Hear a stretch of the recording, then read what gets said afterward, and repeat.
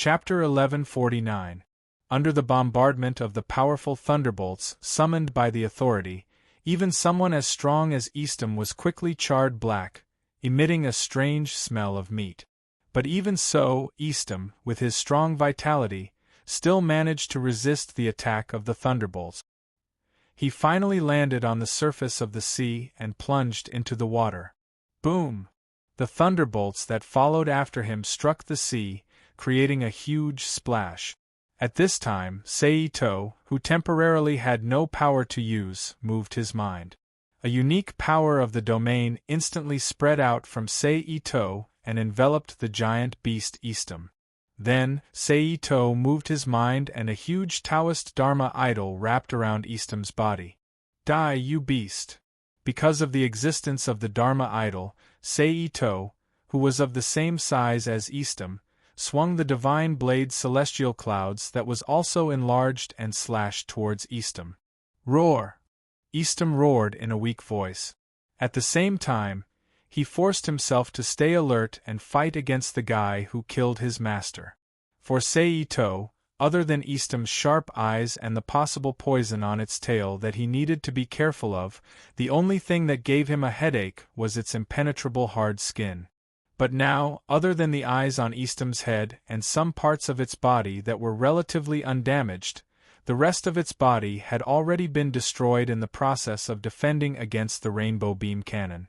As for its hard skin, it was restrained by the divine blade celestial clouds, so it had almost no advantage.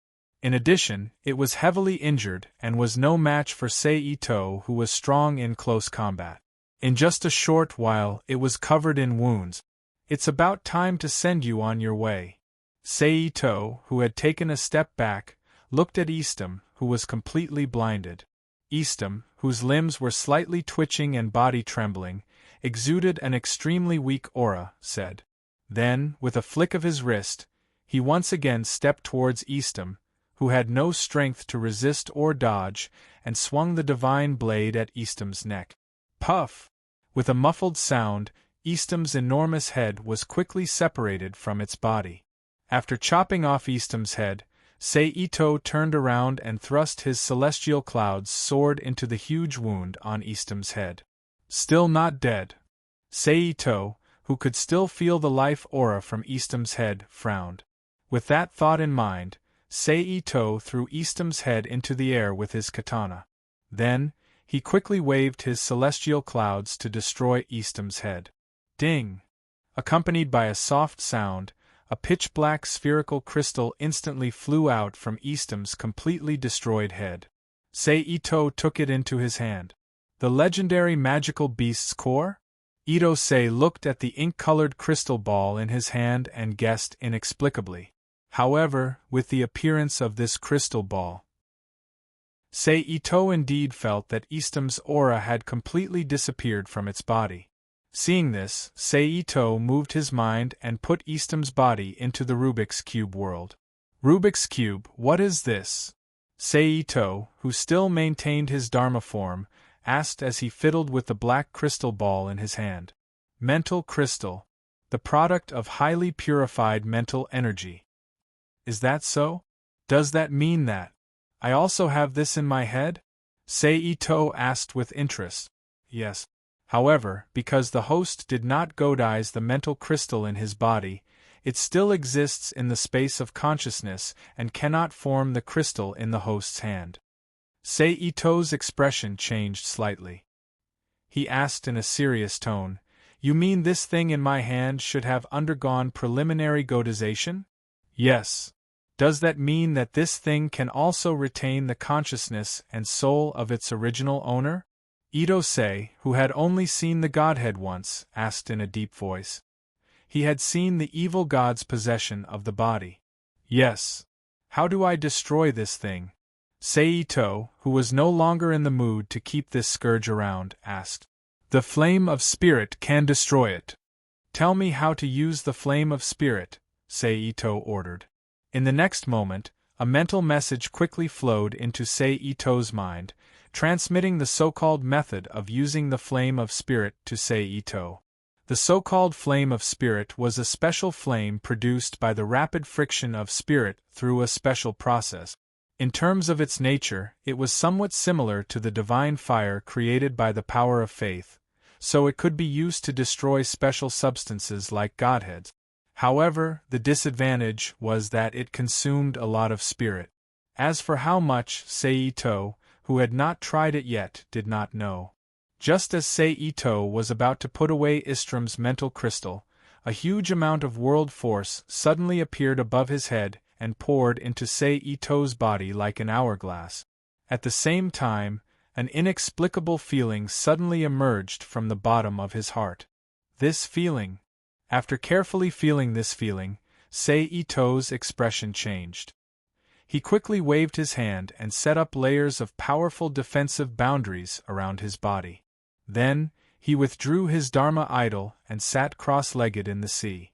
Fortunately, a great battle had just taken place here, so Istrom's powerful aura still remained.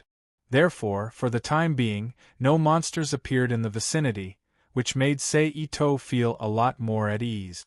More than 20 minutes later, the world force in the sky, which was rewarded for destroying the island, destroying the alternate space channel, and killing the source of all the incidents in Istrom, finally finished pouring in.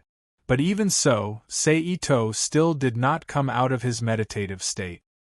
He continued to sit there in a cross-legged posture. 1 day, 2 days, 3 days, 5 days later, just as Istrom's aura gradually dissipated and the other monsters in this world swam towards the vicinity, Seito, who had been motionless all this time, suddenly opened his eyes. A mysterious and wonderful aura instantly erupted from his body. Seito stretched out his hand and drew a line in front of him. An inexplicable wave immediately spread out in the sea. Then, the surrounding monsters that were about to come over exploded into clouds of blood mist with loud bangs, as if they had swallowed a high-explosive bomb. The nearby sea water was dyed red. Is this the so-called legendary stage? Seito turned his head to look at the attack effect caused by the detonation of the surrounding water elements with a flick of his finger and murmured, "Legendary. Let's see who dares to cause trouble for me now." Seito withdrew his gaze and said with a smile, "But I didn't expect the reward this time to be so generous. In addition to the world force, it's like a reward for helping people cultivate. Really, after thinking about it," Seito shook his head slightly and sighed. His figure flashed and reappeared in the sky. "Consider it my return gift to you after advancing to legendary," Seito whispered to himself as he looked at the monsters that filled the sky again. Then, he stretched out his hand and drew a line in front of him. A pitch-black rift that exuded strong spatial fluctuations instantly appeared in front of Seito. Then, without seeing him do anything, the rift that had just appeared suddenly opened up like a big mouth, revealing the dark and distorted world inside. It rapidly sucked in the monsters in the sky. After that, Seito didn't even look at the spatial rift that he had created. He turned around and began to create spatial rifts with a powerful suction effect in other places in the same way, sucking in the surrounding monsters. In this way, while familiarizing himself with his strength, Seito, who created spatial rifts, quickly created a large number of spatial rifts around the destroyed uninhabited island and cleaned up the monsters in the area of the uninhabited island. Until he felt that it was about time, he stopped and used the Flying Thunder God technique to return to Akakuruno City. "You're finally back," seeing Seito suddenly appear in front of him, Tsuchimikado Eugene breathed a sigh of relief. "What's the matter?" Seito raised his eyebrows and asked. "The British side is very concerned about Valtor's disappearance. They want us to find Mr. Valtor immediately and send him to the consulate," Tsuchimikado Eugene explained. "That's it." Seito glanced at Tsuchimikado Eugene and said, "My subordinates sent an urgent report. Tokyo's defense line is now in danger, and they want me to help," Tsuchimikado Eugene replied directly. "How is the ransom preparation?" Seito, who sat down, asked. "It's already being prepared, But because of what happened just now, it can't be delivered for the time being, Tsuchimikado Eugene said. Seito nodded, stood up again and walked to Tsuchimikado Eugene's side. He waved his hand and patted Tsuchimikado Eugene's dantian on his abdomen, releasing the yin-yang 5 elements seal he set there. As soon as the seal was released, Tsuchimikado Eugene's body immediately erupted with the momentum that belonged to an S-class master, but then, he spontaneously converged and once again became an ordinary little old man. As soon as the matter is over, I will immediately arrange for people to send the things over, Tsuchimikado Eugene, whose face had regained its rosy color, said. Then he asked with some hesitation, I don't know about Gyo and Valtor. They will go back in 2 days, Seito said lightly. In the end, they were S-class masters with perfect spirit and strong willpower. Under the impact of more than 8 billion people's willpower, as well as the burning of the soul fire that Seito buried in their minds in advance, until last night, there was a flaw in their willpower. However, as long as there was a flaw, it meant that the two of them would soon completely lose the power to resist. At most, in 2 days, they would completely turn into Seito's loyal subordinates. Okay. Tsuchimikado Eugene nodded and said, then slightly bowed to Seito and said, Then I will take my leave first. After that, he turned and walked out of the room, activated his ability, and quickly flew toward Tokyo. Chapter 1150. P.S. Thank you to NXCX and Nikfini for their tip. It's time to activate the big system. Seito, who was watching Tsuchimikado Eugene leave, softly muttered to himself. Then, with a thought, he connected with the artificial angel hovering above the city with his mind. The artificial angel, who received Seito's message, flashed its cold eyes slightly. It raised its head and opened its mouth to let out a silent shout. In an instant, a shock wave invisible to the naked eye spread rapidly with the artificial angel as the center. At the same time, the black pillars buried inside Akakuruno City, which were used to construct the artificial angel and later replaced by Seito with a more mature product, also emitted an inexplicable wave one after another, spreading in all directions. The invisible shock wave spread very quickly. It didn't take long for it to reach Tokyo and establish a connection with the black sphere system buried there, information reception complete. Commencing code conversion. On the big black sphere in the black sphere room, text formed by emerald green fluorescent numbers appeared and stated. Code conversion complete. Commencing transit connection. After more than a minute, the text that appeared on the surface of the black sphere changed. Along with the appearance of this text, all the other receiving and transmitting devices arranged in the entire Tokyo area that were used to assist the big black sphere in creating the black sphere network immediately emitted an inexplicable wave similar to the wave emitted by the pillars buried in Akakuruno City. They connected with each other to form a new network that connected with the network called the imaginary school district that constituted the artificial angel. In an instant, the aura of the artificial angel changed rapidly. With the support of the Black Sphere Network in Tokyo, the production and coverage speed of the artificial angel's imaginary school district network immediately increased. Immediately after Tokyo, it connected with the Black Sphere networks set up in other prefectures around Tokyo, such as Hungbin, Hakone, Chiba, Kanai, Yamanashi, Ibaraki, Saitama, and so on. It quickly spread to the entire Honshu and even the entire Japan. At the same time, through the operation of the Black Sphere Connection Transit System in the geosynchronous orbit, the Black Spheres set up in other countries all over the world also began to spontaneously enter the code conversion program to cover the imaginary school district network. Just like this, under the joint efforts of the Black Sphere and the Black Sphere Network arranged all over the world, less than 10 hours passed. The virtual network that formed the artificial angel covered all regions except for China, the South, and the North. The moment the virtual network was formed, a bright white light burst out of the artificial angel's body.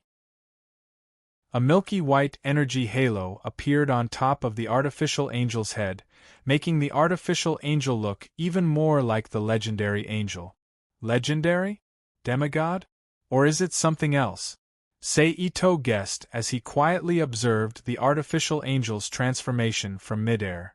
After all, with the support of over 80,000 ordinary citizens in Akikuruno City alone, the artificial angels had reached S rank. Now, he had the support of the global Black Ball network. Under the influence of 8,000 times more suppliers than before, and a large number of special people among them, there were a lot of special people. It would be inexcusable if an artificial angel couldn't even reach the legendary stage. Don't tell me I stole the job of suppressing power and created an Alea, Seito said with some lingering fear. Indeed. The artificial angel, supported by the subconscious of more than 6 billion people around the world, was completely in line with the human path of the three paths of heaven, earth, and human in Taoism, and the generation principle of Alea in the suppressing power system. It might really become something that Seito couldn't control for the time being under the inexplicable influence. Therefore, Seito, who had seen powerful suppressing power before, couldn't help but feel a little scared. Fortunately, it was unknown whether it was because the principle of the network's construction was derived from the virtual mathematics school. Although its internal form was based on the artificial angel, it had a different relationship with Alea after all. Or perhaps it was because the virtual network did not cover China and obtain the subconscious energy of nearly 1.4 billion people. After the artificial angel completed all the changes and restrained his aura, the suppressing power attack that Seito was worried about did not appear. Phew! Thank goodness, thank goodness! Seito breathed a sigh of relief. Even so, the changes in the artificial angel still attracted the attention of the world. However, due to the existence of the monsters, in the end, they could only strengthen their observation and pay attention to it. They continued to focus on cleaning up the monsters who no longer had any backup. Just as Seito breathed a sigh of relief, a female figure suddenly appeared in the sky above Akikuruno City. The woman was about 1.65 meters tall and had a slim figure. She wore a black kimono with floating cherry blossoms printed on the surface. The neckline was wide open on both sides, revealing the white skin and half of her swollen chest under the kimono. She had an oval face, red lips, a perky nose, willowy eyebrows, and slightly narrowed eyes. Her straight black hair naturally flowed below her hips, gently swaying with the night wind. This woman was the legendary master who should have stayed in Kyoto to enjoy herself, Tammy Cubi. Obviously, as a close neighbor of the same country, such a special change in her homeland deeply aroused her interest. It's actually a non-human object. Interesting. Tammy Cubi opened her mouth slightly and looked with interest at the artificial angel who was also looking at her. Seeing this, Seito knew that it was time for him to appear. He didn't hesitate and immediately appeared in the sky. "Good night, Your Highness Tammy." Seito clasped his hands together and greeted her with a Chinese clasped fist salute. Tammy Cubi, who originally didn't pay much attention to Seito, raised her eyebrows after carefully examining him and let out a low groan. "You've advanced?" Tammy Cubi asked casually. "Your Highness is perceptive." Seito slightly exuded the aura of a legendary master as he complimented her. "Interesting, there are actually 2 legendary masters guarding the same place. This is truly interesting." Tammy Cubi's eyes flashed with an ominous glint as she lightly laughed. "I wonder why Your Highness has come to visit so late at night." Seito smiled and didn't continue Tammy Cubi's words. Instead, he asked, "I've only come to see what kind of aura was released by that thing. Since I've already seen it, I'll return." Tammy Cubi glanced at the artificial angel with a cold gaze and said, "Your Highness, please wait." Just as Tammy Cubi was about to turn around and leave, Seito called out to her. "Oh!" Tammy Cubi slowly turned around. Her aura was heavy and she had a faint smile on her face. She looked at Saito as if she was about to attack him if he didn't say anything. I wish to form an alliance with your highness. Saito wasn't moved by Tamikyubi's actions and said softly. HM? You want to form an alliance with me? Tamikyubi asked with interest. That's right. Saito nodded in confirmation. Aren't you afraid that those bald donkeys and fake Taoist priests will cause trouble for you? Tamikyubi continued. I'm confident that I'll be able to deal with them. Of course. If those guys don't know what's going on. I don't mind showing them what it means to respect the strong. Saito replied with a faint smile. Ever since he reached legend rank, and had just turned the artificial angel into a legend rank, demigod rank, or something else, he no longer felt as if there was something pressing down on him. At the very least, Saito didn't feel anything pressing down on him on Earth for the time being. Now, his mind was clear. You're very interesting. I agree.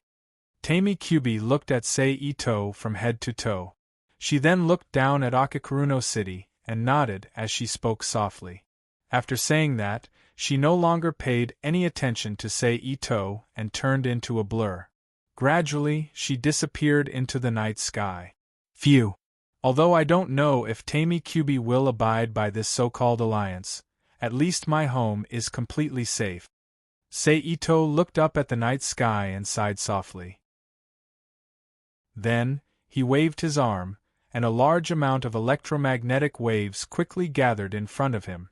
Saito used his electromagnetic control ability to weave a special radio signal into the sky. In less than 5 minutes, Akakuruno City and the area under its influence completely disappeared from the surveillance satellites of the various countries in the universe. Then, Saito used instant transmission to return to the shrine. After greeting Yi, Shinya, and Yomi who were at home, he went straight to an empty room in the backyard and began to create a fixed activation mid-dimensional transfer magic circle in the room. With the appearance and use of a large amount of magic materials, a fixed activation mid-dimensional transfer magic circle that took up 2/3 of the room's floor space appeared in the room. Saito waved his hand and put away the rest of the magic materials. He walked to the center of the magic circle and used his energy to activate the magic circle.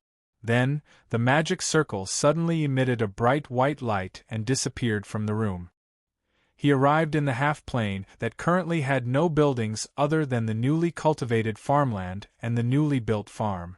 Master, master, master, master. As soon as Ito Saikai appeared, the group of elves that he created immediately surrounded him and began to chatter. Sensing their emotions, Saito smiled and reached out with his fingers, gently stroking their heads. All right, I'm going to do something, Saito said after chatting with the elves for a while. Okay. The little elves nodded in a very reasonable manner. Then, each of them flew away, minding their own business and playing on one side. After regaining his freedom, Saito did not hesitate. He flew to the side and took out a large amount of magic materials to create a fixed activation mid-dimensional transfer magic circle on the ground. The fixed activation mid-dimensional transfer magic circle was quickly completed. However, according to Saito's expectations, this magic circle was specially used to transport food, materials, and other ingredients. Therefore, Saito did not connect this magic circle with the one at home. Instead, he chose a place with a good environment and created another mid-dimensional transfer magic circle before connecting this magic circle with the one at home. After that, Saito chose several locations in the half-plane to create several more mid-dimensional transfer magic circles. Rubik's Cube. Are you sure this magic circle can be synchronized with the magic circle established in the Rubik's Cube world at all times?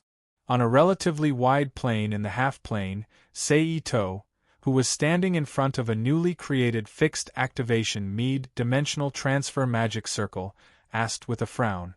Lock on the frequency of the magic circle. Confirm that the coordinates can be corrected at all times. That's good. Seito nodded slightly and activated the fixed activation mid-dimensional transfer magic circle under his feet. It had the function of virtual coordinates, the function of changing coordinates at all times, the function of disguising coordinates, and some other more important functions that could perform multiple encryption functions for the entire magic circle. Then, he disappeared from the half-plane with a bright white beam of light that suddenly rose from the magic circle. The next moment, Seito's figure appeared in the Rubik's Cube world.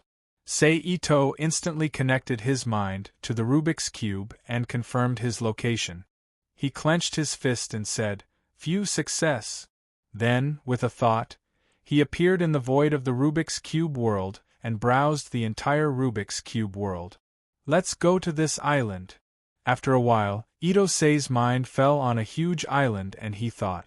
Then, with a thought, a huge island instantly leaped out of the uninhabited world that Seito swallowed from magical girl Naya's world. Under the control of Seito's mind, it landed in the endless sea on the edge of the Rubik's Cube continent and was shielded by Seito with the power of the Rubik's Cube world. After that, Seito's figure flashed and appeared on the uninhabited island that was shielded by him alone. He summoned a large number of magic materials and made a fixed activation mid-dimensional transfer magic circle on the island. Half a day later, more than a dozen fixed activation mid-dimensional transfer magic circles appeared on the island at a specific interval and in a pattern. Then, Seito waved his arm, and a large amount of energy quickly gathered in front of him. Under the control of Seito's mind, it gathered and compressed until it finally formed psychokinesis cores, emitting a bright energy light. At this time, the psychokinesis cores flashed, and a large amount of energy instantly gushed out from the psychokinesis cores. Under the influence of an invisible force, the psychokinesis cores were condensed into humanoid figures about 1 meter tall, and the humanoid figures wrapped around the psychokinesis cores. "Master!" After more than 10 seconds, the girls who had completely fixed their energy bodies and transformed them into human figures called out to Seito in unison. "I'll leave this island to you from now on." Seito looked at the elves in front of him that were created by him using the Guardian Knights and fusion magic conductors. "Yes, Master," the elves replied in unison. "Go and familiarize yourself with the environment," Seito said with a wave of his hand. The elves nodded and immediately spread out to familiarize themselves with the surroundings. On the side, Seito watched the elves fly away as he turned around and walked to the center of the island. He summoned a black orb to his side and fixed it in the air about 2.5 meters above the ground with the power of the Rubik's Cube world. Chapter 1151. Looking at the big black sphere that was fixed in mid-air, Seito, who was rubbing his chin gently, poked at it. Then, he stretched out his arm and started drawing around the black sphere using the void as paper. After a while, Seito, who had returned to his original position, stretched out his hand and pointed at the void. A ball of soft, bright white light instantly bloomed and enveloped the black sphere in midair. "Now that's interesting," Seito said with a smile as he took a step back and looked at his masterpiece. "From now on, you're called the Lord God. As for this big island, let's call it Demon Island," Seito continued.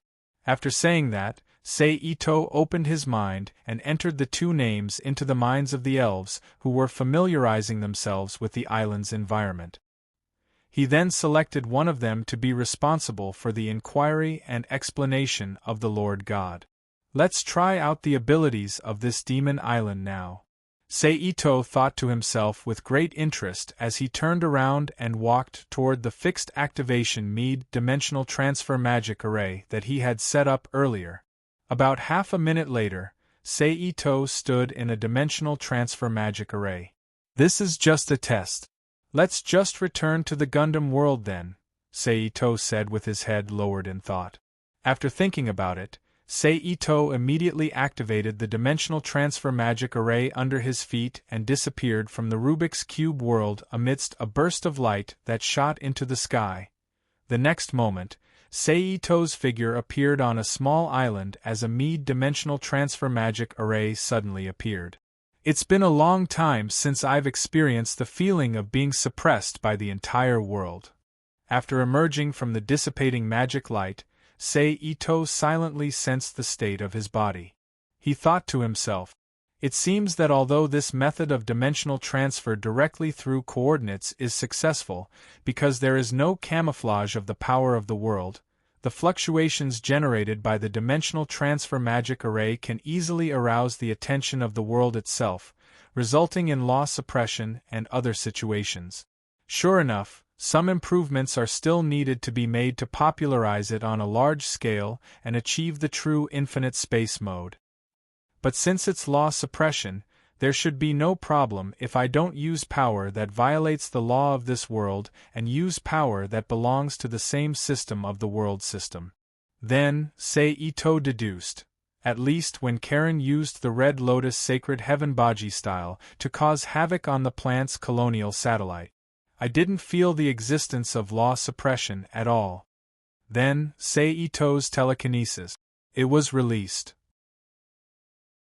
The Gundam world's suppression of psychokinesis is unexpectedly low. Sure enough, it's because of the so-called sex ed. After a while, Itose, who did not feel much suppression of psychokinesis by the rules of the world, thought to himself. Then Itose retracted his psychokinesis and released the energy in his body. The Gundam world's tolerance is quite high. Arguing with each other was also within the permitted range. It seems that there are still users of chi in this world. It must be Aubrey's fist god, and the old man who lives in the garbage belt in Earth's orbit and guards the ancient heritage of Earth. After waiting for a while, Seito, who still did not feel the world's suppression, thought. So it seems. If the Black Ball Squad is sent here to perform a mission, as long as their abilities other than chi, martial arts, and technological weapons are restricted, they can be smoothly transmitted to this world and become Samsara warriors. Seito, who tested the Gundam world's bottom line, laughed heartily. It just so happens that after breaking through the legend realm, it takes a long time to transform the soul and spirit if I want to advance. It's a good opportunity to build the Rubik's Cube world. And it's also time to devour more worlds to upgrade the will energy to the awakening stage, and try to see if I can create something like Gaia's will. Seito thought again. After thinking, Seito once again looked at the Gundam world he was in at this time, smiled slightly, and unfolded the Mead-style dimensional transfer magic array under his feet. Sure enough, if I use magic skills, the suppression of the world's rules will be quickly overcome. Feeling the accelerated loss of power in his body, Seito confirmed his previous guess in his heart. "See you next time, Gundam World." Seito chuckled, and then the Mead magic array under his feet suddenly lit up and enveloped Seito in a semicircular light shield. Then, he turned into a beam of light and disappeared from the Gundam world. A moment later, Seito returned to the Rubik's Cube world. It seems that in addition to thinking of ways to disguise themselves to deceive the world's rules, I also need to create a dimensional transfer magic array that can be activated at any time, Seito muttered as he emerged from the dissipating light of the magic array with his head lowered. But since I've already named that place Demon Island, I might as well create the Book of the Elves that comes with Demon Island as well. It's just that this way, strengthening it through the bloodline of a main god is somewhat contradictory. Forget it, I'll just simplify the Book of the Elves and equip it with only the body fusion system, the spatial storage system, and the dimensional transfer magic array that can issue, complete, and return quests. This way, I can also instantly store a portion of the world's power in the simplified Book of the Elves, allowing future reincarnators to disguise themselves to a certain extent. Seito made up his mind after a moment's thought, smiling faintly. Now that he had made up his mind, Seito did not hesitate. He immediately waved his hand and summoned a large amount of magical materials, the Book of the Night Sky, and the Book of the Night Sky's Management System, LINS. The two of them worked together and used the Book of the Night Sky as a blueprint to create a simplified version of the Book of the Elves according to Sei Ito's wishes. For Sei Ito, who had once repaired the Book of the Night Sky, and Lynx, who was a Book of the Night Sky herself, who was very familiar with the Book of the Night Sky, creating the body of the Book of the Elves was extremely simple. It only took them a little over an hour to create the main body of the Book of the Elves that was 13.5 centimeters long, 9 centimeters wide, and 2 centimeters thick. Then, they began to embed the storage space in the main body of the Book of the Elves, adding the fusion program, creating the intermediate intelligence, and instilling the necessary operating programs and magic methods into the intelligence system. Originally, this would have taken a long time to complete, but fortunately, the Book of the Night Sky had ready-made templates that could be used. Other than the required operating programs that took some time to create the intelligence system, everything else was simple. Therefore, it only took them a short time to complete all these tasks. At this point, the simplified version of the Book of the Elves that Sei Ito needed was completely completed. The Book of the Elves has been activated. Accompanied by a burst of energy, the Book of the Elves slowly floated up and hovered in the air. Although it was not an electronic voice, it still did not reach the level of a human's intelligent voice. After 10 seconds, the Book of the Elves, which had retracted its light, said to Sei Ito and Lynx, "Greetings, sirs. Seems like everything went well." Sei Ito looked at Lynx and smiled. Lynx nodded slightly and said softly, "Since there's nothing else, please send me back to the Gale Master's side." "Yes, thank you for today." Sei Ito thanked her. "You're welcome, sir." Lynx shook her head slightly. Sei Ito nodded and did not say anything else. He sent the Book of the Night Sky and Lynx back to the Management Outer World number 97 in the form of a planet in the Rubik's Cube world, the Yagami residence in Hyaming City on Earth. After sending Lynx back, Sei Ito immediately appeared in the large laboratory with the first Book of the Elves. He handed it to Erica and asked her to be responsible for the mass production. "How many do you plan to make for the first batch?" Erica asked while looking at the Book of the Elves floating in the air. "Let's make 1,000 copies first. After that batch of experimental products is tested, we'll decide according to the situation whether to directly promote it to the entire world or only provide it for a certain group of people." Standing behind Erica, Ito-sei inserted his hands from the hem of Erica's lapel into her clothes and gently kneaded her 2 soft lumps of flesh. "Okay." Erica, who leaned her whole body on Sei Ito's chest, answered. Then she continued with her lips slightly open. "In fact, if we add some network connectivity functions on the basis of the current version, it's not a problem to directly promote it to the entire world. If we want to promote it, the intelligence system of this version is still a bit weak. It needs to be strengthened." Sei Ito shook his head and said, Up to you." Erica, who felt her breasts being pinched, let out a soft moan in her throat. "What? Do you want it?" Sei Ito nibbled on Erica's earlobe and teased in a muffled voice. "What do you think?" Erica said in annoyance. "I haven't tried it yet. Why don't we do it once?" Sei Ito, who slid his palm down Erica's flat abdomen to her waist and gently unbuttoned her pants, chuckled. "No, we'll be seen." Erica quickly shook her head. "Just lock the door." Sei Ito reached his palm into the loosened waist of her pants, slid it down, and crossed a furry forest area to a secret realm. Upon hearing this, Erica revealed a hesitant look. Seeing this, Sei Ito, who knew that Erica's heart was wavering, didn't say anything. He immediately used psychokinesis to lock the alloy door of the office. Clack! A crisp sound echoed in the room. "You," Erica, who heard the sound, said in a seductive voice with her eyes glowing. Sei Ito chuckled.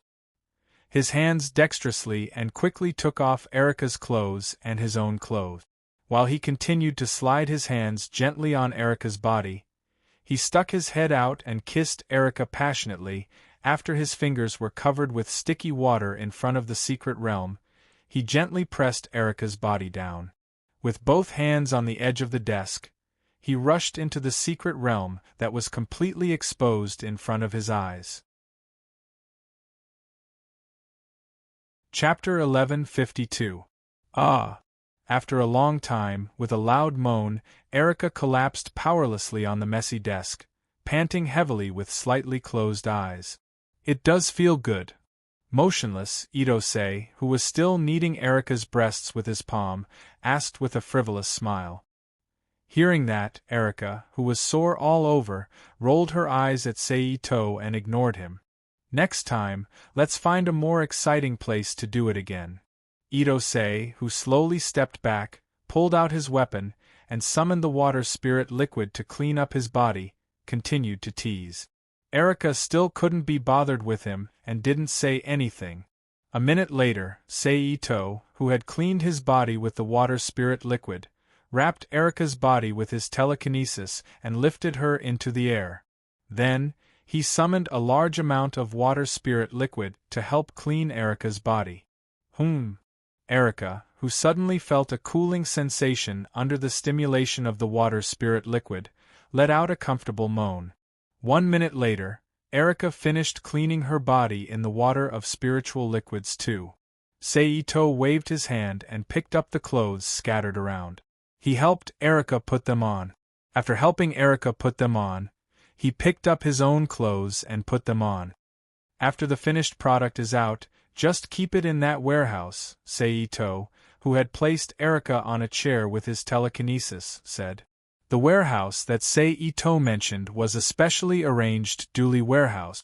It was used to store the items created by Seito's missions, as well as the special items and new products created by other laboratories. Got it, Erika, who had recovered some of her strength, replied lazily. Then, Seito chatted with Erika for a while more. After a deep kiss, he flashed out of the cube world and returned to his home in the main world. While carefully comprehending the changes after becoming a legend, he rested peacefully. While Itose stayed at home to cultivate in peace and accompanied Yi, Masaya, Kanzanyama, and others to enjoy a warm daily life, the countries that learned from the spy satellites that the island where the monsters first appeared was completely destroyed also increased the strength of the attack on the monsters in an attempt to quickly solve the monster incident. Just like that, while the war outside was fierce, Akiyuko City was peaceful and joyful, and 2 days passed in the blink of an eye on this day. Just as Seito was comprehending the power of legends, his brow twitched slightly. With a thought, he released Valtor, the British knight who had disappeared for a long time, and Gio, a member of the Japanese royal family. Obviously, at this time, the spiritual defense of these two people has been broken by Itose, and they have become loyal subordinates after being brainwashed by him. On the ground, Valtor and Gio, who were in a vegetative state, trembled slightly and slowly opened their eyes. After a moment of confusion, they quickly stood up from the ground. After seeing Seito in the room, Valtor and Gio respectfully called out, "Sir." "Yes." Seito nodded and responded to their greetings. "Since you're awake, go back," Seito said to Valtor and Gio. "Yes," Valtor and Gio replied in unison.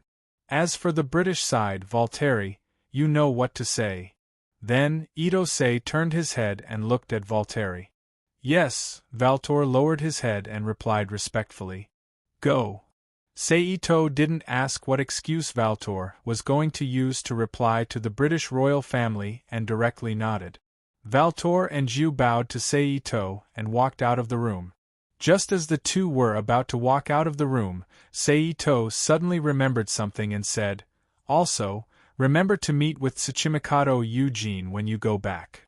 "Yes." Valtori and Gio stopped in their tracks, turned around and saluted.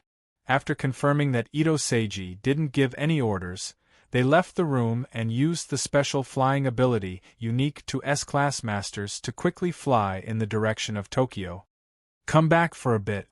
After sending Valtor and Gio away, Seito extended his mind and connected to Yi, Maya, Kanyama Yomi, Zhou Xianlin, Baki Lulu, Erika, Liliana, Yamahira Linghua, Oriana, Kinuhata Sai, Karen, and Valletta. The people who received the notice didn't hesitate and immediately put down their work and rushed back to the shrine in their own way. Soon, everyone gathered in Sei Ito's room. Xianlin, Natale, Karen, Valletta, the four of you will hand over your work to Erika, Liliana, Oriana, and Kinuhata Sai. Sei Ito looked at everyone in the room and said, "What's wrong?" Karen looked at Sei Ito with some confusion. "Is there another enemy?" Kinuhata Sai's face was also full of surprise. "No, if it's an enemy, the king wouldn't let Karen and Miss Valletta hand over their work." Liliana shook her head slightly and then looked at Sei Ito, waiting for his answer. "Indeed, it's not because of an enemy." Sei Ito looked at Liliana and nodded with a smile. Then he explained, "The situation in the origin world is basically stable. With the angel guardians who have advanced to an unknown level, there's no need to worry too much about the safety of the city. So, I plan to thoroughly conquer the few worlds that I've been to before and bring them under my control." "How long will the king be gone?" Erika asked. "Because of the time difference, the time spent on the conquest is basically negligible. However, it's hard to say how long it will take to devour the world, but it shouldn't take more than 1.5 months. Sei Ito pondered for a moment before answering. 1.5 months. If it's 1.5 months, the origin world might not be stable. Erika sighed. "Are you worried about what will happen after the monster tide recedes?" Liliana turned to look at Erika and asked. "Yes, after all, we have a lot of tempting things here. Even with the protection of the angel, we might not be completely safe. So if the king is going to take action, it's better to be more prepared." Erika nodded and said slowly. Finally, her eyes fell on Sei Ito. "What's your plan?" Sei Ito looked at Erika with a smile and asked. Everyone else also looked at Erika at the same time. Sensing everyone's gazes, Erika immediately put on a reserved smile that belonged to nobility. She flicked her golden hair that was scattered on her shoulder and said softly, "I think that only by intimidating them enough can they put away their dirty thoughts and dirty claws and teeth and become completely obedient. In other words, we should take the initiative to attack." Sei Ito muttered. How should he put it? Sei Ito was the kind of person who would rarely take the initiative to bully others if they didn't come knocking on his door. Of course, if he had a certain goal, then it would be a different story. So, he was a relatively passive person. "Okay, I'll try my best. If they insist on being stubborn, then we can only fight them to the end." After a while, Sei Ito nodded and agreed with Erika's suggestion. But the previous plan remains unchanged. Xianglin, Natale, Karen, Valletta, Erika, Liliana, Oriana, and Kinuhata Sai, you four will hand over the work. Sei Ito stood up and said with a plan in mind. "Okay."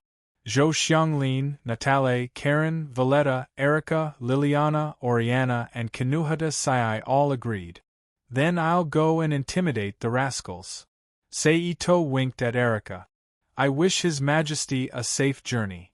Erika smiled mischievously. Ito-sei chuckled and disappeared from the room in front of everyone. He rushed to the Ise district where Ise Grand Shrine was located.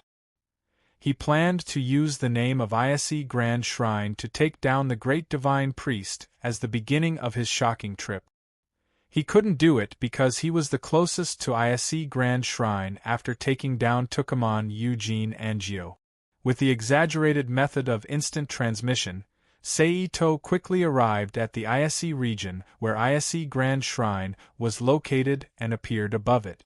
Instantly, a large area with few traces of age appeared in front of Sei Ito's eyes. This new Japanese-style building complex was the Ise Grand Shrine. The reason why it looked so new was because of the ancient tradition of Ise Grand Shrine. Every 20 years, Ise Grand Shrine would be demolished and rebuilt. No one knew how many times it had been rebuilt. It was the most unique building among all the ancient shrines. What a powerful enchantment! Ito-sei exclaimed as he felt the powerful enchantment above Ise Grand Shrine. However, although the fluctuation of the barrier was powerful, it was nothing to Ito, who had reached the legendary level. As long as he wanted to, he could destroy it at any time. However, although his purpose of coming here was to intimidate, he wouldn't go so far as to make an enemy of the entire Ise Grand Shrine. That was really unnecessary.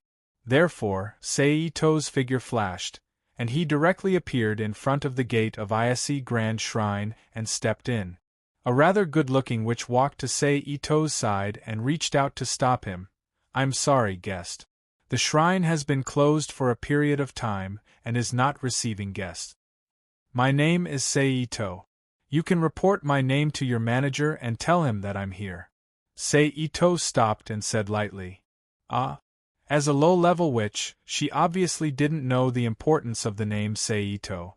However, after exclaiming in surprise, she went to her manager and reported Ito's words to her manager. Rs. Chapter 1153. P.S. Thank you to Nzikfani for your tips. Oh, it's really Mr. Ito. How come you have time to come to my place?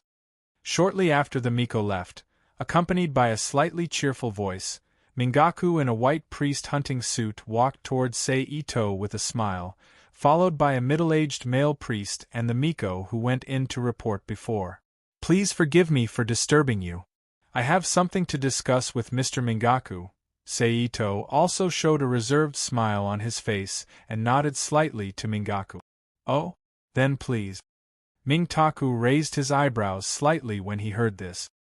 He didn't understand why the other party, who had no interaction with him, would come to him. However, despite the doubts in his heart, he still invited him politely without showing the slightest expression on his face. "Sorry to disturb you." Ito nodded and followed Mingaku's invitation into the Ise Grand Shrine. "Palace Master, who was that man just now?" After Ito and Mingaku left, the Miko who was originally responsible for guarding the shrine asked the middle-aged man next to her with a surprised expression. "An existence like Mr. Mingaku, standing at the top of the world." The middle-aged man sighed softly. "Ah!"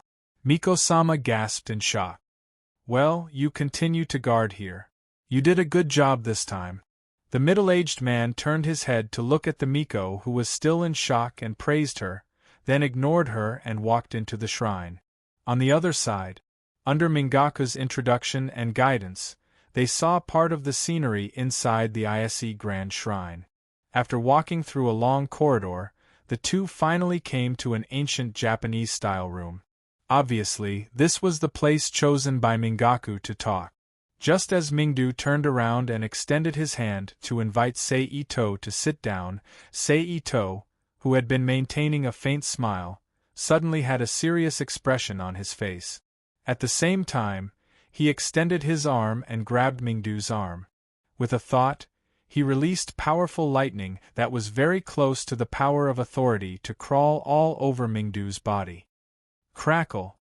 As he was not in time to defend himself, Mingu was immediately paralyzed by the lightning attack released by Ito-sei. However, it was a battle between experts. What they were fighting for was that moment. Therefore, the second after Ming-Chu was paralyzed, Ito immediately stepped forward and slapped Ming-Chu's chest. 8 trigram seal. 8 slender tadpole-like lines formed entirely from ink-black energy spread out rapidly from the center of Ito's palm that had hit Ming-Ku's chest. In the blink of an eye, they had crawled all over Ming-Ku's body. In a dark golden light, they entered Ming-Ku's body. Ugh! Ming-Ku, who suddenly felt that the power in his body was chaotic and difficult to control, opened his mouth and let out a low groan. "Ito-sei, what do you mean by this?" As Ito's palm that was holding his arm loosened, Ming-Ku took 2 steps back. Ming-Ku, who had taken 2 steps back, stared at Ito with an unfriendly expression and questioned. Ito didn't answer Ming-Ku's question immediately. Instead, he waved his arm. A barrier was erected in the middle of the room. Mingku, who felt that Sei-Ito was up to no good, was on guard. He secretly tried to regain control of the power in his body to have the ability to fight back. After setting up the isolation barrier, Sei-Ito, who was looking at Mingku, finally moved. A unique aura quickly spread out from Sei-Ito's body. Although his body was sealed, Mingku, whose knowledge and perception were still the same, pointed at Sei-Ito with a shocked expression after he felt the aura from Sei-Ito's body.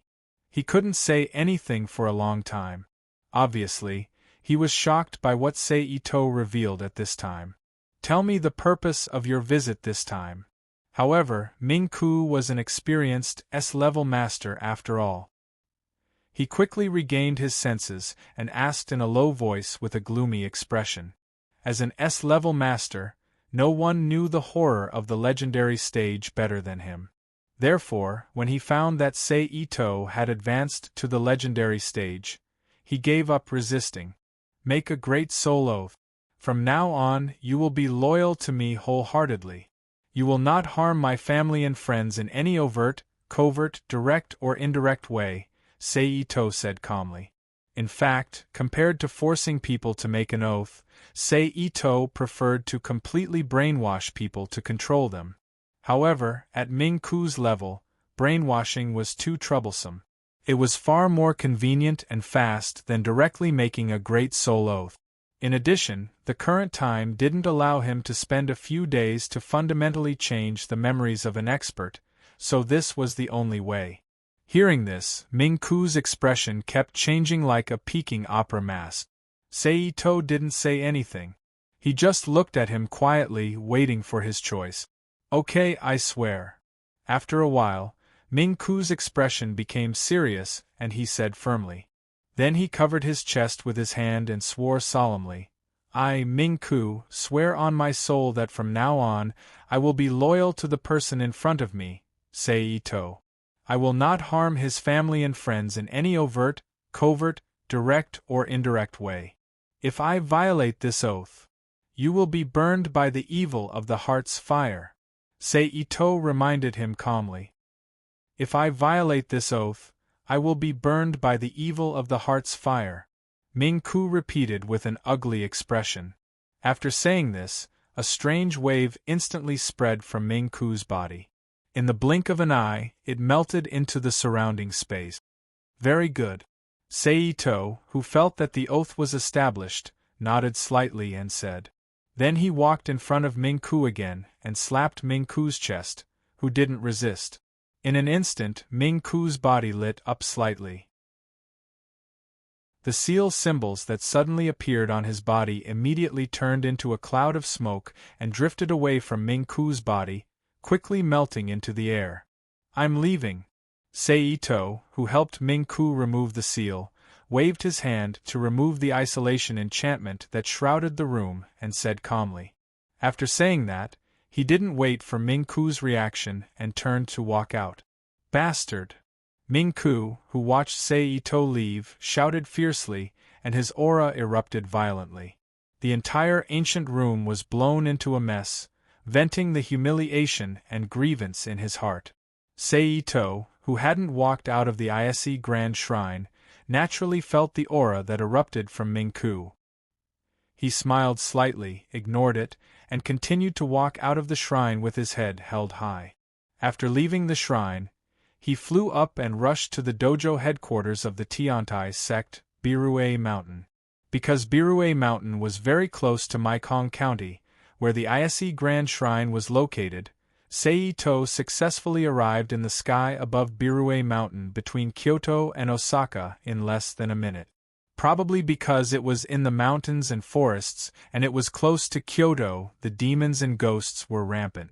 It was also because of the place where the legendary Kyubi was stationed.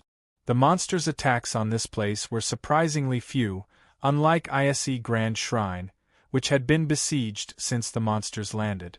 If it weren't for the fact that it was difficult to leave this place, and that it had a powerful enchantment and a large number of special devices, they wouldn't have been able to leave this place. Iasi Grand Shrine might have been captured by the monsters like Mekong County, where it was located. Ba. Since the benefactor is here, please come in and have a chat. As soon as Sei Ito appeared in the sky above Birue Mountain, an old and peaceful voice echoed in the sky. And he actually found me. It seems that Japan's Tiantai sect is really mysterious. Sei Ito secretly thought when he heard the old monk's voice. Then I'll have to bother you. Sei Ito gathered his voice and sent it into Tiantai sect, causing it to explode in the courtyard. After he finished speaking, his figure flashed. He directly appeared in front of the mountain gate of Tiantai sect. Benefactor, please come with me. A middle-aged monk who had been waiting at the door slightly bowed to Sei Ito and said, Sorry to trouble you. Sei Ito nodded and then followed the middle-aged monk, who should be the reception monk, into Tiantai sect's monastery and walked to the abbot's room at the back of the temple. Because of the monsters, Tiantai sect was very deserted at this time. There was no sign of tourists and incense in the past. So soon, the two people bypassed the Great Strength Hall and the other halls and came to the outside of the abbot's room. Benefactor, the abbot is inside. Please make yourself at home. The reception monk bowed and said, Sorry to trouble you. Sei Ito nodded and walked to the front of the abbot's room. He stretched out his hands to push the door open and stepped in. I haven't seen you for a while. You're even more elegant than before. The old abbot, Radiant Light Master, who was sitting cross-legged under the word Zen, said calmly. Sei Ito, who was sitting cross-legged at the side, said with a smile, You flatter me. It's your Buddhist doctrine that has improved a lot. I've been enlightened recently. Radiant Light Master smiled. Sei Ito quietly looked at Radiant Light Master, and Radiant Light Master also calmly smiled and let Sei Ito look at him. As long as you give me a guarantee that you won't have any thoughts or actions against Akazuya City, I'll leave immediately and won't disturb your cultivation. Sei Ito finally looked at Radiant Light Master's eyes and said faintly with a burning gaze, Tiantai sect's people practice Zen Buddhism. What we seek is nirvana. All the external forms are greed, anger, stupidity, and madness. Benefactor, you've disturbed us, Radiant Light Master said calmly. Then I'm really overthinking. I'm sorry. Sei Ito bowed and apologized. Then he stood up and continued, In that case, I won't disturb your cultivation anymore. Goodbye. Ba. Radiant Light Master chanted Buddha's name in a low voice. Sei Ito bowed to Radiant Light Master again, turned around and left his meditation room, walking out of the temple. It seems that I'm biased. Not all Japanese monks are like secular people. At least this Radiant Light Master has the essence of Tiantai sect. His Zen Buddhism is very profound. I just don't know if the Jinyin sect with the title of Dongmi is as easy to talk to as the monks of Tiantai sect. On the way out of the temple, Sei Ito secretly sighed in his heart. When he reached a temple door, Sei Ito flew into the sky and hurriedly flew in the direction of Hegi County. Because it was very close, Sei Ito still only took a short time to reach the territory of Hegi County. He flew to the Jingang Peak of Mount Koya, where the main sect of Jinyin sect was located. Just like the Tiantai sect in the Birue Mountain, the Jingang Peak of Mount Koya, which was surrounded by peaks, was surrounded by 120 temples. More than 1,000 cultivators protected the main sect of the Jinyin sect, which was protected by more than 1,000 cultivators, also survived the attack of the monsters. Of course, this was also because of the enchantment protection that had been continuously added for 1,200 years by Hongfa Master in Jinyin sect, as well as the huge foundation accumulated over the past 1,200 years. The evil spirit is a bit strong. It seems that this trip to Jinyin sect may not go smoothly. Sei Ito, who observed Jinyin sect with the Qi observation method, thought. However, Sei Ito still lowered his body and flew down to the gate of Jinyin sect. Who is it? As soon as Sei Ito appeared, 5 or 6 monks wearing black monk robes and holding Buddhist staff, vajra awls, large bows, and even hunting spears ran out of the temple and questioned Sei Ito loudly. As expected, Jinyen sect is not a sect that is easy to follow, Sei Ito thought. I am Sei Ito. I have something to discuss with your great monk Jingjing. Sei Ito, who landed on the ground, said loudly. Although these monks did not seem like people who were easy to follow, they at least had good eyesight. Just from the flying hair that Sei Ito showed, they knew that the guy in front of them was not someone who could be easily fooled. Therefore, after hearing Sei Ito's words, they looked at each other and one of them ran into the temple to report to Great Monk Jingjing. As for the others, they still held their weapons carefully and were on guard. Sei Ito ignored the monks of Jinyen sect and leisurely observed the atmosphere of Vajra Peak. As expected of a tantric sect, they have learned a lot about the swaying of the sun, but judging from the performance of these monks, they have also learned some of the bad things of tantric sect. Sei Ito thought as he observed the surroundings. At this time, the monk who ran into the temple to report ran out again and came to Sei Ito. He respectfully bowed and said, "Master, Great Monk Jingjing invites you. Lead the way." Hearing the monk's way of addressing him that was not in line with Buddhism, Sei Ito also took the opportunity to put on airs and said lightly, "Master, please." The monk respectfully led the way and then walked in front of Ito-sei. He led Ito-sei into the temple, bypassing the Mahavira hall where Mahavairakana, who was worshipped more than Tiantai sect, was. They walked along the path paved with large bluestone slabs and walked to the main room of the great monk. Soon, the two arrived outside the so-called main room of the great monk. "Master, please." The monk who quickly walked to the door and helped Sei Ito open the door said. Sei Ito nodded and stepped into the room. Creak bang, just after Sei Ito entered the room, the monk outside closed the door again. Sei Ito walked through the main hall, stepped through the round door on the left, and came to the side room. He saw Great Monk Jingjing sitting there with his eyes closed and practicing. Chapter 1154. Great Monk Jingjing is quite diligent, Sei Ito said with a hint of mockery as he looked at Great Monk Jingjing who was cultivating. "What do you want?" Great Monk Jingjing slowly opened his eyes and stared at Sei Ito with a pair of eyes that seemed to be able to see through people's hearts. Compared to the tactful Grand Priest and the benevolent Radiant Light Grand Priest, his tone was as stiff as it could be. It was hard to tell if he had always been like this, or if he had become like this after becoming a Grand Monk. This guy couldn't have become a great monk by relying on his own strength, right? Sei Ito complained in his heart. "I want a promise." Immediately, Ito Mori put aside the thoughts in his heart and said seriously, "What do you mean?" Great Monk Jingjing narrowed his eyes and said in a deep voice as if he was about to start a fight at any moment. "I need you to promise me that you won't do anything to my family and friends in Akiryu City," Ito-sei said in a deep voice, completely ignoring Great Monk Scramble-jing's expression. "Humph, the people of our Jinyen sect disdain to do such things," Great Monk Jingjing said with disdain. "That's right, Great Monk Jingjing, I believe in your character, but the monks under you." Seeing Great Monk Jingjing's disdainful expression, Sei Ito suddenly felt that this guy was a bit cute, so he changed his tone and said in a soft voice, "As for the specific guarantee, people at their level only wanted to pursue spiritual perfection.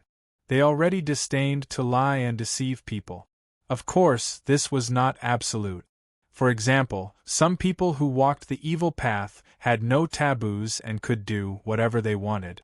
However, although the people of Jinyen sect were sometimes extremely domineering, because they came from a Buddhist sect, there had never been such a person.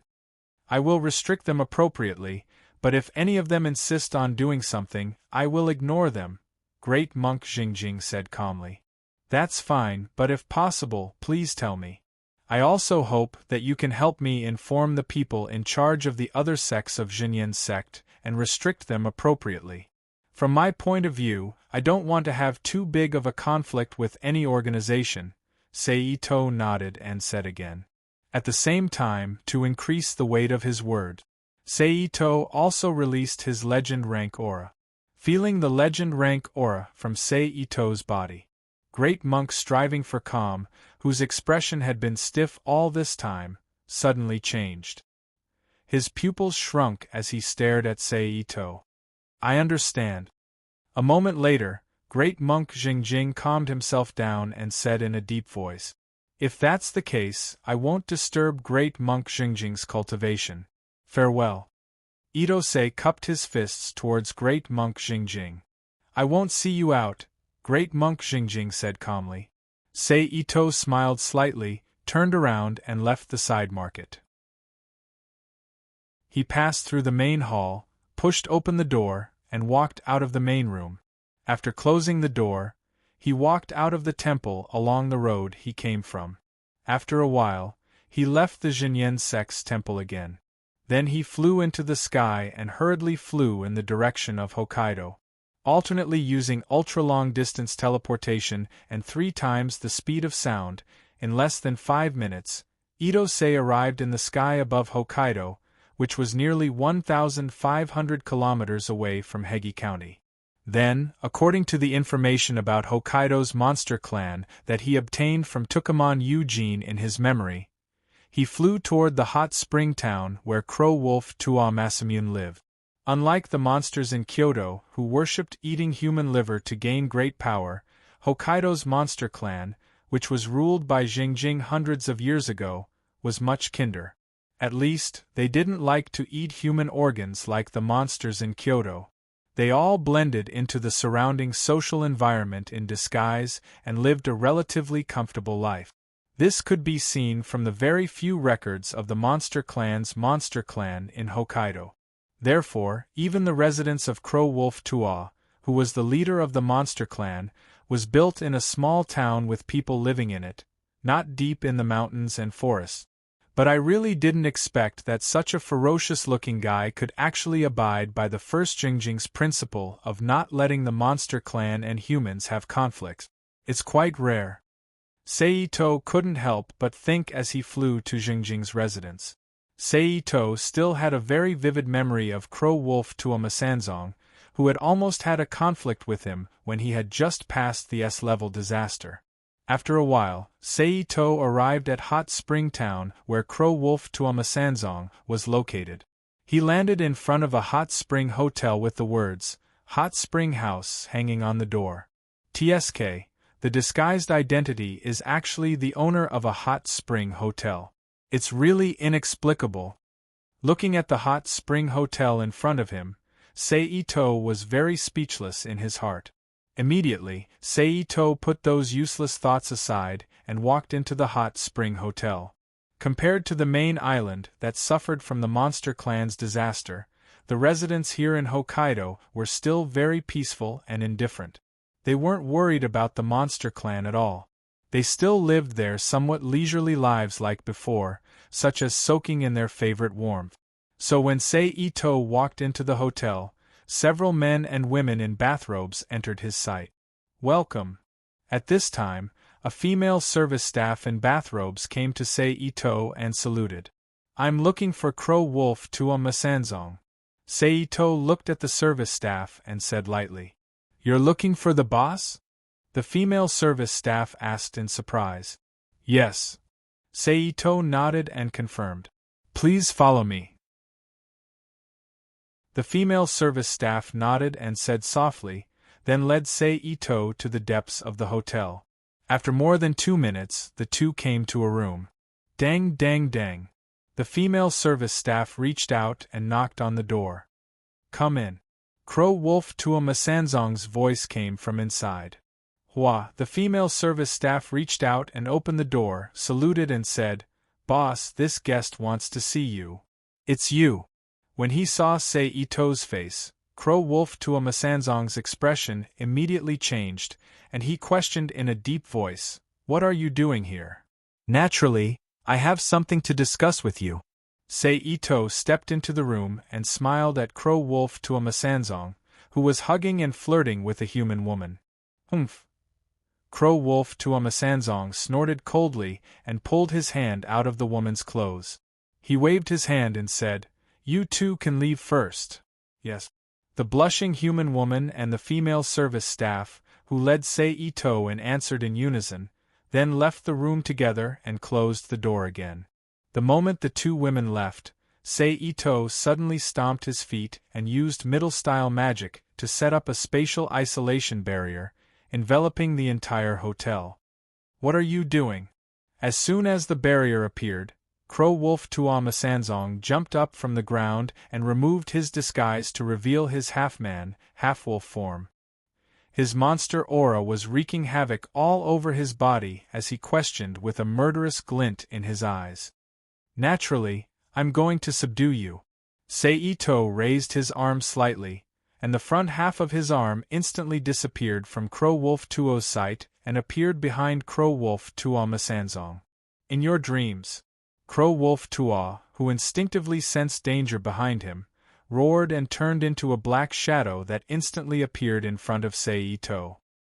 His 10 fingers intersected and brought out streaks of pitch-black light, clawing at Ito's head. Bang! With a muffled sound, Crow Wolf Tuamasanzong's attack was immediately blocked by a transparent barrier that suddenly appeared in front of Ito. Ring imprisonment. At this time, half of his arm appeared behind Crow Wolf Tuo through the overlapping of spatial points. He stretched out his 5 fingers and 4 energy halos, as thick as an adult's wrist, instantly appeared on Crow Wolf Tuo's 4 limbs, causing him to be imprisoned in the air with his arms and legs spread out. Lightning palm. Immediately after, Ito's free left hand quickly slapped the imprisoned Crow Wolf Tuo's chest. Crackle, crackle.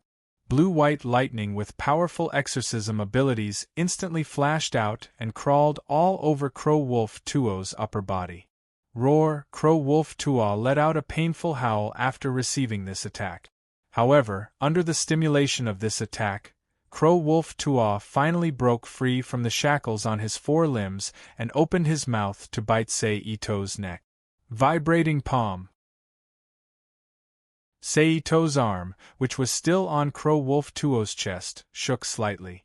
Crow Wolf Tuo's body seemed to have been hit by something with great force and was quickly sent flying backward. Bang! Crow Wolf Tuo's flying body slammed heavily into the wall of the meditation room, creating a huge hole in the wall as he continued to fly backward. Halfway through, Crow Wolf Tuo's Yao Qi trembled and he suddenly stopped in midair. His 4 limbs supported the void as if he was standing on solid ground. He lowered his body and opened his mouth to spit out a pitch-black beam of light completely condensed from powerful Yao Qi at Ito. Within the room, Ito's figure flashed. He instantly dodged Crow Wolf Tuo's attack and appeared beside him. His right arm was half bent and his elbow landed heavily on Crow Wolf Tuo's head. Bang! Crow Wolf Tuo's head quickly fell to the ground and slammed heavily into the ground. Lightning strike! Ito shouted in a low voice. In an instant, a large mass of dark clouds abruptly appeared within the boundary space. A bolt of lightning thicker than a person immediately flew down from the clouds and bombarded Crow Wolf Tuo's body. Roar! Ever since Ito had advanced to legend, all of his attacks came from the combination of laws and energy. His attacks contained powerful special attribute. Thus, Crow Wolf Tuo once again let out a miserable howl after receiving the attack. Wolf transformation! Crow Wolf Tuo Jingzong roared fiercely. His clothes were severely damaged and his fur was mostly charred black. In the next second, Crow Wolf Tuo, who had originally maintained his half-man, half-wolf form, completely transformed into a tall wolf beast. Chapter 1155. Awoo! Crow Wolf Tuo, who had completed his wolf transformation, suddenly raised his head and let out a mournful howl. Under this howl, the black demonic aura on Crow Wolf Tuo's body suddenly surged violently. Then, as if it had exploded, it suddenly shot out in all directions. Seito, who couldn't understand whether this was an attack or something else, flashed and left the range of the black demonic aura. Whoa!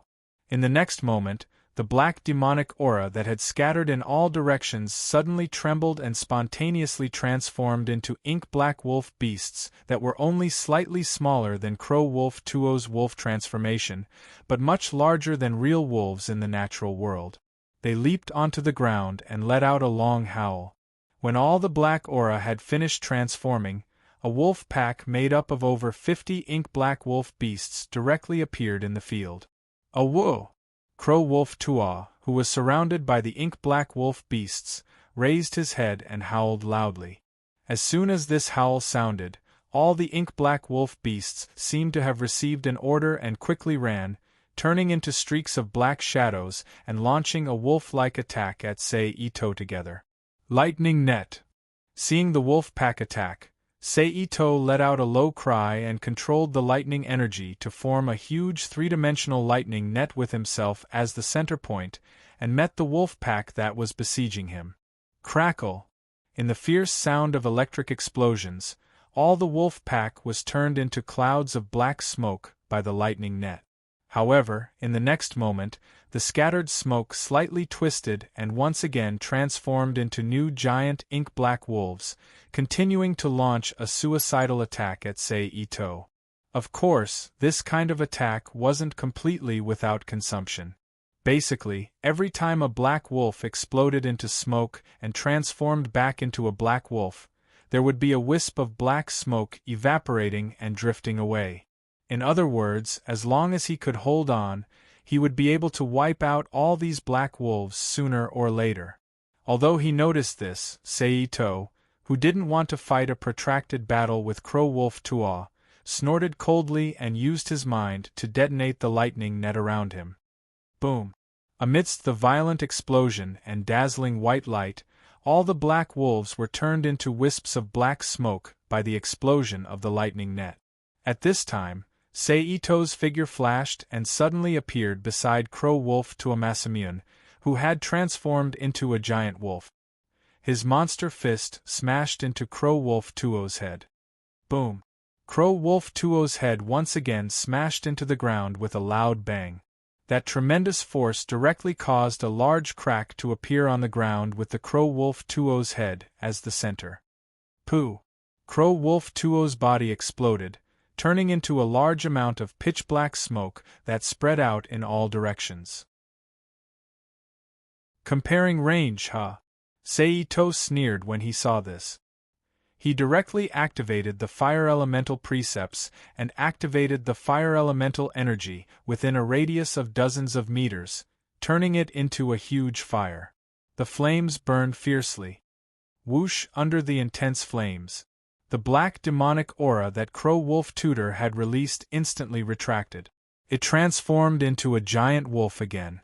The moment Crow Wolf Tuo's figure reassembled, Seito's figure appeared beside it again. He used his super defensive kick to smash Crow Wolf Tuo's body. Boom! There was no suspense. Crow Wolf Tuo's body was smashed into the ground, creating a wolf-shaped dent and crack mark. Then, Seito stretched out his hand and guided. The flames that were still burning fiercely even though there were no burning objects around them immediately moved, forming a circular fire pillar with a diameter of more than 5 meters. It surrounded Crow Wolf Tuo and Seito and sealed the opening at the top of the fire pillar with flames. "Do you still want to fight?" Seito asked calmly as he looked at Crow Wolf Tuo, who was on the ground with a fierce glint in his eyes. Wolves were ferocious animals to begin with, let alone one that had become a demon. Therefore, under the provocation of Seito's words, Crow Wolf Tutor ignored the pain in his body and rushed toward Seito in the form of an afterimage. He opened his big mouth full of black demonic aura and bit down on Seito's neck. Bang! Seito's response was simple. He directly waved his hand and smashed Crow Wolf Tutor's body into the air. Then, he stretched out his right arm horizontally and aimed at Crow Wolf Tutor's body that was flying away. His right hand quickly made several gestures, and a triangular crystal cube formed entirely of energy instantly appeared around Crow-Wolf Tutor, imprisoning him in the crystal. This was one of the middle-style spells that he had learned from the magical girl Naya's world, the Crystal Barrier. Of course, as long as Saito was willing, he could continue to control the crystal barrier to carry out subsequent changes. Compression, squeezing the sealed object in the barrier into a ball of meat paste or fragments, however, although Saito did not intend to kill Crow-Wolf Tutor, in order to prevent Crow-Wolf Tutor from resisting, Saito still cast several layers of crystal barriers on the outside of the crystal barrier, completely trapping Crow-Wolf Tutor in the barrier. Just as Saito was about to stop and talk to Crow-Wolf Tutor, a black shadow suddenly emerged from the ground and turned into a very small and delicate wolf. It bit Saito's calf with its long mouth, then turned into a gust of black gas again and burrowed into Saito's body through the wound it had bitten. "You're asking for it." Saito, who felt something strange in his leg, let out a low growl. The energy in his body instantly turned into the form of lightning under the control of his mind and swarmed toward the bitten left leg, attacking the energy that had invaded his body.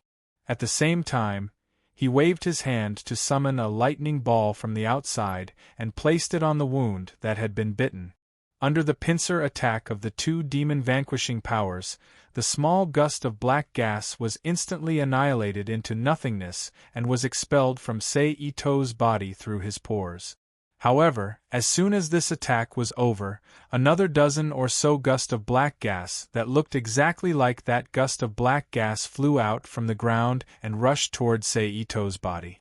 Lightning flashed on the surface of Saito's body, and a shield-like thing completely composed of lightning energy enveloped his body, dispersing the attacking black wolves into nothingness one by one. In that case, don't blame me for being rude.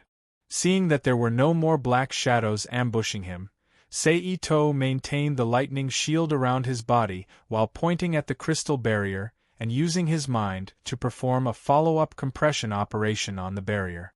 In an instant, the crystal barrier began to shrink at a speed visible to the naked eye. However, although the crystal barrier had shrunk, the Crow-Wolf Tuo's body still maintained its original form, causing its beastly face to immediately reveal an expression of extreme pain under the pressure of the crystal barrier. At this time, the Crow-Wolf Tuo, who could not bear the pain, once again exploded into a cloud of black gas, and used a very small portion of the gas to form a baby-sized figure. Then, it controlled the rest of the gas to transform into various attacks, fiercely attacking the crystal barrier. Needless to say, under this kind of intensive attack, several layers of the crystal barrier immediately broke open. However, no matter how fast the Crow-Wolf Tuo broke it, it was not as fast as Saito's rearrangement speed. Thus, after attacking for half a day, there were still several layers of the crystal barrier left, compressing inwardly under Saito's control. "What exactly do you want?" After a long while, the baby-sized Crow-Wolf Tuo realized that if it continued to fight, it might really be sealed or even killed. It looked at Saito with a gloomy expression and said, "According to the law of the Shifter clan, submit to me," Saito said faintly.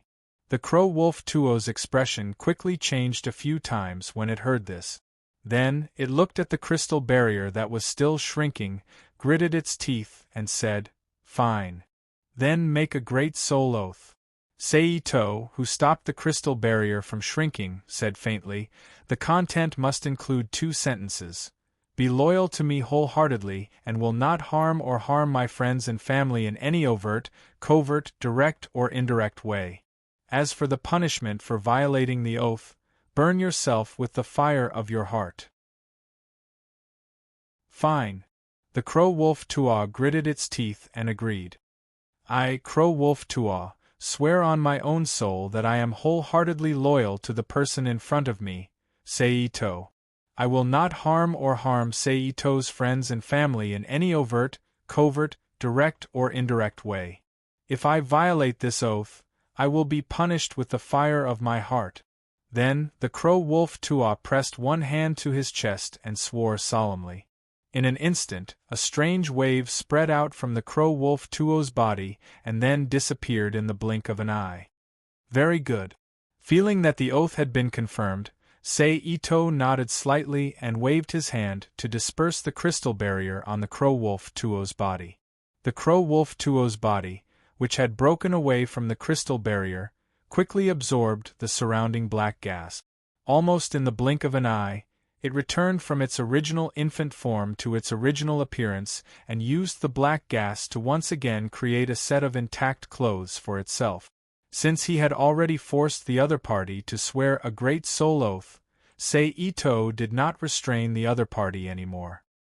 He waved his hand to disperse the surrounding prison of fire pillars and the middle-style space separation barrier that shrouded this space, and returned to reality. "Continue playing with your woman, I'm leaving." Ito glanced at the crow-wolf to Masamune again and teased him. He leaped into the sky and hurriedly flew in the direction of Russia. At this point, all the various forces in Japan had been dealt with by Ito either through agreements or forceful subduing. It could be said that he had completed the secret unification work of Japan's special forces to a certain extent.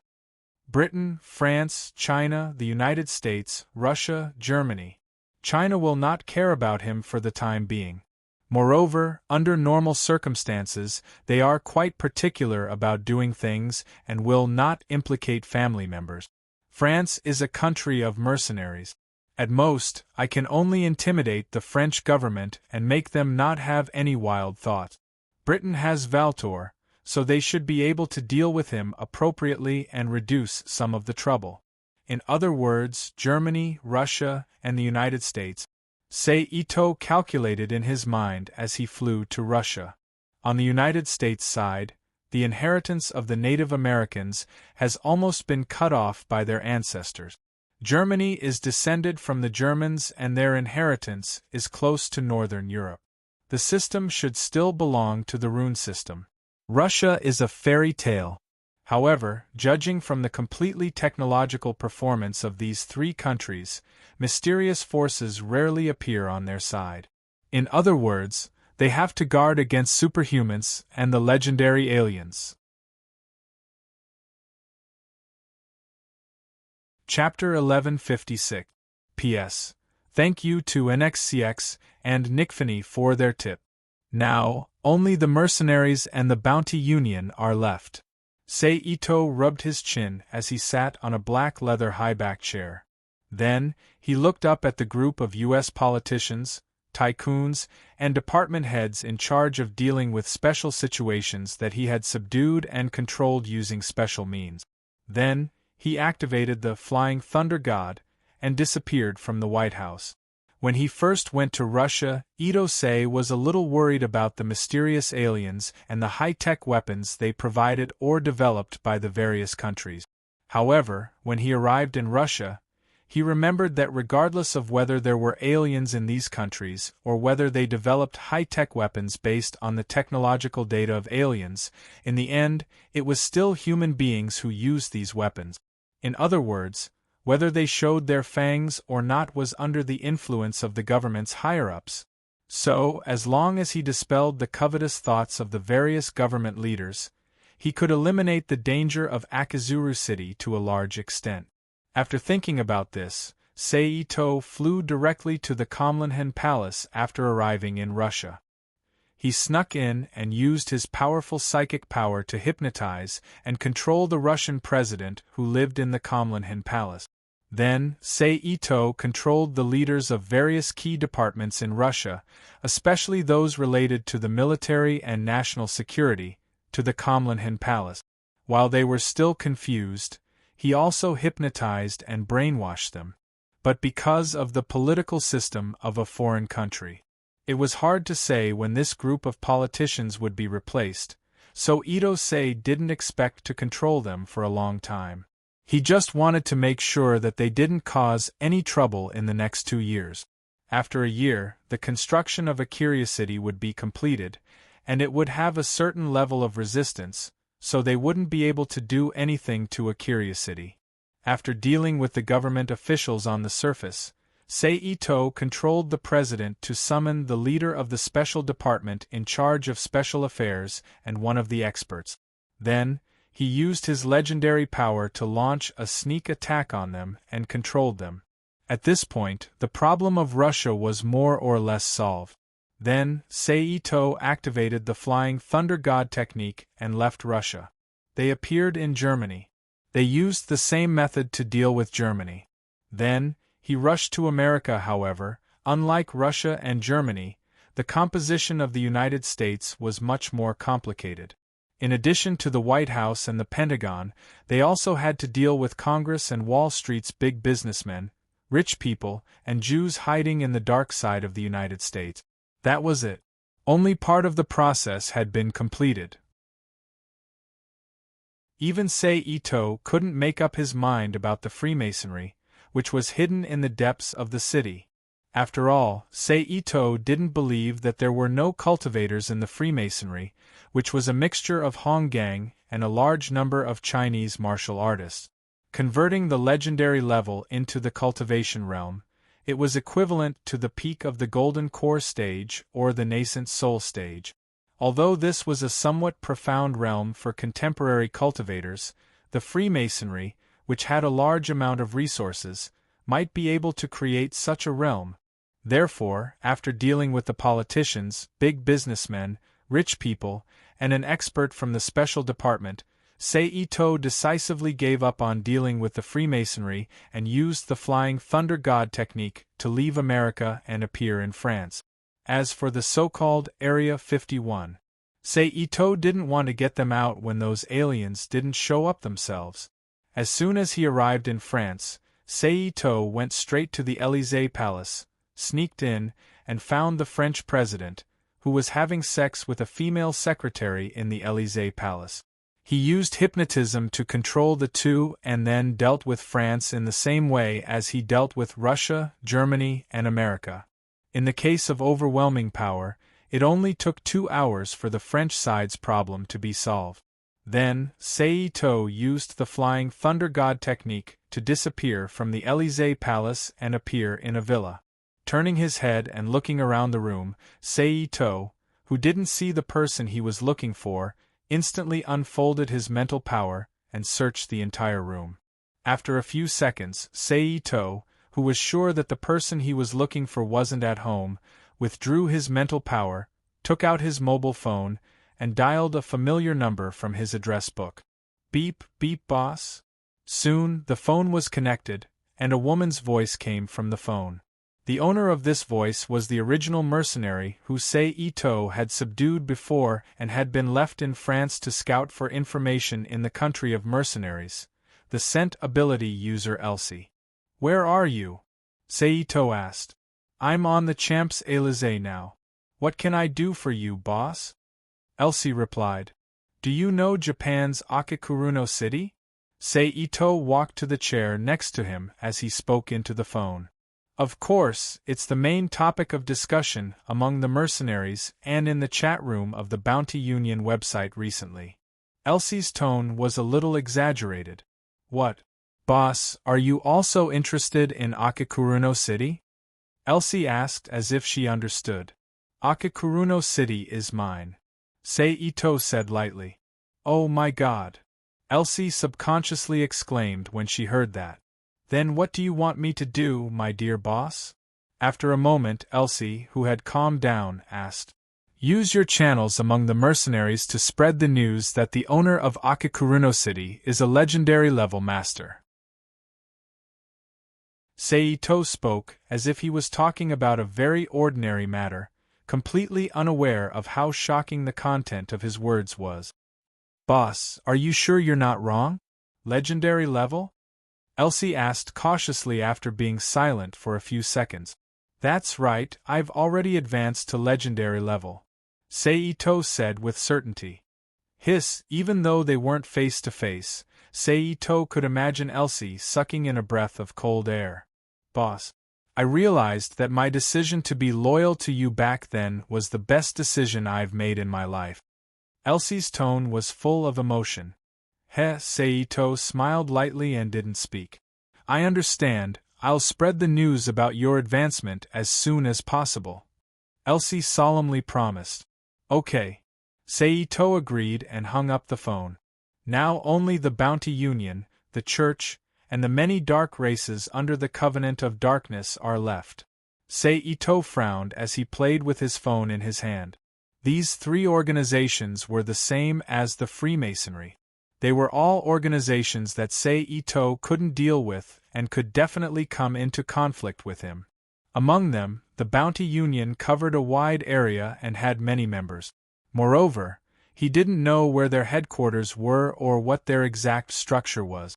Even if they didn't directly attack, as long as they forged a sufficiently tempting mission, they could mobilize most of their resources to launch an attack on Akazuya City. The Church had a huge base of believers. After 2,000 years of accumulation, there was no telling how many powerful forces they had in their rank. The Covenant of Darkness was the same as the Church. Plus, the dark races magnified their desires. This is a bit tricky. Seito sighed softly. As for the other secret organization in the big world, the Sage Parliament, Seito wasn't too worried about it. After all, those guys pursued the truth and played with alchemy. They liked to engage in unfathomable research. They didn't have any special desire for battle. As long as they were properly prepared, they could deal with it. But it's not like I can't use other methods to suppress them, Seito said softly to himself. Then, he flipped his hand and took out the Bounty Union's mission terminal. He logged in to the Bounty Union's mission page. There are some things that I have to guard against. Just as Seito was about to release the mission, he paused slightly and raised his eyebrows. Then, he pressed his hand on the mission terminal and activated electromagnetic control. He infiltrated the terminal in a disguised form and connected to the Bounty Union's network. Using a super-encrypted method, he anonymously released the recurring mission. Mission, Hunt. Target, all dark race members with B rank strength and above. Mission reward, generic evolution potion, can increase user's strength level. P.S. Only useful for people with S rank and below.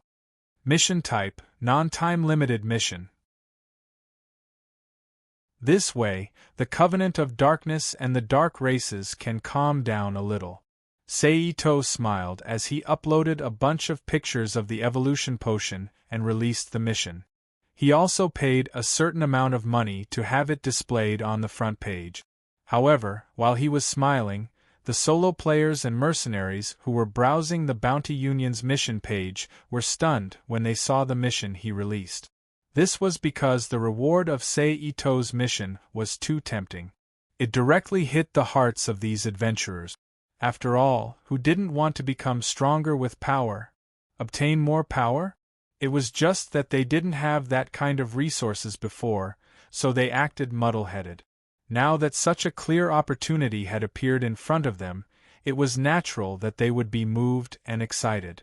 They even directly accepted the mission. In this way, a huge tide of people flocking to the dark races quietly spread under the impetus of Seito's mission. Naturally, there were also people who had crooked thoughts about the evolution potion and wanted to investigate Seito's whereabouts. Seito couldn't be bothered with the possible impact of the mission he released. After releasing the mission, he once again used his electromagnetic control ability to camouflage a bunch of data to hide himself. Then, he closed the mission terminal and threw it into the Rubik's Cube world. Then, Seito took out the little black ball communicator and added the mission of the Church of the Hunter into the black ball mission. With my mission, unless the reward union comes up with something more tempting, there shouldn't be any experts who will come to Akiyuki City to make trouble. And even if someone does come, they will have to ask the artificial angel and Erika if they allow them to make trouble in the city, Seito said as he put away the little black ball and stood up to stretch. Then, Seito didn't stay in the villa any longer. He activated the Flying Thunder God technique and appeared in the capital. Seito took out his mobile phone and dialed the number of Captain Yang Wei of the Security Secret Service from the contact list. Click, Mr. Ito? Yang Wei's calm voice sounded on the phone. Long time no see, Captain Yang. How about we meet? Seito smiled. Meet? You mean you are now in China? Yang Wei lowered his voice and said in a deep voice. Yes, I am now in the capital. Ito Mori looked at the people of the capital, who were not affected by the monsters at all because of the cultivators guarding the border. They were still living a peaceful life. Where are you now? Yang Wei quickly asked. Outside XX community in Xiqing district. Seito replied. Of course, if possible, I also want to meet the leader of the Security Secret Service. I know, I will ask the leader for instructions. Yang Wei said. Then I will wait for the good news from Captain Yang. Seito smiled and said. After that, he hung up the phone. He was bored and admired the beautiful and sexy women walking through the street. Sure enough, beautiful legs still have to be found in China. It is really difficult to find a few pairs of beautiful legs in Japan. Looking at the women on the street who were either wearing sexy stockings or directly showing their white legs, Seito sighed slightly in his heart. More than half an hour later, an SUV slowly stopped next to Seito. Gek bang! A young man with a buzz cut got out of the car. Mr. Ito, you are a good person. The young man, Yang Wei, the leader of the Security Secret Service whom Seito had met before, greeted him with a smile. Such beautiful scenery can only be seen in midsummer. It would be a pity if I didn't see it more. Seito reached out and shook hands with Yang Wei and smiled. Get in the car, I will take you to the leader. Yang Wei withdrew his hand and invited him. Okay. Seito didn't argue and nodded in agreement. Then the two walked to the front seats of the SUV, opened the door and sat in. Yang Wei started the car and drove away at a speed of 85 kilometers per hour. It was around 6 o'clock in the afternoon, but because it was summer, the sky was still bright. It was just that this time was the rush hour, so the car of the two was unlucky to be stuck in a traffic jam halfway. It seems that we will have to wait for half a day again. Yang Wei said helplessly. It is the same in Tokyo. I have long been used to it. Seito shrugged indifferently. By the way, you are here this time. Yang Wei inquired about Seito's intention. On behalf of Akikuruno City to officially establish special diplomatic relations with you. Seito smiled. His Akikuruno City is yours? Yang Wei looked at Seito with a shocked expression. As a member of the National Security Agency, and one of the captains second only to the leader, Yang Wei naturally had access to a lot of confidential documents, and what he recently came into contact with was the situation in Akikuruno City. After all, the powerful rainbow light cannon has seriously stimulated the nerves of the country's upper echelons, so they have to pay attention to it. Chapter 1157. Seito raised his eyebrows at Yang Wei and said, With your methods, you should have already obtained my background information, right? Beep. Just as Yang Wei was about to say something, a long honk sounded. Only then did Yang Wei notice that the road in front of him was cleared. He quickly suppressed the words he was about to say and started the car again. We do have your information, and we also know that you were born in Akikuru City. However, we didn't think that Akikuru City would be yours. Yang Wei bitterly smiled after the car was successfully on the road. I can only say that I was lucky. After I returned, it didn't take long for me to break through to rank S. The royal family tried to rope me in and transferred Akikuru City under my rule and name. However, the real transfer of Akikuru City to me was only a recent matter. Seito explained with a smile. You actually broke through to rank S? This really is a case of comparing people to people. Yang Wei looked at Seito in astonishment and shook his head with a bitter smile. In other words, those powerful weapons are all yours? Yang Wei probed with a serious expression. I had no choice. Since I was going to take over Akakuru City, I had to protect it. Therefore, I had to take out some of my trump cards. Otherwise, I wouldn't have been able to stop the invasion of those monsters with my own strength. Ito understood what Yang Wei meant by powerful weapons and pretended to helplessly shake his head. However, this trump card of yours is really too scary. You don't know, but when you took out that thing, we didn't sleep well for several nights. We were worried that your weapon would fall into our hands. Yang Wei continued to probe by chatting casually. Don't worry. I am a person who doesn't offend others if they don't offend me. As long as no one touches my bottom line, I won't use the rainbow light cannon. Moreover, China is also my hometown. My relatives are also here. Unless it is absolutely necessary, I won't use the rainbow light cannon on China. Ito glanced at Yang Wei, who was listening attentively, and said indifferently, That's true. Yang Wei laughed dryly before changing the topic. Is that thing officially called the rainbow cannon? Yes, Ito replied softly. Next, the two of them were not talking about the rainbow light cannon. Yang Wei stopped probing Ito and started chatting about the monsters. He also mentioned some information that was not considered confidential and could be obtained by anyone who asked around. Just like that, in the midst of idle chatter, the two of them continued. The SUV finally stopped in front of a tea house. Ito joked as he got out of the car and looked at the familiar tea house in front of him. Looks like this tea house is the designated leisure facility of the Goan State Security Bureau or the Secret Service Bureau. We each take what we need, Yang Wei replied perfunctorily. He led Ito into the tea house. He led him straight into a tea room. Wait a moment, I'll go find old Zhao, Yang Wei said. The old Zhao he mentioned was the leader of the Secret Service Bureau. Although this tea house was related to the Secret Service Bureau, he still needed to disguise himself. Therefore, he didn't call him by his position but used another way of addressing him. After that, Yang Wei turned and left the room. In fact, Ito didn't need to think too much. He knew that the so-called old Zhao should have been in the tea house a long time ago. The reason why Yang Wei didn't directly take him there but instead led him to another room was not only for safety reasons, but also to leave enough time to deal with unexpected situations.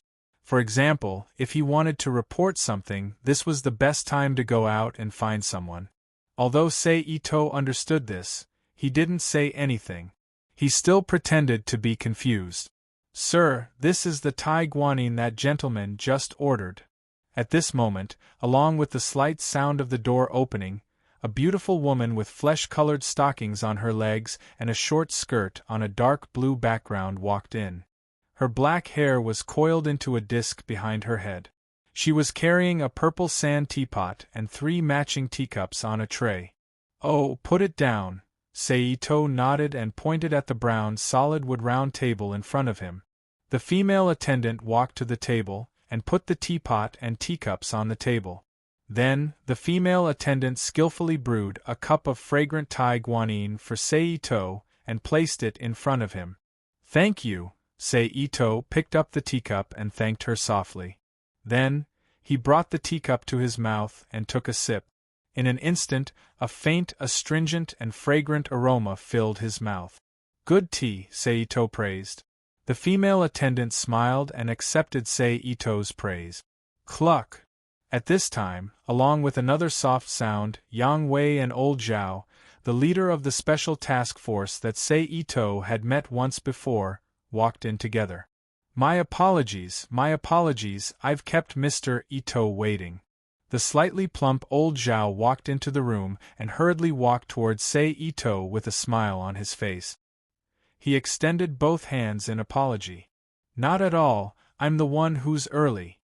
Ito stood up and shook old Zhao's hand with a smile. Yang Wei, on the other hand, waved his hand and chased the female tea attendant out of the private room. He then locked the door of the private room. After exchanging pleasantries, Sei Ito and old Zhao withdrew their hands and sat down at the round table. I wonder why Mr. Ito is here this time? Old Zhao asked knowingly. Not long ago, I had an epiphany and was lucky enough to break through S rank, so I was able to take Qiu Liuya under my command. However, I also understand that the No Alliance is ultimately a castle in the air, so after thinking about it, I decided to look for some allies, so I thought of Mr. Zhao and Captain Yang's special task force. Sei Ito explained with a smile. Oh? Mr. Ito actually broke through S rank, then I really have to congratulate you. Here, I'll use tea instead of wine to toast you. Old Zhao pretended to be surprised and smiled, then picked up the teacup in front of him and handed it to Sei Ito. You're welcome, thank you. Sei Ito picked up the teacup and clinked it with old Zhao's, then raised his head and drank. With all due respect, forming an alliance with a city, this has never happened before. Old Zhao, who also drank the tea, frowned slightly and pretended to be in a difficult position. Everything has a beginning. If we stuck to the old rules, the world wouldn't have changed to what it is now. Itomori smiled and tried to persuade him. And it should be good for your country to have a spy like me in Japan, isn't it? Mr. Ito, you must be joking. It's not what Mr. Ito thinks. Old Zhao's expression changed slightly, and he lowered his eyes and said, The one who is really joking is Leader Zhao. Sei Ito looked at old Zhao and chuckled. Mr. Ito is not afraid that things will be exposed and you will be suppressed by Japan?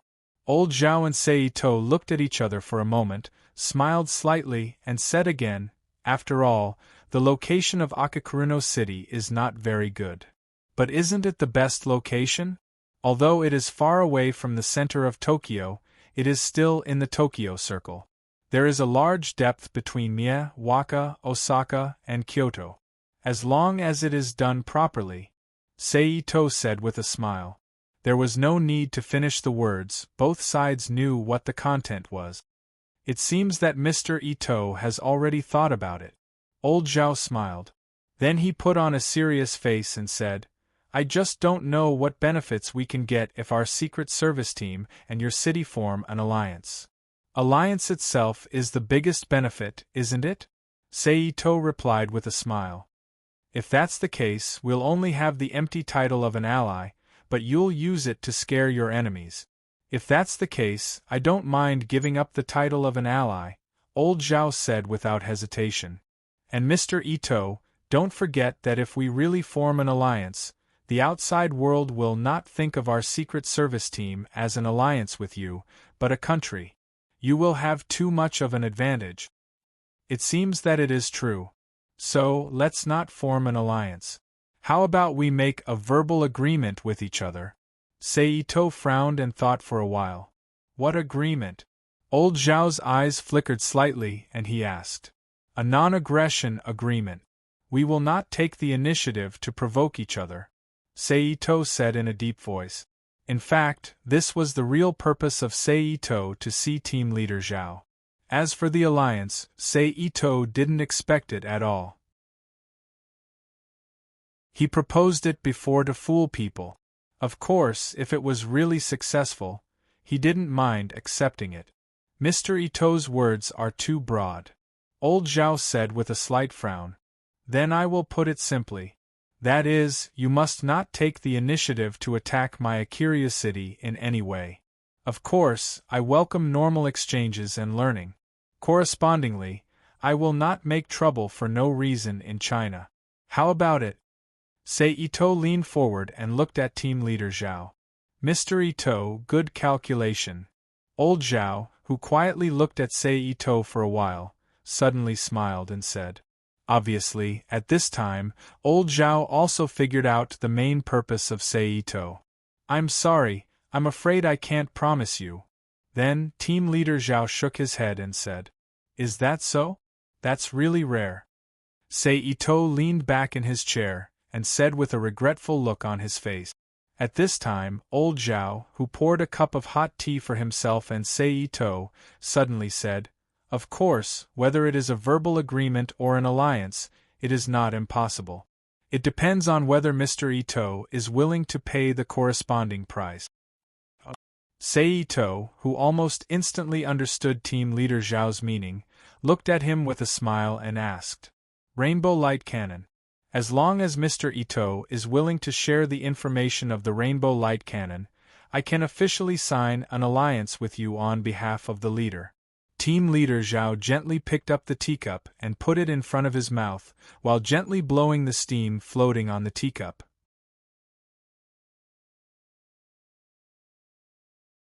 Chapter 1158.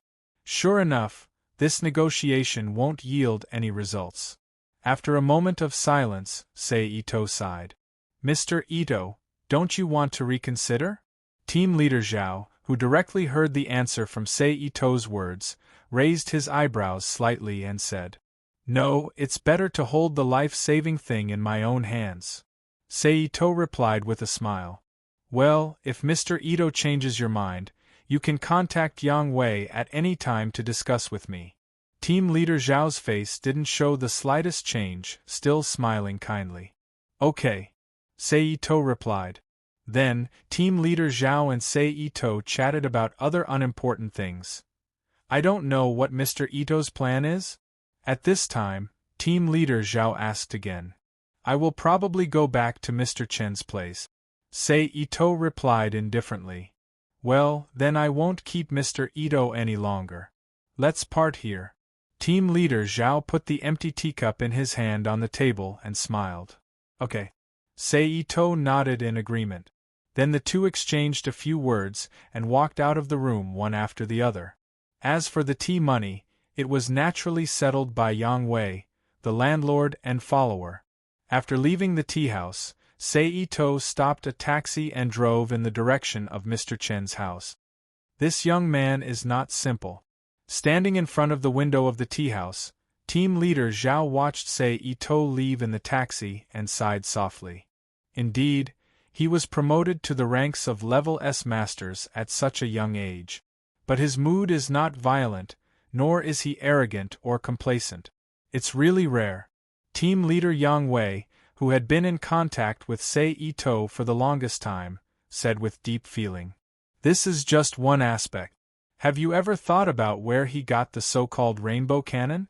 Team Leader Zhao looked at Yang Wei meaningfully and reminded him. You mean, there is someone behind him? Yang Wei frowned and pondered. I don't know if there is someone behind him, but we need to pay more attention to Aikido in the future. Team Leader Zhao turned his head and looked at the direction of the taxi that had disappeared for a long time, then walked forward and said softly. First, the information on the ecological cycle system used for space colonization, then the beam weapons from the satellite photos a while ago. Now, with the addition of the rainbow light cannon. Group Leader Zhao thought to himself. Aliens. Obviously. Team Leader Zhao's thinking. After more than 40 minutes of driving, the taxi's house, the taxi, the taxi, the taxi, the taxi, the taxi, the taxi. Itosei paid the fare and pushed the door open to get out of the taxi. Then, he walked into the residential area. He walked straight to the front of the unit. Calm. Ding dong, ding dong. Itosei reached out and pressed the doorbell installed on the wall. Who? Auntie Lu Xiaohua's voice quickly came from behind the door. Then, the peephole on the door dimmed slightly and the door opened outwards. Oh, it's Shiqing. Come in, come in. Lu Xiaohua, who was wearing a black mid-length skirt, a pink sleeveless round-neck pullover sweater, and a white cloth apron with a red and blue cartoon cat pattern on the front, appeared at the door and greeted Itsunari with a kind smile.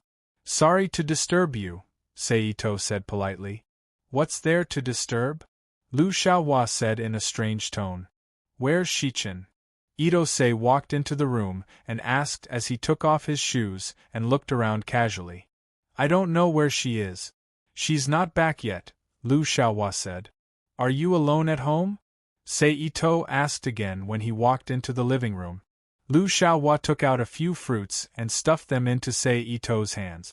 She pretended to complain and said, your grandfather went out for a walk, and your uncle is still at work. I'm the only one at home. Eat the fruit. I'll call Shichin and ask her to come back. Lu Xiaohua walked to the side and picked up her phone. She then dialed Chen Shichin's number from her phone's contact list. Mom! Chen Shichin's voice soon came from the phone. Where are you? Lu Xiaohua asked directly. I'm outside. Why? Chen Shichin replied. Come back if you don't have anything to do. Your brother Shiching is here, Lu Xiaohua said. Ah? Why is he here? Chen Shichin was surprised. Why do you care so much? Come back quickly, Lu Xiaohua scolded. I know, Chen Shichin replied and hung up. Wait for a while. Shichin will be back soon. Lu Xiaohua turned to Seito, who was eating an orange, and said with a smile. After that, he ignored Ito-sei and went into the kitchen to continue to clean up the bowls and chopstick. By the way, Shiching, when did you come? Lu Xiaohua asked loudly in the kitchen. This afternoon. Seito also raised his voice and replied. By plane? Lu Xiaohua asked. Yes, Seito replied casually. You're really bold. You dared to take a plane for something like this. Aren't you afraid of encountering monsters? Lu Xiaohua leaned out and scolded him.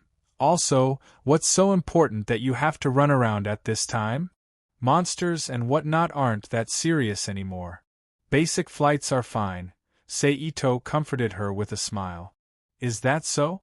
I've seen on the news that monsters have appeared again, and that other places have fallen, especially Japan. It seems like half of the island has disappeared, Lu Xiaohua said casually, as if she was just an ordinary person. Something like that. Seito found it funny and shook his head. Is that so? Lu Xiaohua said in confusion. Just like that, Lu Xiaohua and Ito-sei chatted casually. It wasn't until an hour later that Chen Shichin walked into the room. She was wearing black stockings, denim shorts, and a pink t-shirt with a white pattern on the front. Her long black hair was naturally scattered around her shoulders. Chen Shichin walked into the room with her legs wrapped in black stockings, denim shorts, and a pink t-shirt with a white pattern on the front. Brother, Chen Shichin called out after taking off her high-strapped canvas shoes at the entrance. How's school life? Seito asked with a smile. It's so. Chen Shichin sat down on the sofa beside Seito and pouted. Shiching, you don't know. Shichin has become wild ever since she started university, Lu Xiaohua said. Mom, what are you talking about? Chen Shichin said unhappily. Didn't I tell you? It's a club activity. Of all the clubs, why did you have to join the martial arts club? Why didn't I see you interested in this before? Lu Xiaohua complained casually. Chen Shichin glanced at Seito and said, Can't I learn some self-defense skills? Fine. Whatever, Lu Xiaohua said, pretending to be helpless. Brother, come with me. I want to show you something. Chen Shichin grabbed Seito's arm after talking to Lu Xiaohua. She pulled him up from the sofa and ran to her bedroom. Lu Xiaohua didn't say anything when she saw the two close friends. She smiled and looked back at the TV. She started watching a modern drama. Bam!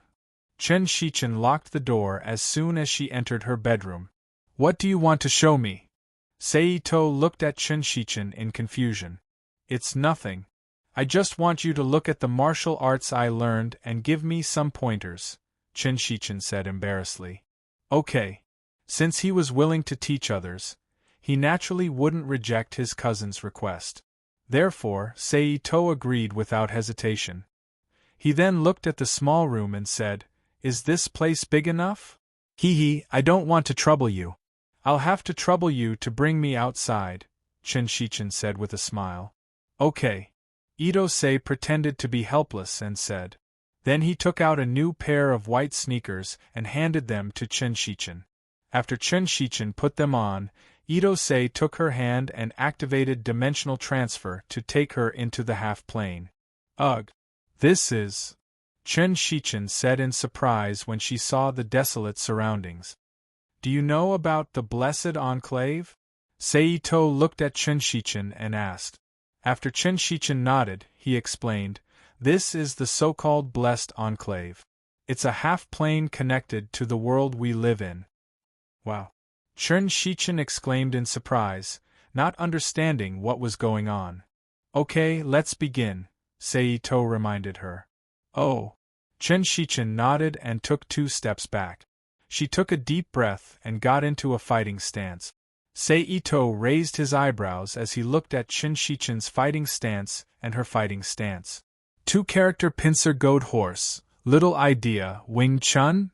Yes, the president of our club said that Wing Chun is more suitable for girls, so he taught me this little idea of building the foundation, Chen Shichen explained as she continued with her little idea. That's right, Seito nodded affirmatively. Then, he walked in front of Chen Shichen and started patting her body. While he helped Chen Shichen dissipate the old energy in her body, he also corrected her posture when she was practicing. However, this meant that Seito had to be intimate with Chen Shichen a few times. Fortunately, although Chen Shichen was slightly embarrassed, she didn't say anything and let Seito guide her. After half an hour, Chen Shichen was sweating profusely as she finished 1 round of Little Idea. It was much more tiring than 5 or 6 rounds of Little Idea. She leaned on her knees and panted heavily. "I'm so tired," Chen Shichen said. "Of course it's tiring at the beginning. You'll be fine once you get used to it," Seito smiled. "I know, but what about the future? You can't stay here and guide me all the time, right?" Chen Shichen stood up and frowned.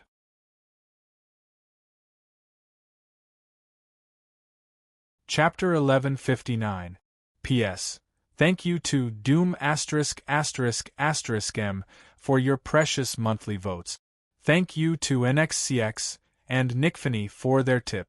Looks like you've made up your mind. Seito didn't expect Chen Shichen to think about the future. Bro, you've already brought me to see such a strange scene. Plus, we're in such an environment now. How could I not have changed? Chen Shichen replied with a sigh. If that's the case, I'll make a personal guide for you. Seito nodded with a smile. But before that, we'd better go back first. Otherwise, your mother will be worried. Oh, it's been so long. Chen Shichen was surprised when she looked at the time on her watch. Come, take off your shoes first, Seito said as he wrapped Chen Shichen's body with his psychokinesis and lifted her into the air. Okay. Chen Shichen nodded and stopped feeling curious about her floating. She sat cross-legged in the air and took off her sneakers. Seito walked to Chen Shichen's side and activated the dimensional transfer magic circle. He brought Chen Shichen out of the half-plane and back to Chen Shichen's bedroom. Cultivate according to this before you go to sleep tonight. After returning to the bedroom, Ito-sei pointed his finger at Chen Shichen's forehead and transmitted some information about meditation into Chen Shichen's mind. What's this?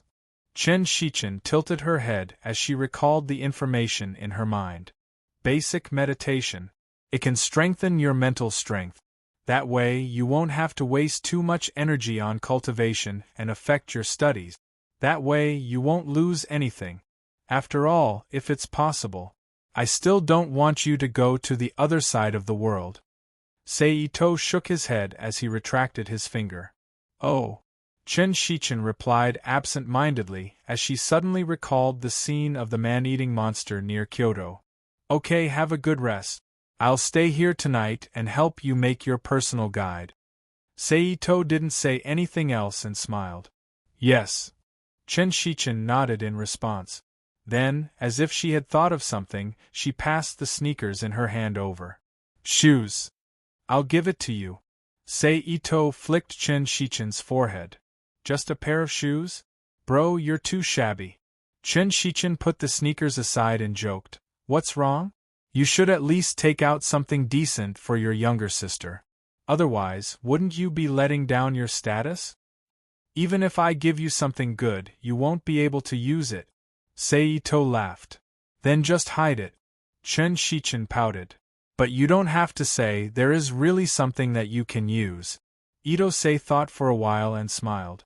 Then, under Chen Shichen's surprised gaze, he took out a helmet that could connect to the virtual gaming world and handed it over. With the global Black Sphere network providing the virtual school district, even without the nanomachines floating in the air to strengthen the signal, it was still easy for Chen Shichen to use the helmet to connect to the game. What is this?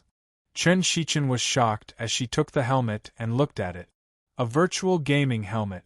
You can enter a virtual reality game with it. The environment in the game is based on the real-world environment. You can also obtain skills that can be brought into the real world. You can use your Wing Chun to gain some combat experience, Sei Ito explained. Virtual reality game. Skills that can be brought into the real world.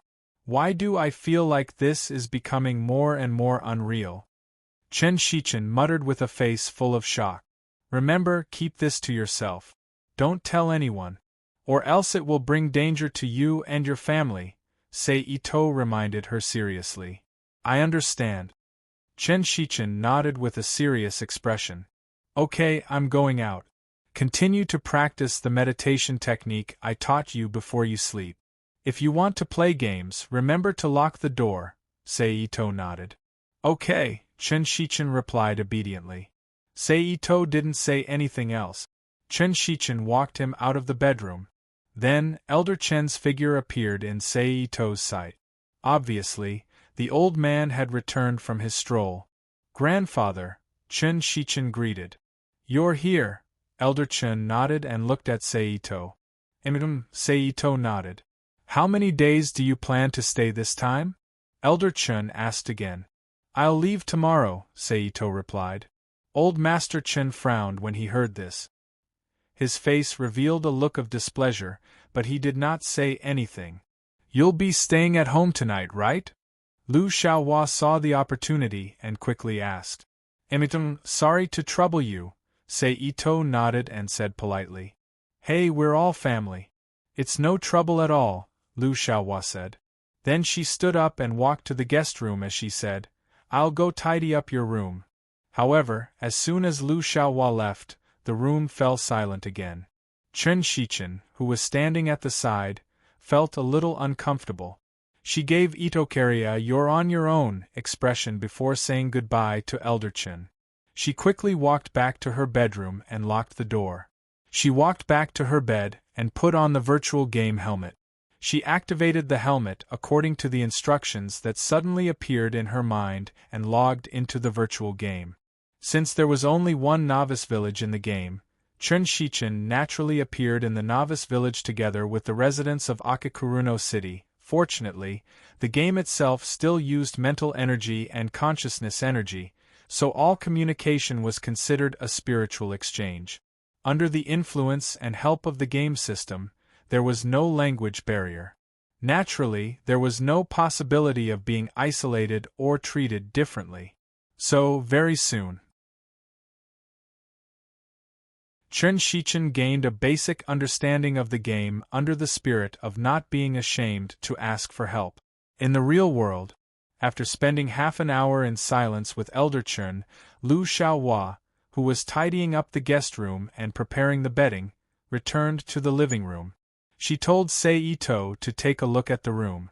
It was the same room that they stayed in during Chinese New Year. Everything was basically the same. Sei Ito, who was used to this, was not dissatisfied. He smiled and chatted with Lu Xiaohua for a while before staying in the room. I didn't think that Shichen would think of learning martial arts. Seriously. Sei Ito sat on the bed and waved his hand to produce a mass-produced elven book. He shook his head and smiled. Since it's for Shichen, the AI program can't be this mid-level AI. It needs to be upgraded to the highest level and materialized like a guardian knight. Yes, I also need to add a dimensional transfer magic array so that Shichen can freely enter the demiplane. I also need to add a security system and defensive magic. Let's do it according to the standards of the Book of Night Sky, Seito thought to himself as he pressed his palm on the elven book and used his ability to modify it. However, the Book of Elves itself already had a certain foundation. All Itose had to do was to add some programs and embed some special magic equations to increase the power of the Book of Elves. He also had to input a set of systematic information that could guide people to practice martial arts. It didn't take too much effort, so it only took more than an hour. The Elven Book was completely modified. Naturally, although the modified Elven Book was still based on the Book of Night Sky, it was not completely the same. For example, Seito only created one Guardian Knight system, and it was still managed by the original program. It also shouldered the responsibility of teaching Qin Shichin martial arts and some knowledge of the inner world. In addition, a security program was added to the Elven Book. It could allow the program to protect Qin Shichin if she accidentally exposed herself. It could autonomously defend and clean up the disguise. Of course, it was mainly hypnosis and brainwashing. If it really went on a killing spree like the Book of Night Sky's protection program, it would not be a disguise, but a blatant provocation. "I'll give the Elven Book to Shichin tomorrow, and let her fuse it with her body," Seito said with a sigh after modifying the Elven Book. He then closed his eyes again and carefully inspected the Elven Book. After all, the recipient of this book was not the members of the Black Ball team. Whether they lived or died did not have much to do with him. It was one of his family members, Qin Shichin. He had to be careful. After more than half an hour, the door closed with a bang. A deep and slightly dignified voice faintly sounded in the room, attracting Seito's attention. Seito knew that the male host, Chen Yongli, had returned. He stood up, opened the door, and walked out of the room. He bumped into Chen Yongli, whose face was ruddy. After a brief conversation, Seito learned that his uncle, Chen Yongli, who was originally the deputy director of the Beijing Industry and Commerce Bureau, had been transferred to the Shijingshan district 2 months ago to become the district mayor. He now held great power and was in charge of an area. Looks like this is a side effect of the trade I made with the Secret Service team for the ecological circulation system for space colonization. But they're really generous. I thought that at most, Chen Yongli would be transferred to a district's Industry and Commerce Bureau as the head of a district, but they actually gave him a position in the main hall. Although it's not a popular area, it's a place where it's easy to achieve results. TSK. Seito secretly curled his lips when he understood why Chen Yongli, who was obviously not a reliable person, was suddenly transferred to the position of district mayor. After that, Seito chatted with Chen Yongli, who was obviously in high spirits, for a while before returning to his bedroom to cultivate. The night passed peacefully. The next day, Seito had breakfast with Grandpa Chen's family. After Chen Yongli and Lu Xiaohua both left for work, Seito bid farewell to Grandpa Chen and left with Qin Shichin, who was preparing to go to school. They took a bus to the nearest train station. Fortunately, because they avoided the rush hour, although there were a lot of passengers on the train, it was not as crowded as it would be during rush hour. There was still enough space for people to walk around, and most of the seats were empty. "Are we leaving right away?" Qin Shichin, who was wearing dark blue casual jeans and a white short-sleeved shirt, asked. Seito replied softly. "Are we still using the same method?" Qin Shichin turned to look at Seito and asked. "Yes." Seito smiled. "What a convenient way to travel." Qin Shichin curled her lips and said. Seito smiled slightly and did not say anything. Then, Seito, who was slightly interested in Peking University, started to talk to Qin Shichin about Peking University, as well as her life on campus, until the two got off the bus and boarded the train to the Yenyuan campus in the western suburbs of Beijing. "Let's not go to the campus first." Seito pulled Qin Shichin's arm and smiled as she got off the train and was about to walk to the campus. Qin Shichin looked at Seito a little hesitantly, but did not say anything. She allowed Sei Ito to pull her away from the crowd and to a secluded corner where no one was looking. Then, Sei Ito activated the dimensional teleportation magic array and returned to the demiplane. Here, I promised you yesterday that I'd guide you. Sei Ito handed the book to Shichen, who was getting more and more confused. What kind of guide is this? Shichen took the Book of the Elves and opened it in confusion as she mumbled. Master recognition process activated. Just as the Book of the Elves was opened, a pleasant female voice sounded from the Book of the Elves. Then, the Book of the Elves immediately released a bright white light and broke free from Shichen's hand, floating into the air. Then, the Book of the Elves released a thick white light beam at Shichen, completely enveloping her. It was not until 10 seconds later that the light beam exploded into countless bright white photons and dispersed, revealing Shichen's figure. Master recognition complete. Nice to meet you, Master. The Book of the Elves slowly descended in front of Shichen and spoke in a pleasant female voice. This is. Shichen hesitantly reached out her hand and looked up at Sei Ito, who was looking at her with a smile on his face. The Book of the Elves, a magic device I made especially for you. The one who spoke was its management program. It hasn't been named yet, so you can give it a name you like. Sei Ito smiled as he explained. Then, he looked at the Book of the Elves and said, "Come out and meet your master." As soon as he finished speaking, a double hexagram Belluca magic formation with the Book of the Elves as the center appeared.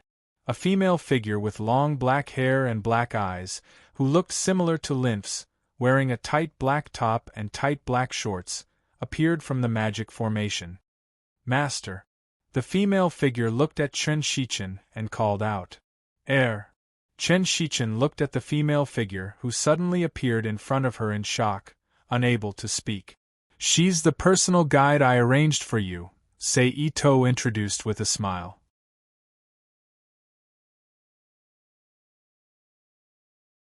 Chapter 1160. After a moment, Shichen snapped out of her daze and said, "This guidance is really surprising." Sei Ito smiled and did not say anything. Name. Shichen looked at the black-haired woman and said, "Let's call her Linghui, as in the wisdom of the Book of the Elves. As for her surname, just like me, her surname is Shichen said decisively. Admin system review activated. Confirmed as manager. New name Linghui logged in. Naming successful. The black-haired woman named Linghui announced. Thank you, Master, for giving me a name. Linghui bowed and thanked him. Linghui is in your hands from now on. Take good care of her, Shichen, Sei Ito said to Linghui. Understood, Shichen nodded. Linghui, I'll leave the rest to you, Sei Ito continued. Yes, Linghui replied respectfully. With that, Linghui's figure disappeared in front of Shichen and Ito Sei. Then, the Book of the Fairies, which had been floating motionlessly, turned into a ray of light and entered Shichen's body. Shichen was shocked by the changes in the Book of the Elves and groaned softly. Alright, I'll send you back first. If you have any questions, just ask Linghui in your mind. She'll answer them for you, Sei Ito said to the shocked Shichen with a smile. Then, he placed his hand on Shichen's shoulder and activated the dimensional teleportation magic formation to return to the dark corner they had disappeared from. Let's go, Sei Ito said as he patted Shichen's shoulder. Shichen nodded and led Sei Ito towards Beijing. Once they got on, Shichen maintained a mental connection with Linghui and asked her all the questions she could think of. Just like that, the two of them walked silently through the streets and into Beijing, heading towards the economics school Shichen was studying at. Shichen. Just as the two were on their way to the courtyard, a female voice came from afar, attracting the attention of Shichen and Sei Ito. In an instant, the figures of two girls, one tall and one short, one plump and one skinny, came into view. Xinjia Xiao Xiao, Shichen called out. Then, Seito, Chun-Shichen, and the two girls named Xinjie and Xiao Xiao met up. Shichen, tell me the truth. Who's the handsome guy beside you? He was wearing a pair of blue skinny jeans. A tall and skinny girl wearing a white t-shirt and a yellow jacket with shoulder-length hair teased Ito-sei and Chun-Shichen with a mischievous look on her face. Don't make wild guesses. This is my brother. Chun-Shichen knew that there was definitely something bad going on in his head. Brother. This is me. Pan Xiaoxiao. Chun-Shichen pointed at the tall and skinny girl and introduced her. Then, she moved her arm and pointed at the girl beside her who was about 1.6 meters tall. The round-faced girl, who was a little plump but looked cute, said, "This is Zhang Xinjie. Nice to meet you." Seito smiled at the two of them. "Nice to meet you." The two of them greeted him politely. "Since you've met me, I won't send you off. I'll take my leave first." Seito turned to Chun-Shichen and said, "All right." Chun-Shichen nodded. Seito nodded at Pan Xiaoxiao and Zhang Xinjie, then turned around and walked out of the campus. "Shichen, your brother is quite handsome, especially his aura. He's much better than some rich kids," Pan Xiaoxiao said as she watched Seito leave with Chun-Shichen. "Why don't you just use your brother as a shield the next time that guy comes looking for you? I guarantee it'll work," Zhang Xinjie added. "Humph, if that bastard dares to bother me again, I'll teach him a lesson." After Seito left, Chun-Shichen looked away and snorted softly. I didn't expect our Shichen to become a heroine. Heroine Chen, you'll have to take care of weak girls like us in the future. Protect us. Pan Xiaoxiao joked. "My fee isn't low, I'm afraid you guys won't be able to afford it." Chun-Shichen purposely raised her head and said arrogantly as she followed Pan Xiaoxiao and Zhang Xinjie to the courtyard building. However, as soon as she finished speaking, she couldn't help but laugh. On the other side, Seito, who had left Beibei, disappeared in a flash when no one was paying attention. The next moment, he appeared at the shrine home in Akakuruno City. Seito, who had suddenly appeared, nodded at Erika, who was still lazing around at home, controlling Shihira Linghua to assign work to Akakuruno City's former government employees. Zhou Xianlin, Karen, Baki Lulu, and Valletta, who had just finished handing over their work. Then, Mao, Yi, and Yomi, who were supposed to be at home, sent everyone except for Erika back to the Rubik's Cube world. "King, are you ready to leave?" Erika asked with a smile when she saw that she was the only one left in the room. Seito nodded. He turned his hand over and gathered a quantity in his palm, then compressed it with his mind. "This is?" Erika asked in confusion. "I took Yi and the others away. Naturally, I have to leave someone who can cook for you. Otherwise, you will starve if you only rely on Lily and Shihira Linghua." Seito turned to look at Erika with a smile. "Thank you for your concern, King." Erika smiled. At this time, the energy ball, which had been compressed for a period of time, finally shrank into a pearl, exuding strong energy fluctuations and brilliant light. Then, Seito's palm trembled slightly, and the pearl energy ball immediately flew into the air. Then, the energy ball fiercely released energy, and under the influence of an invisible force, it turned into the figure of a woman about 1.65 meters tall, wrapping the pearl energy ball in the center of the figure. With a dazzling light, a black-haired woman in a black and white maid uniform appeared between Seito and Erika. "Master." The maid saluted to Seito. "You will be called Li." Seito looked at the maid and said, "Yes, master." The maid named Li responded, "I will leave the house to you." Seito looked at Erika and Li and said, "Yes, King, yes, master." Erika and Li responded in unison. Seito nodded slightly, turned around and walked toward Hui Li's bedroom. After greeting Hui Li, who was cultivating and comprehending the S-class power, he walked out of the house and flashed into the Rubik's Cube world, appearing in the void of the Rubik's Cube world. Rubik's Cube, send me back to Naruto's world. It's time for the world to swallow this world. Seito said.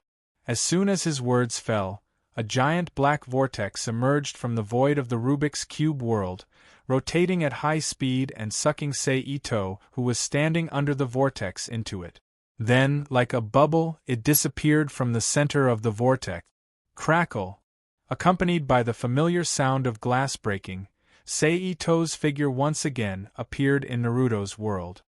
Among the 5 countries of Naruto, only the mist village of the water country is isolated in the sea, and its diplomacy is smooth. Let's start with it, Seito decided after recalling the map of Naruto's world in his mind.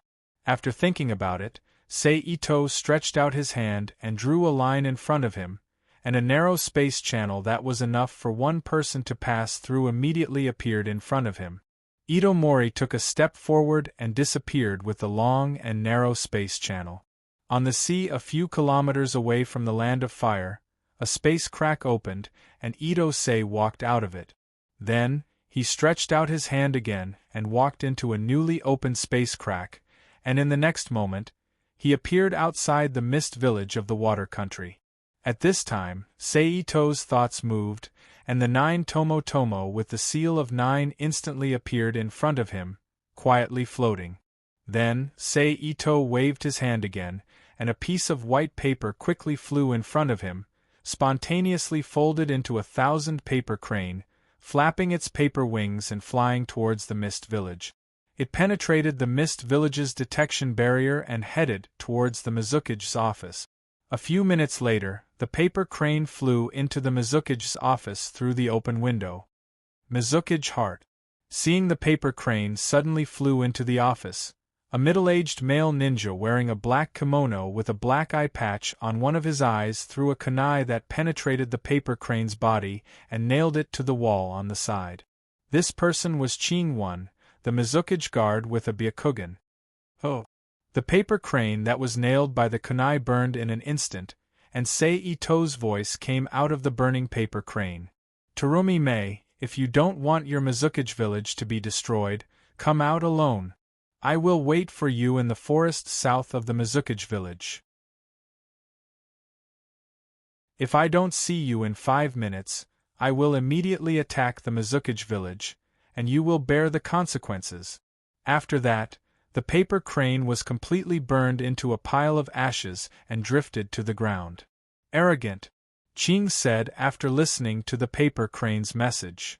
Oh, interesting, I don't know who's so arrogant. Terumi Mei with long red hair looked at the scattered black ashes on the ground with interest. Mizukige, please immediately send the Umbu to arrest this provocateur. Ching requested. Shut up. Terumi Mei frowned and said. Is the Mizukige going to keep the appointment? Ching said with a slightly changed expression. I told you to shut up. If you don't shut up, I will make you shut up forever. Terumi Mei said unhappily. Ching, who knew that Terumi Mei might make him shut up forever, immediately shut up. Ching, inform the Umbu to check the whole village. If there is a mission, immediately arrest it. Terumi Mei said with satisfaction seeing Ching shut up.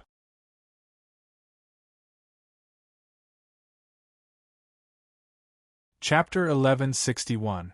After making some defensive and search arrangements, Terumi Mei jumped out of the open window of the office and quickly moved to the forest in the south of the village designated by Ito Seiji. Behind her, several powerful Umbu members of the Mist Ninja were following her. Obviously, Mei didn't intend to go alone.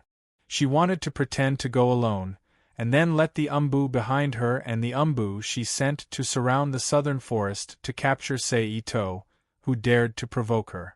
With a leap of about 10 meters, the red-haired Terumi Mei, wearing a blue robe, quickly arrived at the southern forest.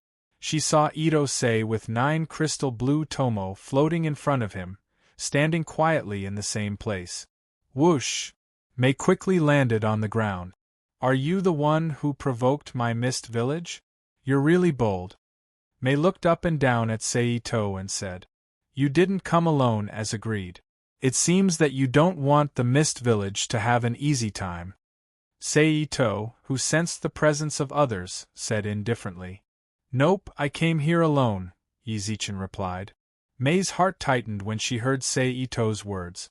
She didn't expect him to have such a strong perception, but her face still didn't show it. Women really like to lie. Seito sighed softly.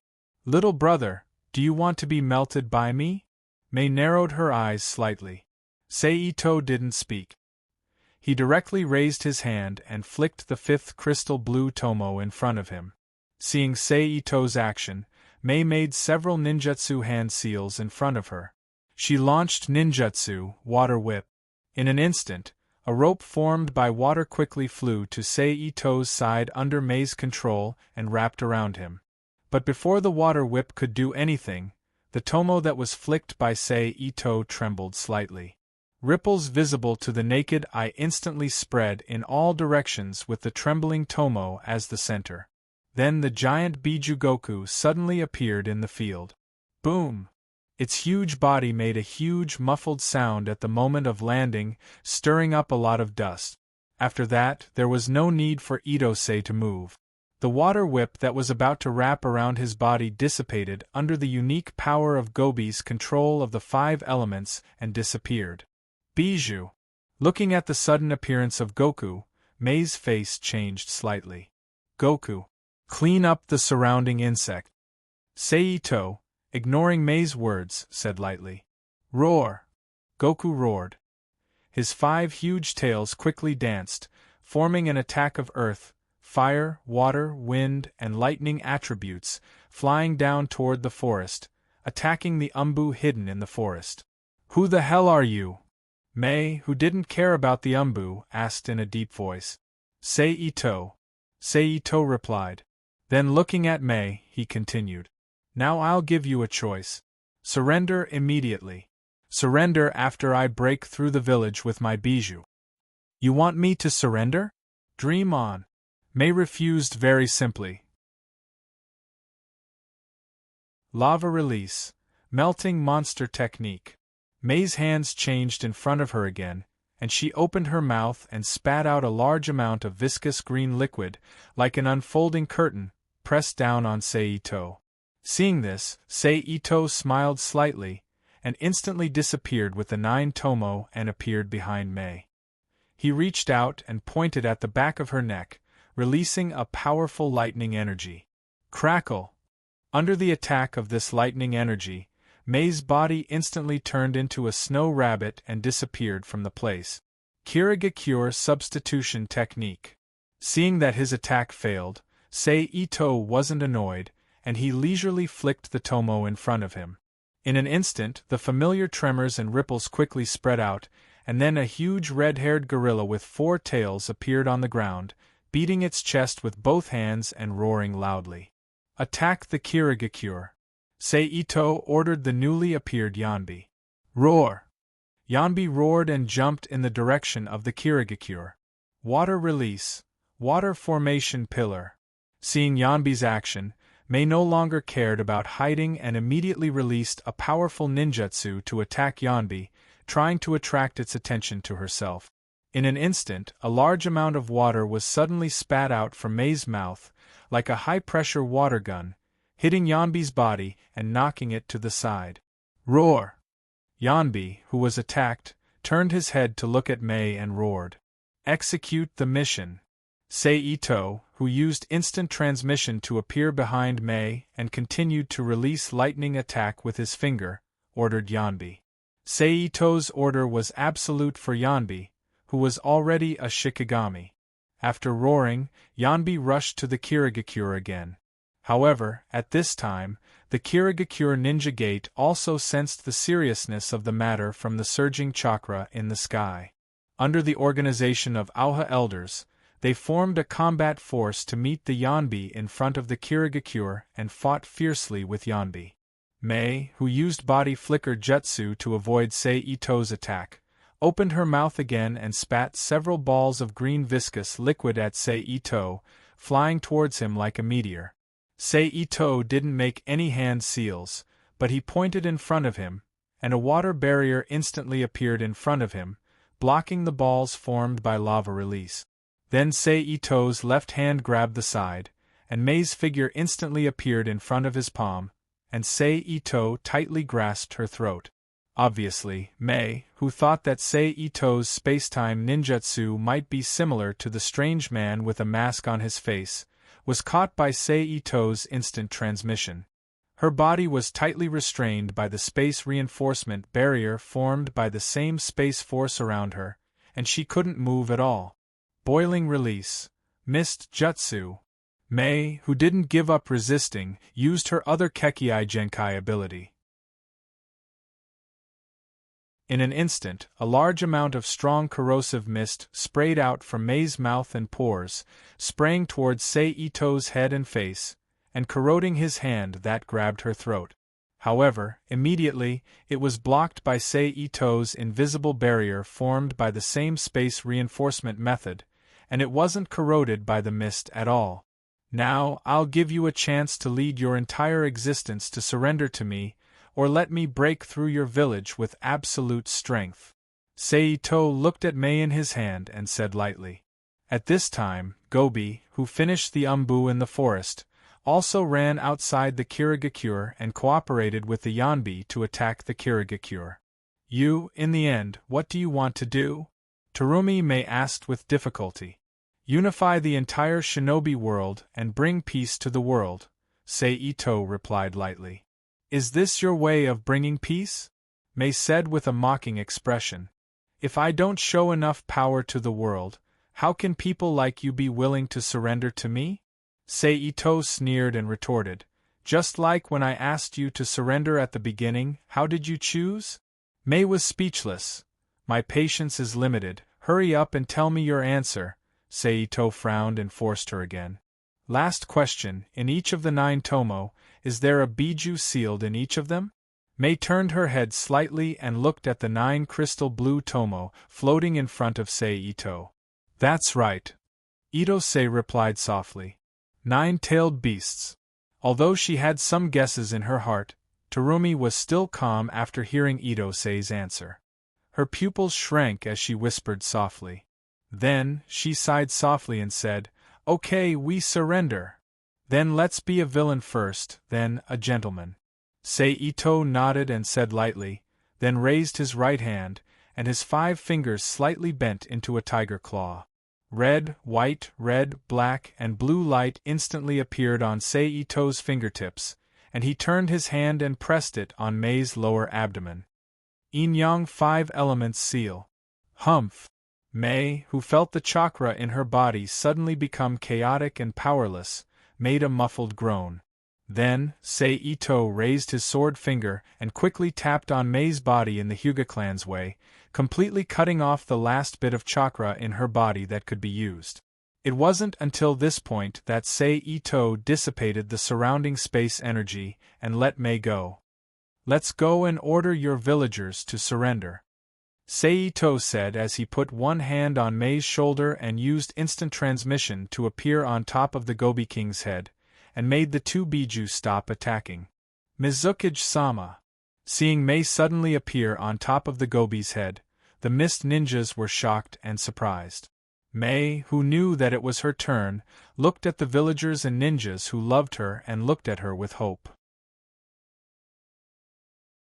She walked to the front with a complicated expression, took a deep breath, and said loudly, I, Terumi Mei, as the 5th Mizukage, hereby announce that the Mist Village officially surrenders. What? Mizukage-sama! How could this be? As soon as Mei's voice fell, all kinds of shocked, inexplicable, and angry voices came from the ninjas and echoed in the sky. I, Terumi Mei, as the 5th Mizukage, hereby announce that the Mist Village surrenders to this Sei Ito next to me. If you still recognize me as the Mizukage, accept the order immediately. Mei took a deep breath again and pointed to Sei Ito next to her and said loudly. Hearing Mei's words, Sei Ito also walked to the front of the crowd and exposed his face to everyone's eyes.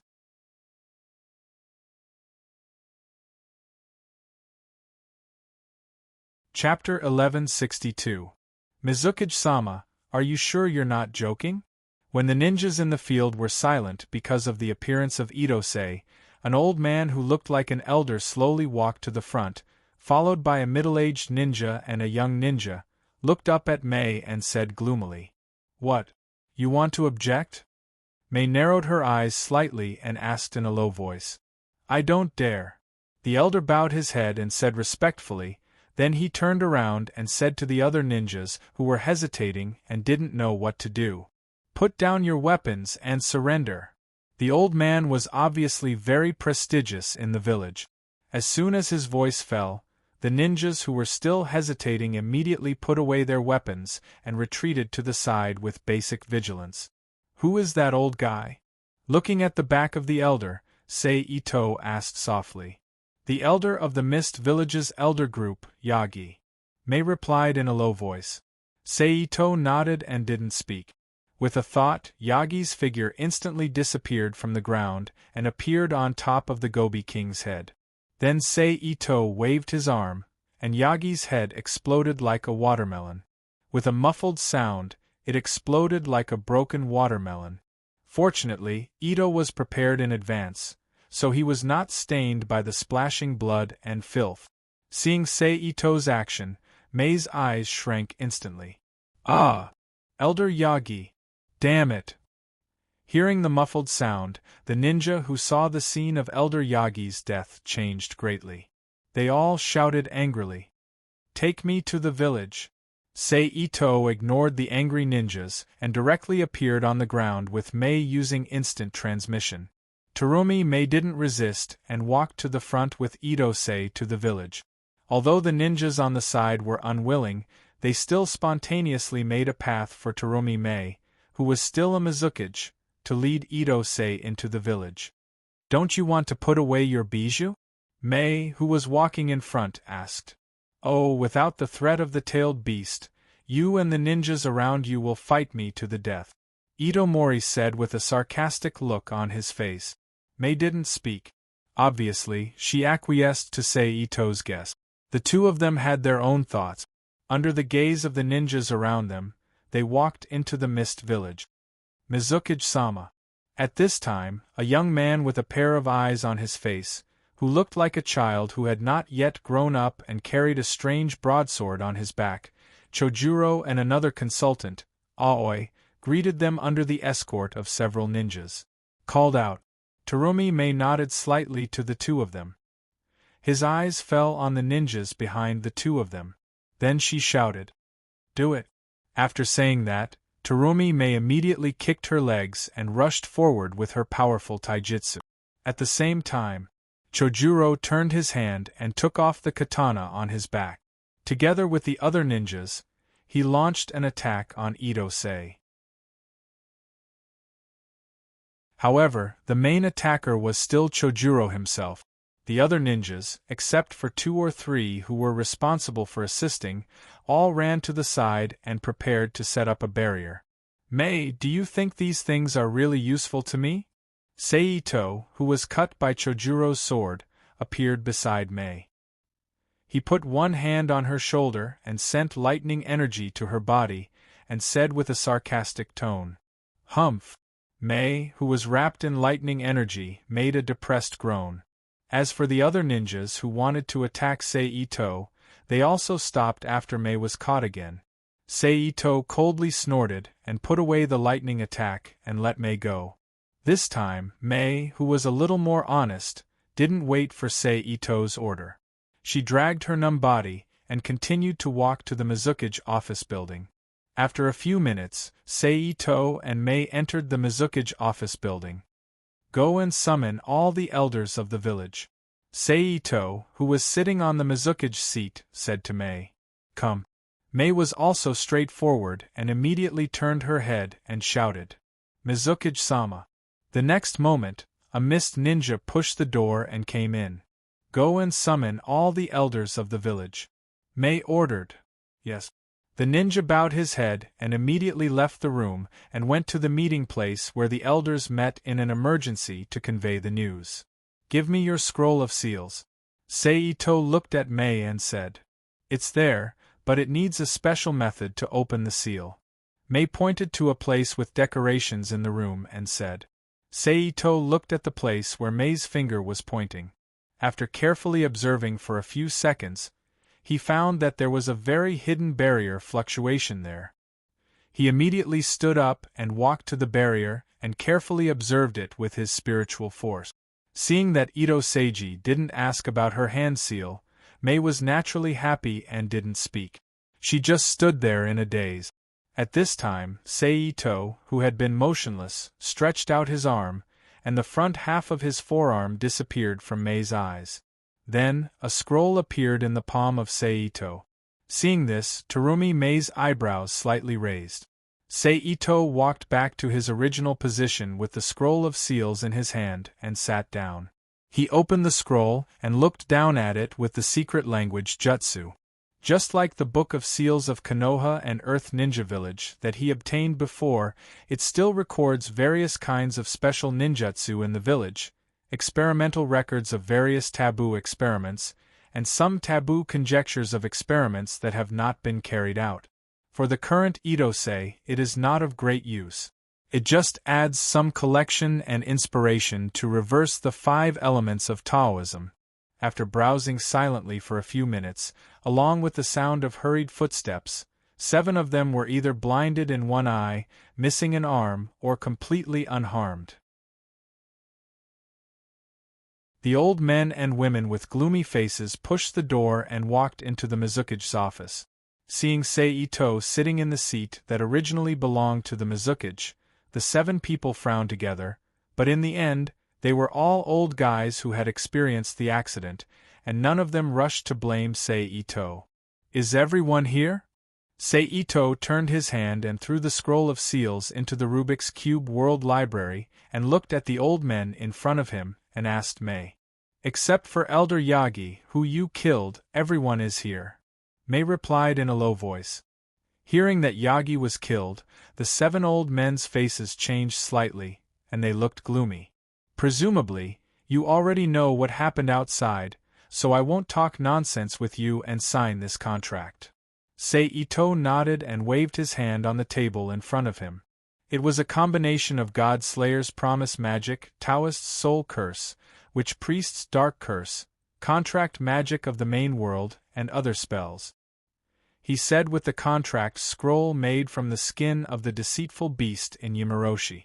Feeling the strange fluctuations emitted by the skin, the 7 old men and Mei didn't move. Mei, you, the Mizuki, will take the lead. Seito narrowed his eyes and turned to look at Mei. Then, Seito reminded again. Use your blood as ink. Can you tell me what this is? Mei, who couldn't resist at all, walked to the desk. She picked up one of the contracts and asked. A special contract I made with a secret technique. The person who signs the contract must fully abide by the terms of the contract. If there is a violation, the power of the contract will backfire. You will become an idiot and you will die directly. Seito explained with a warm smile. Hearing this, the faces of the elders changed again. Only by signing this contract will I believe that you really surrendered to me. Otherwise, I don't mind summoning more bijou to completely remove Kirigakure from the world. Seito glanced at the 7 elders one by one. Mei was also decisive. After Seito's voice fell, she turned her hand and took out a kunai. She scratched her left palm and then nailed the kunai to the table. Her right index finger was stained with the blood that kept coming out of her left palm. She wrote her name in Japanese in the blank space of the contract scroll. At the moment her name was written, the surface of the contract immediately bloomed with a mysterious dark golden light, swallowing the blood on the surface of the scroll, and then turned into a streamer and went into Mei's forehead. Seeing this change, no matter what they thought before, they had to believe Seito's word. It's your turn. Seito raised his hand, and the contract that belonged to Mei returned to his hand. He rolled it up and looked at the rightmost elder of the 7 elders and said. The elder's expression changed, and a fierce look flashed in his eyes.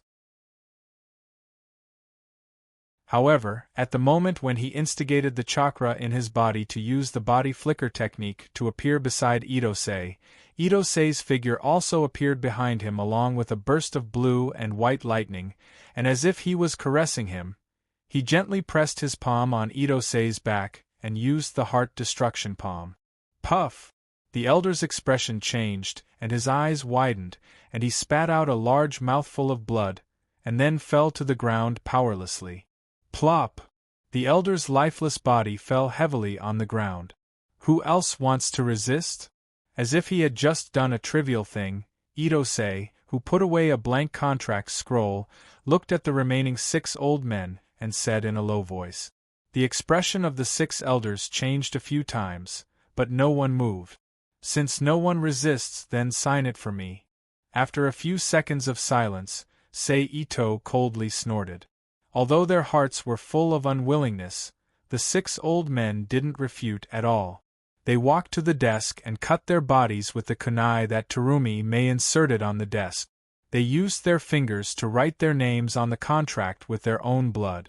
In an instant, 6 pale golden lights bloomed from the contract one after another, swallowing the blood on the surface of the contract, and turned into a stream of light that disappeared into the bodies of the elders. Very good. Ito waved his hand and put away the contract scroll signed by the 6 elders, and said with a satisfied smile on his face, "You can go now. As for what to do, I don't need to tell you." "Yes, Lord." The 6 elders showed a respectful expression on their faces and responded in unison. "Also, the family of Yagi and this guy that I killed before, you can do as you see fit." Then, just as the 6 elders were about to leave, Ito said again, "Yes." The 6 elders looked at each other, and a light flashed in their eyes, and they bowed their heads. Obviously, they have begun to calculate how to annex the 2 families. After the 6 elders left, Ito turned his hand again and took out the contract scroll of the 2 people and threw it to Terumi Mei. Terumi Mei, who raised her hand to take the scroll, looked up at Ito in confusion. "I don't have so much time to manage the village, so in the future, you will still be the Kage in this village. If the 6 elders make too much trouble because of the contract, I allow you to kill them." Ito looked at Terumi Mei and said, "As long as the contract scroll is destroyed, the contractor corresponding to the scroll will be punished by the power of the contract, I understand." Terumi Mei looked at Ito with some surprise and nodded. Ito nodded slightly, and he thought about the Yanbi and Gobi outside the Kirigakure, and then used instant transmission to leave the Mizukage office building and rushed in the direction of the Reikage village. Ito, looking down at the contract scroll in her hand and the old man's corpse next to the Mizukage, Terumi Mei murmured to herself. She didn't understand what Ito wanted. "Come." Then, Terumi Mei's expression shook, and she returned to her previous Mizukage appearance and shouted in a sonorous tone. Mizukage-sama on the other side, Ito, who used ultra-long-distance instant transmission twice in a row, smoothly arrived in the Land of Lightning, and then quickly flew in the direction of the Kumogakure. A few minutes later, Ito came to the periphery of the Kumogakure and hovered in the sky.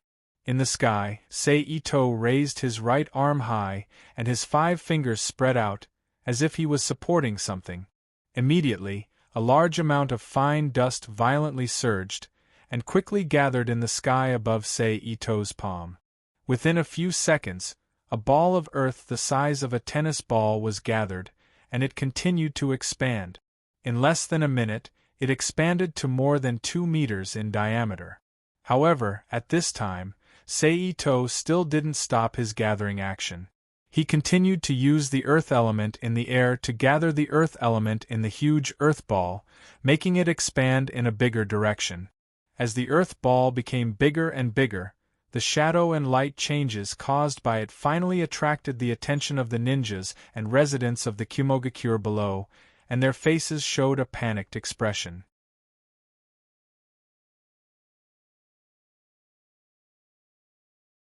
Chapter 1163. P.S. Thanks to LMXY and Mizuho for their precious monthly votes, and thanks to Mad Wolf Howl for his reward. Reikage-sama, it's not good, an enemy is attacking the village. With a muffled sound, a man dressed as a Kumo ninja rushed into Reikage's office and knelt on one knee behind the desk. Reikage was wearing a white haori, revealing his strong chest and abdomen muscles. Who dares? Reikage slammed his fist on the desk in front of him, and the huge force immediately smashed the desk into pieces, and a large number of papers and documents scattered. Reikage stood up from his seat and shouted. Then, his figure flashed and disappeared from the office in an instant. It was only after the thunder shadow disappeared that the documents floating around seemed to be affected by some kind of power. Some were suspended in the air, and some were torn into pieces by the invisible and chaotic wind. Who dares to come to my Kumo village? Reikage ran into the village and looked up at Sei-Ito, who had gathered a huge ball of earth elements in the sky with a diameter of more than 20 meters. Sei-Ito. Sei-Ito replied in a flat tone and then continued, Now I give you two choices. First, surrender to me immediately, so that your Kumo village can survive this disaster. Second, resist, and then I will use this boulder to destroy the whole village. Bastard, do you think the people of Kumo village are weak? Reikage said loudly. I will give you 10 minutes to think about it, and whether you don't give me the answer I want or something else, I will immediately launch an attack on Kumogakure. Ito-sei ignored Reikage's clamor and continued to speak. After that, Sei-Ito once again summoned the 9 tomo that sealed the 9-tailed beasts in front of him, and activated the 4 tomo that sealed the Nibi Matatabi, the Yanbi, the Gobi Muwang, and the Hachibi Ox Demon. In an instant, 4 ripples spread out from the 4 slightly trembling Magatama. Then, one of them was a huge cat demon cat formed by dark blue flame energy, and the other was a 4-tailed giant ape with bright red fur. Only its limbs and chest had dark green corpse-like existences. One of them was Snow White, a 5-tailed monster that looked like a giant foxhound with curved legs on its head, and a giant monster that had the head of a cow, the body of a human, and the lower body of an octopus appeared in the sky. They landed heavily on the ground like 4 powerful cannonballs. The impact was comparable to a magnitude 5 earthquake. A large cloud of dust was stirred up, faintly enveloping their bodies. Yugi-sama and Killer Bai-sama. Seeing the appearance of the Nibi Matatabi and the Hachibi Ox Demon, as the original owners of the 2-tailed beasts, the Kumo ninja immediately called out the name of their Jinchuriki before they were made into Shikigami. It's you. Seeing the 2-tailed beasts, especially the Hachibi Reikage, who said angrily, It's you who took Killer Bai-sama. Reikage, instead of being entangled in these issues, you should hurry up and gather the village elders to discuss the future of the village. Otherwise, after 10 minutes, if you can't come up with an idea, I will attack Kumo village. Sei-Ito looked at the Reikage and the Kumo ninjas, who couldn't suppress their panic because of the bijou, and said with a smile. While Sei-Ito was talking, the huge earth ball in his hand once again expanded outward, nearly 30 meters in diameter. Reikage-sama, please calm down. At this time, a female ninja with short blonde hair wearing dark brown short sleeves came to the side of the Reikage and said to the angry Reikage, Come. The Reikage didn't care about the blonde woman's reminder at all and shouted directly, Reikage-sama. A Kumo ninja next to him stepped forward and saluted. Let all the ninjas in the village go out and hold the 4-tailed beasts for me. The Reikage ordered. Yes. The Kumo ninjas took the order and quickly left using the body flicker technique. Sammy, you go too. Then the Reikage said to the blonde woman next to him. Yes. The blonde woman bowed her head and immediately used the body flicker technique to leave the Reikage's side. You guys. After the blonde woman left, the Reikage pointed to a dozen Kumo ninjas and said, You guys help me throw me into the sky. I want to twist that bastard's head off with my own hands. Yes. The Kumo ninjas who were pointed out said in unison. After that, they began to disperse the surrounding crowd. Then, with 3 people in a group, One person became the base, while the other two acted as the cannonballs. Using a relay method, they threw the other ninjas into the sky. Then, the ninjas in the air were divided into groups again. Sacrificing one person's momentum as the base, they continued to throw the other ninjas into the sky. This process repeated until only one ninja flew to the highest point. Raiden Hot Blade. With the help of the last Kumo ninja, the Raikage quickly approached Seito, and a large amount of lightning chakra wrapped around his body, and his four limbs tightened into a straight line, and he quickly hit Seito's body with his head. Ito Sei, who discovered the Raikage's attack, waved his left arm in front of him, and a space channel that was big enough for two people to pass through instantly appeared in front of him. It swallowed the Raikage that was flying towards Ito Sei. In the next moment, a space channel of the same size suddenly appeared in mid-air above the Kumo village, and the Raikage was spat out from it. The Raikage didn't know that his target had changed, and the Cloud Shinobis couldn't react fast enough, and the Raikage hit the ground with a heavy impact. Boom! With a loud bang, a large amount of smoke quickly flew up, forming a yellow sand haze, and at the same time, a large amount of lightning flew out of the haze and spread in all directions. All the Kumo ninjas and villagers who couldn't escape in time were paralyzed on the spot, trembling and falling to the ground, unable to move. It seems that you intend to resist until the end. In that case, I won't be polite. Seito looked at the yellow sand on the ground and said. After that, he raised his right arm and waved it down, and under the control of telekinesis, the huge earth ball, which had a diameter of 40 meters, immediately fell like a meteor towards the back half of the village where there were only a few ninjas. Boom! Almost in the blink of an eye, the huge rock ball fell heavily to the ground. Its huge volume immediately caused a strong vibration when it hit the ground. Shock waves visible to the naked eye quickly spread from the center of the falling rock ball, pushing the mud, gravel, broken trees, and other things that joined the impact, rushing towards Kumogakure like a huge wave of mudslide. Seeing this, the Kumo ninjas who were still awake and didn't have the impression of being shaken no longer cared about anything else, and used body flicker jutsu to escape from the impact of the mudslide.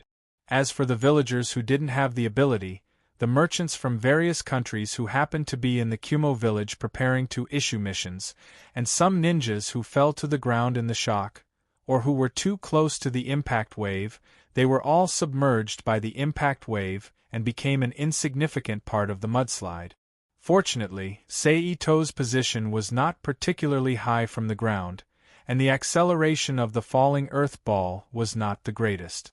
In addition, the landing point chosen by Seito was in the back half of the Kumo village where there were no residents and ninjas, so although there were casualties in the Kumo village, it was not like Pain's attack on Konoha, directly destroying the population of a village, and there were still a large number of civilians and ninjas who survived.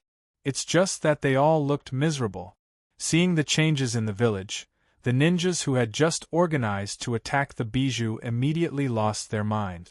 They looked at the destroyed village with anger and sadness, and the seriously injured and disabled people everywhere. Then, under the command of the calmer ninjas in each team, rescue operations were launched. As for killing the Bijou, killing the murderer, and so on, not to mention that they were not in the mood at all at this time. Even if they were in the mood, they didn't have the combat power and the ability to fly to the sky and kill the murderer. Raikage, I have already shown mercy. Are you still going to resist? Seito looked at the broken Kumo village below and said loudly. Fart. Boom. With the sound of an explosion, Raikage, wearing a lightning armor made of lightning chakra, jumped out of a pile of soil in an instant and looked up at Seito and scolded. Well, it seems that you still need a certain amount of stimulation to completely calm down. Seito looked at Raikage speechlessly and said, Attack! Then he waved his arm and ordered the 4 Bijou who had been acting as a deterrent. After receiving the order, The four bijou didn't hesitate and immediately rushed forward, leaned down, and shook their tails to throw out energy attacks, launching an attack on the Kumo village, especially the ninjas. Boy, don't use your bijou, fight me fair and square. If you win, I will lead the village to surrender to you. If you lose, you will probably die in my hands, and you won't need to pay any price. How about it? Reikage ignored the battle around him, and still looked up at Sei Ito and said, "Oh, as expected of a guy who can become a Kage. Good thinking, good decision." Ito Sei, who slowly descended from the air, chuckled and said, "Well, I'll satisfy you." Humph! Seeing Sei Ito land on the ground, Reikage coldly snorted, and his body suddenly disappeared from the place and instantly appeared in front of Sei Ito.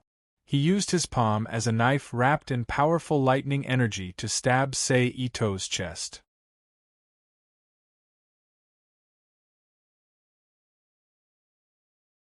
Chapter 1164.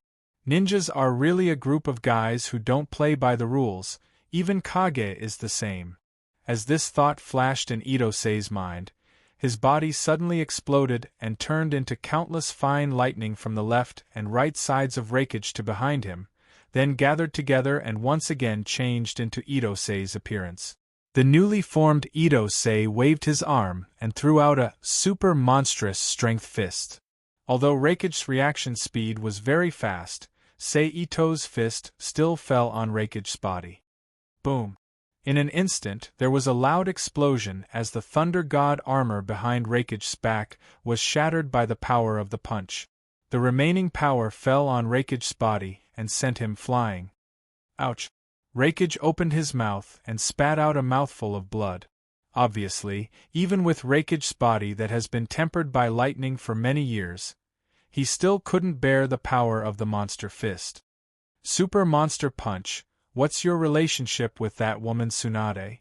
Reikage raised his hand and wiped the blood from the corner of his mouth. Well, who knows? Sei Ito shrugged his shoulders and said with a frivolous smile. Then, Sei Ito lifted his foot and stepped forward. His body suddenly disappeared and appeared behind Reikage. He still used a very mysterious punch to hit Reikage's body. Reikage knew that he couldn't withstand this punch, so he was decisive. He immediately moved sideways and returned to Sei Ito's side with a speed comparable to instant movement. Then he used Sei Ito's ninjutsu, right unlightning abuse level Chiodan. In an instant, Reikage's hands turned into countless afterimages and stabbed toward Sei Ito. At this time, Sei Ito's body once again turned into countless lightning bolts and exploded, dodging Reikage's lightning strike by a hair's breadth. He reassembled his body in another position and stretched his arms forward, and his fingers were like a conductor's baton. Instantly, several pitch-black space cracks appeared around Lei Ying. It was like Bai's blood inheritance secret skill, magic mirror ice crystal, which surrounded Lei Ying. Although he didn't know what these dark cracks were, his strong sense of crisis kept reminding Reikage that he shouldn't touch these things. However, just as Reikage was thinking about how to get out of this encirclement, dozens of them were as thick as an adult's finger. Just like the crack in front of him, attacks flew out from the crack and flew towards Reikage from different directions. Finding that he couldn't dodge the attack, Reikage's heart hardened as he gathered all of his chakra, forming a huge lightning energy around his body. Although Reikage tried his best, however, those pitch-black beams of light seemed to be able to devour everything. They were completely unaffected by the lightning energy around him.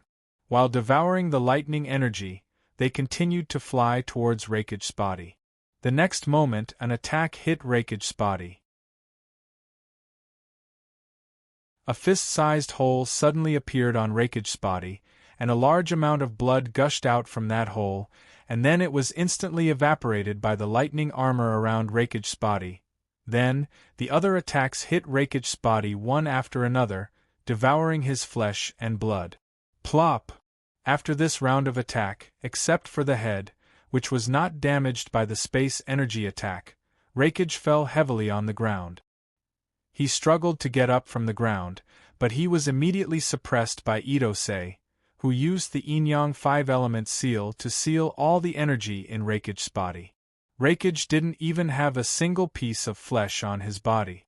His internal organs and bones could be seen in some places. Raikage fell heavily on the ground, struggling to get up from the ground, but he was immediately suppressed by Itosei, who used the yin-yang 5-element seal to seal all the energy in his body. You lost, according to the agreement, surrender. Ito used the right to life to extract life energy and threw it on Raikage's body. Humph. Raikage felt a lot better under the nourishment of life energy. What? Do you want to go back on your words? Ito looked at Raikage and said in a deep voice, I am the dignified Raikage, I am a man of my words, I won't be like those merchants, full of nonsense. Raikage struggled to get up from the ground. That's good. Ito said indifferently. Then he reached out and pressed Raikage's shoulder and continued. Announce it, I have used a secret technique, your voice will be directly transmitted to everyone's mind. Humph. Raikage snorted and said, Listen to me, I, as the fourth Raikage, officially surrender to Ito, everyone stop. Itosei used the Yamanaka clan's secret jutsu, mind transmission jutsu, to cover the area. Whether it was those who were fighting the tailed beasts, those who were commanding the rescue, or ordinary civilians, everyone heard Raikage's familiar voice at the same time. In response, Ito also ordered the 4 Bijou to stop attacking and retreat. At this point, no matter what the ninjas of Kumogakure thought, they had to accept the humiliating fact that their village was destroyed by one person. They stopped their actions with anger and unwillingness, and began to retreat to the village to help other people rescue their compatriots. With your blood as the ink, write your name on this contract. After helping Raikage, Ito took back his arm and shook his hand to create a contract scroll and handed it to Raikage. Raikage reached out and took the scroll and looked down. The content on the scroll was very simple, there were only 2 clauses. One was to represent Kumogakure in the identity of Raikage to Ito and lead the village under Ito's command. The other one was to serve Ito loyally after the contract was signed, and not to resist Ito in any way or form.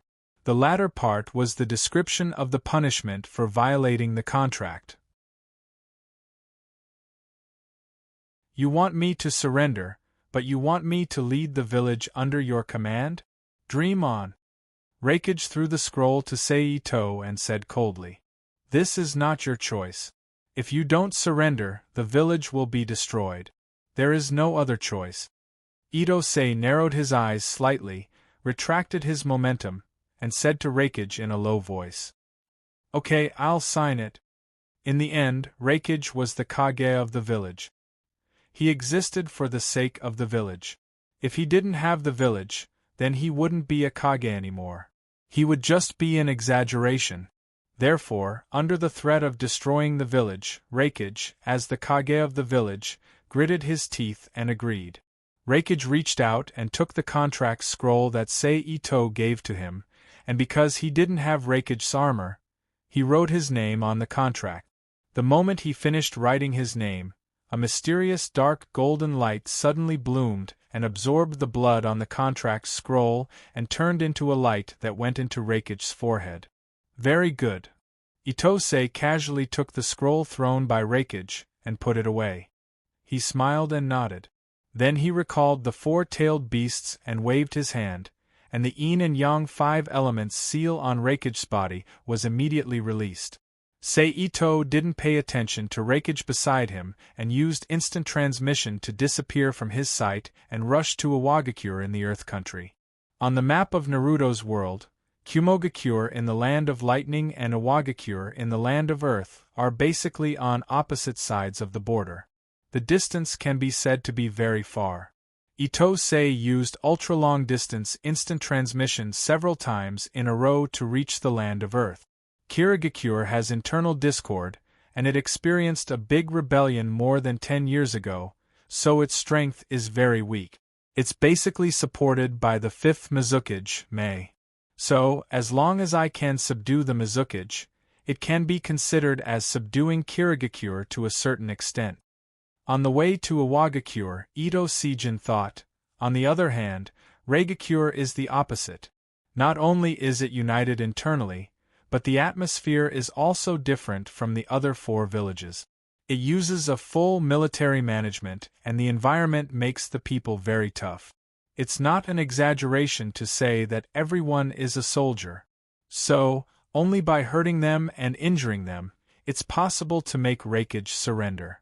As for Iwagakure in the Earth Country, not only does it have the 3rd Tsuchikage who can use dust release, but it also has a lot of experts. If I want to force Iwagakure to surrender, it seems that I still need to defeat the Tsuchikage and give them enough deterrence. After thinking about it, Ito didn't hesitate and rushed to Iwagakure's location. 10 minutes later, Ito arrived at the periphery of Iwagakure and stood on a huge rock standing on the ground. Then, Ito waved his hand to summon the 9 Magatama, sealing the tailed beasts. He activated the sealing crystals of the 4 tailed beasts, Nibi, Yanbi, Gobi, and Hachibi, and summoned them out. As soon as the 4 tailed beasts appeared, the surrounding chakra immediately became violent, and the sensor ninjas of Iwagakure noticed it. Attack! Ito didn't talk nonsense and immediately ordered. As soon as his voice fell, the 4 tailed beasts instantly rushed out and quickly ran to Iwagakure. They either attacked with claws, fists, tails, or even Gobi's chakra, launching chakra attacks on Iwagakure. Under the fierce attack of the 4 tailed beasts, Iwagakure immediately suffered great damage. Bastard! At this moment, a loud shout rang out. Following that, a skinny old man dashed in front of Nibi Nikomata. He swung his right fist that had suddenly turned into stone and ruthlessly punched Nibi Nikomata's face. Boom! After being hit, Nibi's huge body immediately flew back and hit a mountain outside Iwagakure. Needless to say, the 3rd Tsuchikage must have used super-weighted rock jutsu in his attack.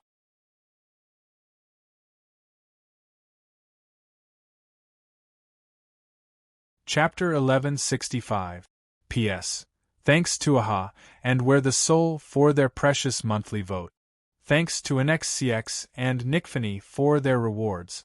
Just as the 3rd Tsuchikage was about to deal with the other Bijou, Ito's figure suddenly appeared behind him and kicked him out of the Iwagakure. Tsuchikage-sama! Old man!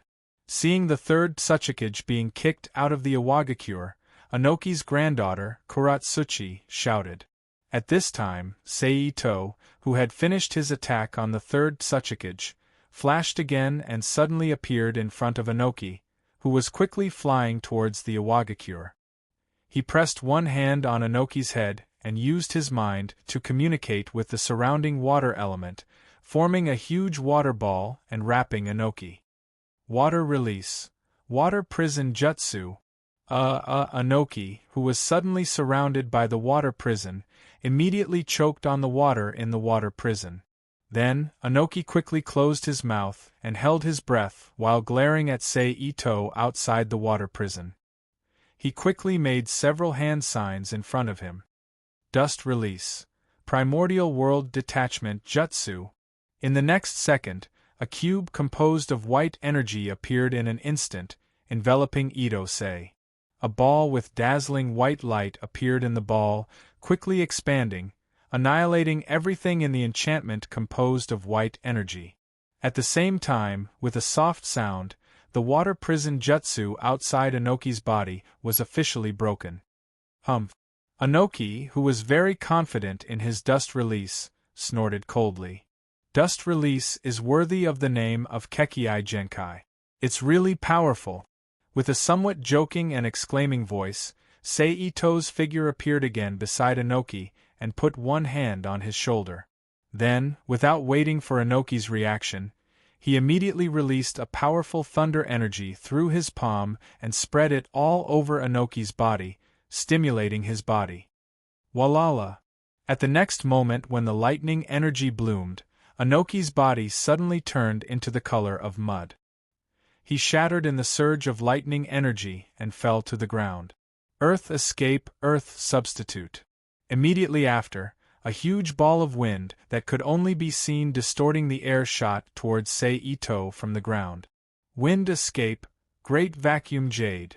Obviously, as a practitioner of the dust release, Anoki is proficient in not only the earth release, but also the wind release and fire release, which can be combined into the dust release. Sensing something strange behind him, Ito-sei turned around at a speed that seemed slow but was actually fast. He waved his arm as if he was swatting a fly. That formless mass of wind formed by the wind style, vacuum jade, was immediately sent flying and exploded in midair, forming a large amount of air turbulence, blowing up a cloud of dust. Then, Sei-Ito's figure flashed. He appeared in front of Anoki on the ground. He swung his leg and gave a big kick. Earth release, rock fist technique. Earth release, super weight rock technique. One of Anoki's arms immediately turned into a rock state and waved his fist to meet Sei-Ito's kick. Boom! A violent explosion sounded. Anoki's body immediately flew back a distance. Ouch, it hurts. Sei-Ito frowned as he landed back on the ground. Earth release, heart chop technique. At this time, a skinny arm instantly broke out from the ground under Sei-Ito's feet and grabbed Sei-Ito's ankle and pulled his body to the ground. Then another Anoki broke out from the ground and quickly retreated. Dust release, primordial knot stripping technique. At the same time, Anoki, who was kicked by Sei-Ito, made several hand seals and threw out the white cube that suddenly appeared in his palm. Almost instantly, the white cube that was thrown out by Anoki immediately expanded and covered the place where Sei-Ito was trapped. A dazzling ball immediately appeared in the cube enchantment and quickly expanded, annihilating all the matter in the enchantment. Boom! The next moment, with a loud noise, Anoki, who released the dust release, primordial knot stripping technique, immediately flew out and spouted a big mouthful of blood. After completing this blow, Ito-sei's movements did not stop. He continued to use the Flying Thunder God Jutsu to appear beside Anoki, who was flying in the air. He lifted his leg and slammed it down. Earth release, rock substitution technique. Boom! With a muffled sound, Anoki, who was hit by Sei-Ito's leg, shattered into a large number of rock fragments and fell to the ground. Humph! Sei-Ito coldly snorted and used the Flying Thunder God technique to appear where the other Anoki was originally standing, and continued to attack Anoki with ordinary monster punch and Tensho kick. Obviously, the so-called rock substitution just now was transformed by Anoki using his rock clone, but all of this didn't hinder Sei-Ito, who has secretly used the Flying Thunder God seal on Anoki in several previous battles. As long as the seal is not lost, Sei-Ito can find Anoki's whereabouts and real body in an instant and launch a fierce attack on him.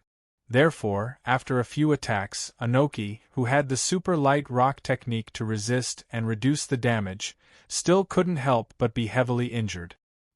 He stood in place with great pain and gasped violently. "Are you from Konoha?" Anoki looked at Sei-Ito, who had no injuries except some dust on his body, and asked.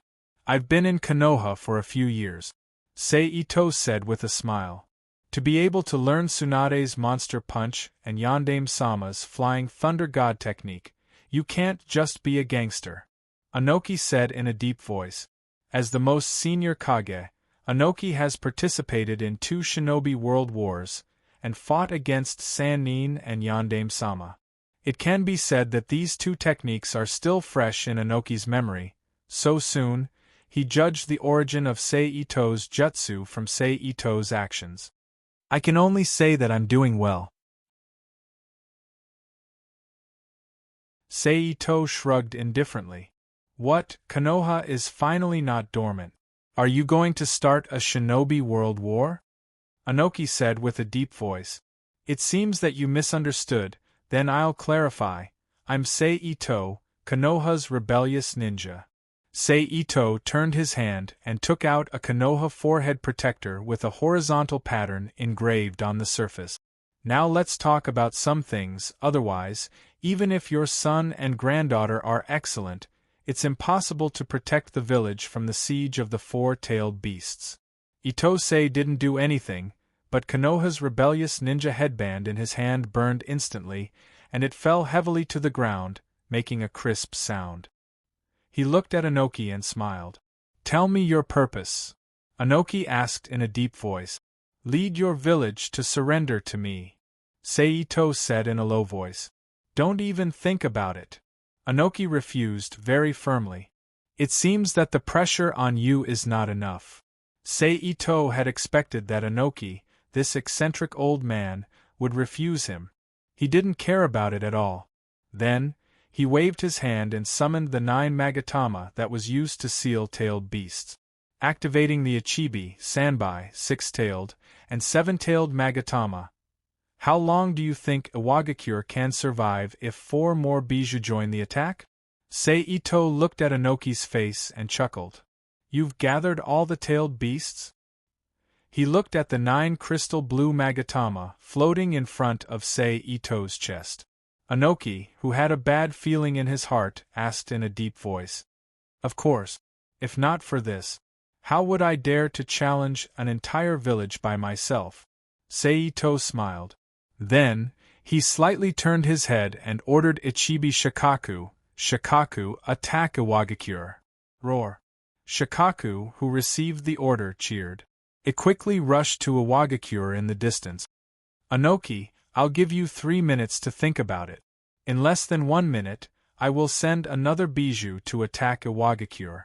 After 3 minutes, your village will be the first to be destroyed." Ito, who was sitting on a chair that was automatically transformed from mud and rock, said with a smile.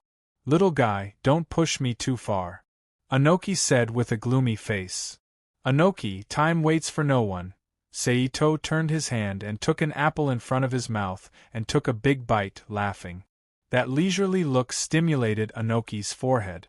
If he didn't know that Ito knows space ninjutsu, whether it's dust release, detachment of the origin world jutsu, or dust release, detachment of the origin world jutsu, Anoki wanted to throw a large-scale detachment of the origin world jutsu to kill Ito and the 3-tailed beasts behind him. Amidst this silence, another minute passed by. "Sanbai, you go too." Itose, who had transformed the floating water ball in his hand into the shape of various characters, said in a timely manner. "Roar." Sanbai, who received the order, roared and moved his thick limbs to crawl toward Iwagakure. 6-tailed beasts besieging a village, even in the troubled times before the establishment of Ninja Village, today is a good time. With a clench of his hand, Itose, who annihilated the water in his palm, looked at Anoki, who was still stubbornly refusing to surrender, and smiled. "Well, I happen to have a secret method that can show the situation in the village from time to time. Let's watch the tragedy of Iwagakure with an optimistic attitude." With that, Ito waved his arm, and a screen composed entirely of energy appeared in the air between him and Anoki, receiving strange fluctuations of information sent back by long-range detection spells such as Farsight Jutsu and Magic Eye. The battle situation in Iwagakure was displayed on the screen. "Good response, you know, to let the ordinary villagers in the village take refuge in the shelter." Ito looked at the severely damaged Iwagakure on the screen, but there were no non-combatants other than ninjas. "Oh, this is your granddaughter." Then, Itose locked the screen to a young female ninja with a somewhat neutral appearance, short black hair, but now with a dirty face, and said, "Your strength is not bad, you dare to lead a team of ninjas to fight against the Gobi, TSK. Anoki's face, which was slightly better after hearing Ito's praise, became ugly again. Oh, this strong man is your son, Kitsuchi. This commander is a good frontline commander, but I don't know if he can smoothly take over the position of Tsuchikage without you."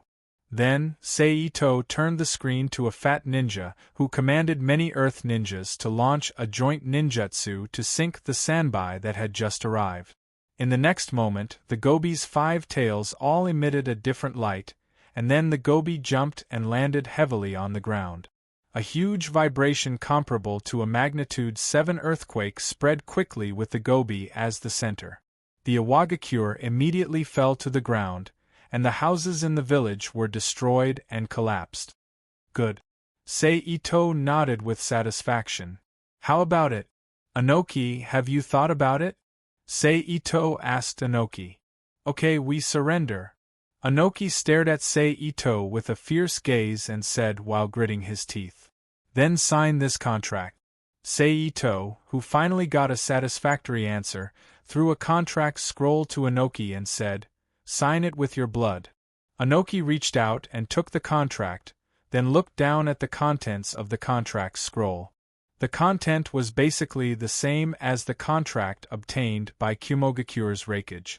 It required the surrender of the village, as well as the punishment for violating the contract. Looking at the contents of the contract, Anoki's face quickly changed twice.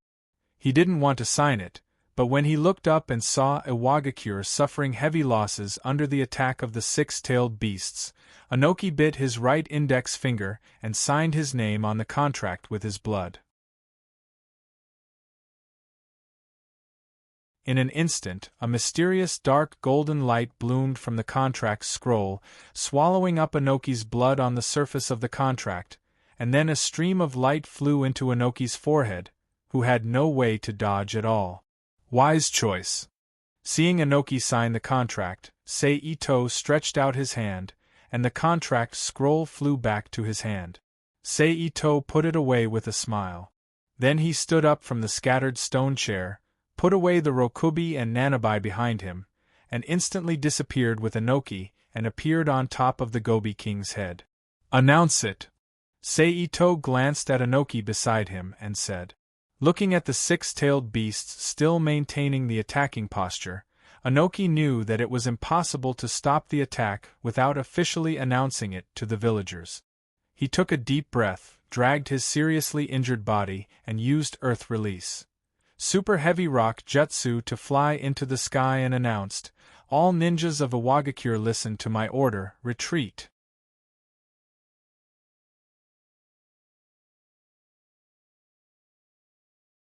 Chapter 1166. Tsuchikage-sama? Hearing Anoki's words, the rock ninjas who were fighting looked up at the thin figure in the sky in amazement. Old man, have you gone senile? Needless to say, only Kuratsuchi, Tsuchikage's granddaughter, dared to call him old man so blatantly. Even his son, Kitsuchi, didn't dare to call him old man.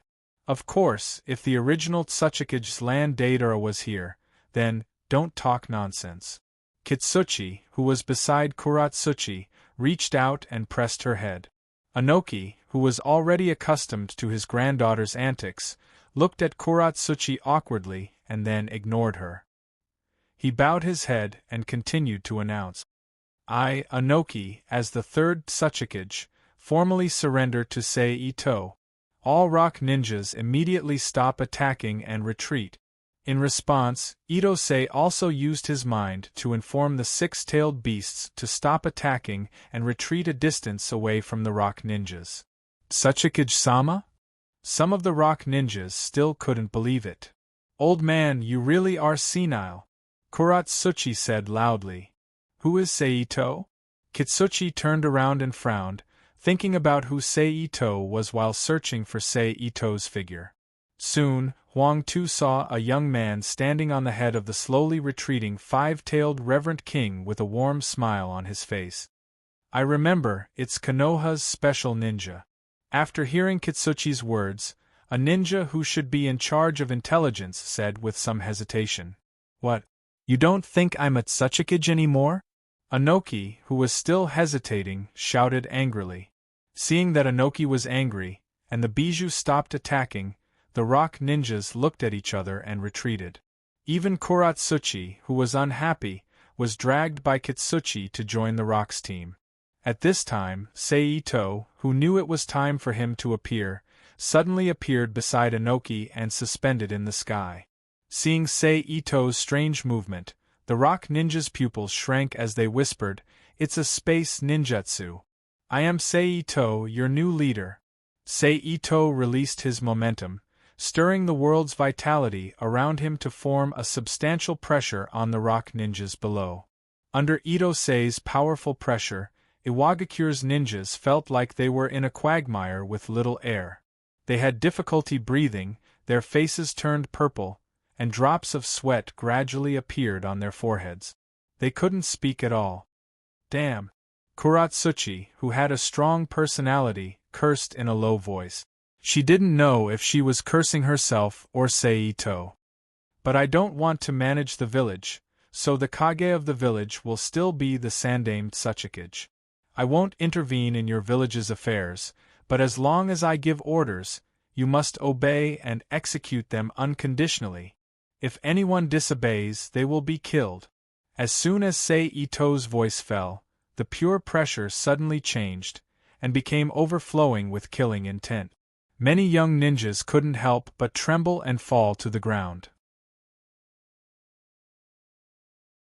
As a result, Inoki, who was in a good mood when he heard that Seito wouldn't intervene in the village's affairs, stared fiercely at the rock ninjas, and was ready to settle accounts with them later. "Okay, you can deal with the rest of the things yourself."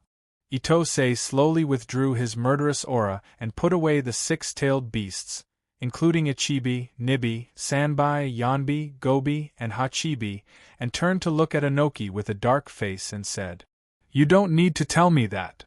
Inoki said stiffly. Seito, who had completed the two tasks of suppressing the rock ninjas and imprinting his image in the hearts of the rock ninjas, was too lazy to care about Inoki. He directly used the Flying Thunder God Jutsu and disappeared from the eyes of Inoki and the rock ninjas.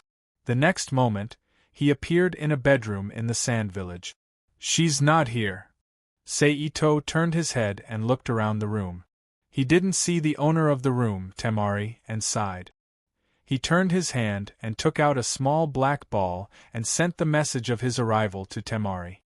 He then put away the small black ball and walked to the bed and sat down. At the same time, in a building in Sand Village, Temari was wearing a black half-sleeved kimono with a red cloth belt around her waist. She was leisurely looking at the scroll in her hand. She subconsciously reached into the crossed lapels of her kimono and took out the small black ball. She looked down and checked it. In an instant, a paragraph of text composed entirely of fluorescent green numbers was reflected in Temari's eyes. "I'm back. I'm in your house now. Come back quickly. This guy." Seeing the information presented on the small black ball, Temari's face couldn't help but show a happy smile.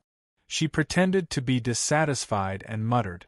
She then put the small black ball back into her arms, rolled up the scroll in her hand, put it back on the scroll rack, turned around and walked out of the room. "Ida-san, I suddenly remembered that I have something to deal with. I'll go back first." On the way out of the room, Temari was very polite to a middle-aged ninja who was thin and had a long face, but the combination of facial features gave people a sense of kindness and loyalty. "Oh, it's nothing. Go ahead." Ida-san raised his head and looked at Temari with a smile. Temari bowed to Ida-san again, turned around and walked out of the room, and hurried back to her residence. 10 minutes later, with a light G sound, Handbao opened the door and walked into the room. At this time, Seito, who heard the sound of the door, immediately stood up from the bed and walked toward the entrance. "Why are you back?" Temari, who took off her shoes and walked into the room, looked at Seito, who came to greet her, and asked. "Naturally, I miss you." Seito stretched out his arms and hugged Temari in his arms, smelling the faint fragrance on her body. "If you don't pay attention, you can't smell it at all. Come on, do you think I don't know you? If there's nothing, you'll think of coming to me." Temari, who let Seito hug her and put her chin on his shoulder, curled her lips and said, "Oh, you're always so smart. It's not fun for me." Seito moved back slightly and looked at Temari helplessly. Humph. Temari looked at Seito with disdain. Call my Gaara and Kankuro later. I have something to talk to my Gaara. Itose said softly with a slightly serious expression. Gaara, what's the matter? Temari frowned and asked. It's about the future of Sand Village. Seito replied ambiguously. The future of Sand Village? Temari looked at Seito with a hint of vigilance in her eyes and wondered. Seito nodded and confirmed. I see. But now that Gaara has become a Kazekage, it's basically impossible to invite him to my place. It will attract the attention of some people in the village, so if you want to see Gaara, it's best to go to Gaara's place, Temari said without asking anything. Okay. Seito, who naturally knew that many people in Sand Village didn't have a good impression of Gaara, nodded and agreed. Then I'll use transformation jutsu to become a kunai, and then you'll take me to see Gaara. Okay. Temari nodded and agreed. Then Seito let go of Temari and used transformation jutsu to become a kunai and fell on Temari's outstretched palm. If possible, hide me in the clothes on your chest. Seito connected with Temari with his spiritual mind and teased. You wish. Temari rolled her eyes and said angrily. Then she hid him in the place where other weapons were hidden, turned and walked out of the house, and walked towards the Kazekage's office building where Gaara was. After a while, Temari came to the Kazekage's office building and saw Gaara, who was wearing the same dark red patched clothes with two big dark circles under his eyes, sitting behind the desk and signing documents with the assistance of Jonin Baki. What's the matter? Gaara looked up at Temari, who pushed the door and asked. Temari nodded and looked at Baki and other positions in the room. Gaara, who has been a Kage for almost a year, naturally understood the meaning of Temari's behavior and said to Baki, Baki, you go first, and the rest will be dealt with later. Yes. Baki agreed, turned and walked out with the documents that had already been arranged, and looked at Temari with a little doubt when passing by. But he knew that Temari was the one in the village who would not hurt Gaara, so he was only puzzled for a moment and didn't care about the matter of Temari looking for Gaara. He stepped out of the room. You guys go too. After Baki left, Gaara said again. After the words fell, accompanied by a slight sound, only Gaara as the Kazekage and Temari as Gaara's sister were left in the room. You can say it now. Gaara crossed his fingers, bent his arms, and propped his elbows on the table in front of him, looking at Temari, who stood still, and said faintly, This time, it's not that I have something to talk to you about, but that someone else has something to talk to you about. Temari sighed slightly, then turned her hand and took out the kunai transformed by Seito and threw it on the ground beside her. Puff! At this time, a light explosion sounded, and then Seito's figure appeared from the rapidly dissipating pale white energy smoke. It's you. Gaara, who was expressionless, said with a slightly puzzled voice. Long time no see, Gaara. Seito greeted with a smile. RS.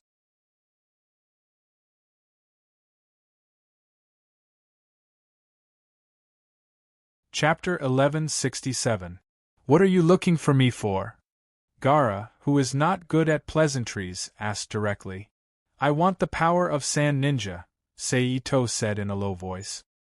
Hearing Seito's words, Temari beside him immediately frowned slightly and thought of some bad ideas in her mind, especially under the influence of Orochimaru. You want to start a war? Gaara said with cold eyes. War is not what I want. Seito shook his head with a smile on his face.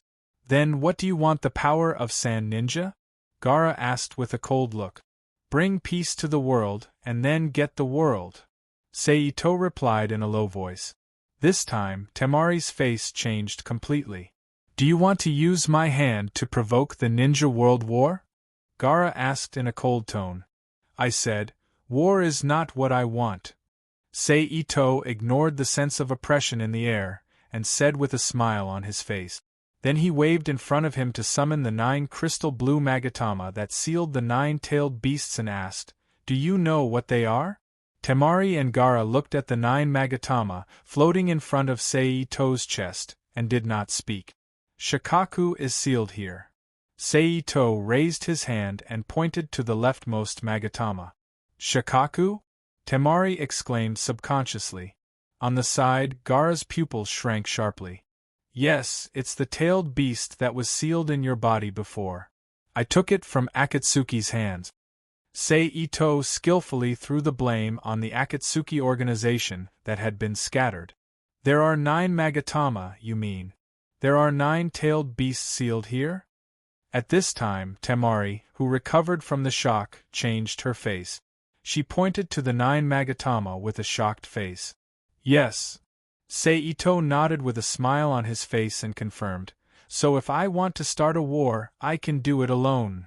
In that case, what are you doing in my sand village?" Although Gaara didn't quite believe Seito's words, he wasn't sure that the 9-tailed beasts weren't in the 9 tomo. "First, I came to see Temari." Before Temari could react, Seito suddenly reached out and hugged her waist, gently pulling her into his arms. Then, under Templar's red face and embarrassed expression, he continued, "2. For the sake of Temari, I don't want to use violence against Sand Village. I want to make Sand Village my strength in a peaceful way." "That is to say, you have been to other villages before coming to Sand Village?" Gaara asked. Although Seito successively subdued Mist Ninja, Cloud Ninja, and Rock Ninja, because they were all strong, others couldn't resist the power of force. Therefore, the operation didn't even take half a day. In addition, they were afraid that there were spies from other villages in these 3 villages. Unless they use summoning jutsu, which ignores the distance, to communicate with each other, it will take more than half a day to send a message, so they didn't have enough time to send a message until now. Gaara and even Konoha Tsunade didn't receive news that the other 3 villages were attacked. Temari, who also thought of something, raised her head and looked at Seito closely. Seito first bowed his head and smiled at Temari, then looked at Gaara again and said, "Yes, before coming to Sand Village to see you, I have been to Mist Ninja, Cloud Ninja, and Rock Ninja." "The result?" "I love," Gaara asked. "It's just like what you're thinking. Mist Ninja, Cloud Ninja, and Rock Ninja were all defeated by me and became my strength." Seito smiled. In an instant, Temari's breath stopped, and her face was full of disbelief. But with her understanding of Seito and her own wisdom analysis, she also understood that what Seito said may be true. "Well, if the 9 bijou are really sealed in those 9 tomo, show me the bijou in your hand." Gaara got up and said, "Yes."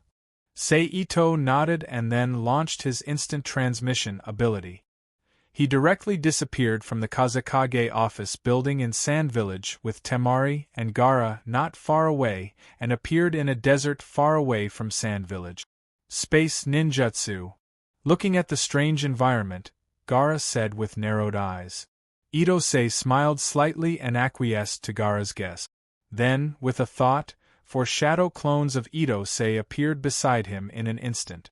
At the same time, they used instant transmission to disappear in front of Gaara and Temari. Then, a huge enchantment suddenly appeared in mid-air, completely covering this area. Seeing that the barrier that can isolate the aura was ready, Seito waved his right hand lightly, and his fingers gently stroked the surface of the 9 tomo in front of him. A ripple instantly spread from the 9 tomo. Then Ichibi Shikaku, Nibi Matatabi, Sanbai Ishii, Yanbi, Gobi, and Biju all appeared in the barrier, forming a circle, surrounding Seito, Temari, and Gaara in the center. Feeling the violent aura of the 9 bijou, Temari's face was a little pale as she hugged Seito's waist tightly, seeking a sense of security. "What do you want me to do?" Gaara, who used various methods to determine that he was not in genjutsu, looked at Seito and asked. "Gather the villagers and announce in public that I will be the master of Sand Village." Seito, who put away the 9 bijou and removed the shadow clone jutsu and aura shielding barrier, said. Then, when Temari wanted to say something, he continued, "You can rest assured that I will not intervene in your village affairs, and I will not take the position of Kage. You will still be Kazekage." "I don't understand." Gaara, who didn't understand what Seito wanted, shook his head and said, "I said what I want is this world." Seito lowered his head and winked at Temari in his arms. Until then, Temari, who knew that Seito could travel between multiple worlds, completely understood what he meant. She couldn't help but be shocked by Seito's style and ambition. "When I get this world, we can always be together." Seito lowered his head and whispered in Temari's ear.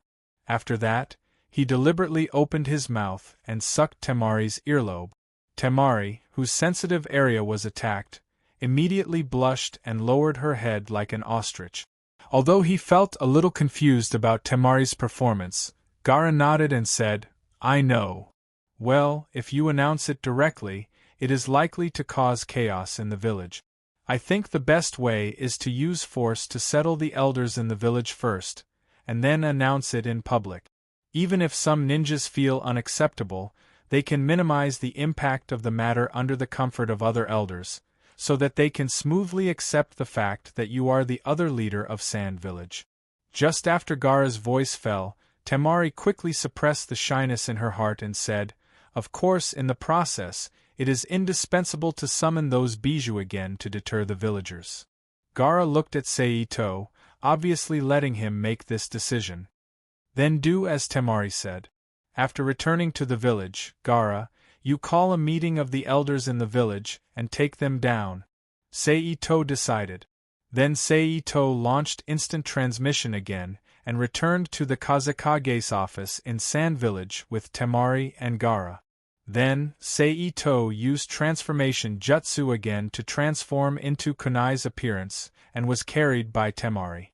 At the same time, Gaara also found Umbu and issued the decision to convene the elders' meeting, and then stayed in the office with Temari and waited. It wasn't until more than 10 minutes later that he left the office with Temari under the notice of Umbu and walked to another conference room dedicated to the village elders' meeting. "Kazekage-sama, I don't know why you called us here this time." After Gaara walked into the conference room and sat down, an old man who looked to be in his 60s asked. "Puff." As soon as his voice fell, a soft sound rang in the room, and then Seito's figure appeared from the rapidly dissipating pale white smoke. "Let me say this," standing behind Gaara, Seito said with a smile next to Temari. "Who are you? There is no place for you to speak here, you don't know the rules." Before the first old man could speak, the other old man scolded in dissatisfaction. "It's you?" At the same time, Baki, who was lucky enough to be seated as the representative of the village's ninja, looked at Seito with a stunned expression. "Baki, who is he?" An elder next to Baki asked.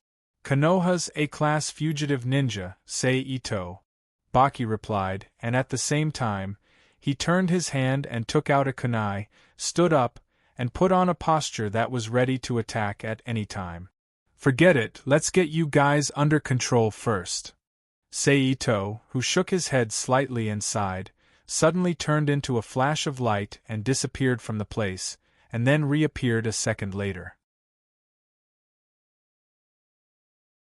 With his appearance, except for Gaara and Temari, everyone in the conference room, including Baki at the Jonin level, fell to the ground or lay on the table, their limbs swinging uncontrollably.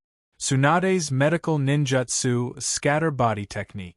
Looking at the situation in the conference room, Temari was shocked, and even the expressionless Gaara's pupils shrank sharply. "Now you should be able to listen to me." Seito looked at the elders of Sand Village, who fell around the huge round table with a warm smile on his face. Then, regardless of what they were thinking, he told the group of elders about his objective and plan. "Since you don't speak, I will treat you as Magi, so everyone, sign a contract with me."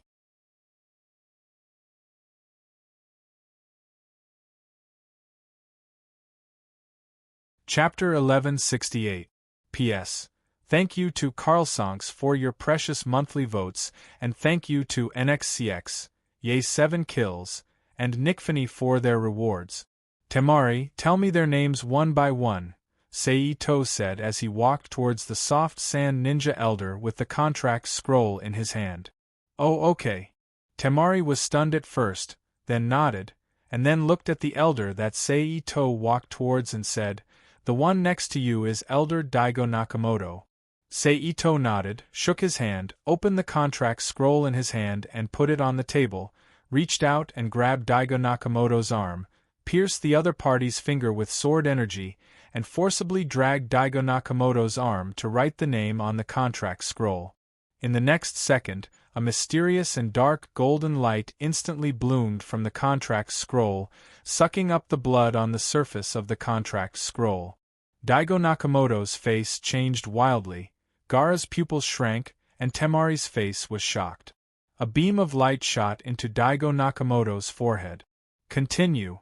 Seito, who put away Daigo Nakamoto's contract scroll, walked to another elder and said, "He is Elder Uchida Takashi," Temari said quickly. Seito didn't talk nonsense and forced Uchida Takashi to sign a contract in the same way as he treated Daigo Nakamoto. Elder Mizushima Damaru. Then Seito didn't need to say more, and Temari immediately introduced Elder Oda Haruki, Hikata. In this way, under the introduction of Temari one by one, Seito forced everyone in the room except Gaara and Temari to sign the special contract he prepared. Maybe you don't understand the meaning of this contract in my hand. But it doesn't matter, I will tell you its role with the clearest facts. Seito, who walked back to Gaara, looked at the Sand Ninja elders at the round table and said, "Just before that, pray silently that you are lucky enough to not be selected by me."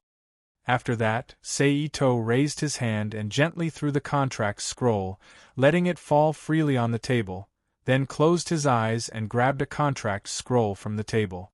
Yamada Daya. It seems that you are very unlucky. Seito opened his eyes and looked down at the name recorded on the scroll in his hand and smiled. Then he raised his head and looked again at the elders who desperately looked at him and smiled.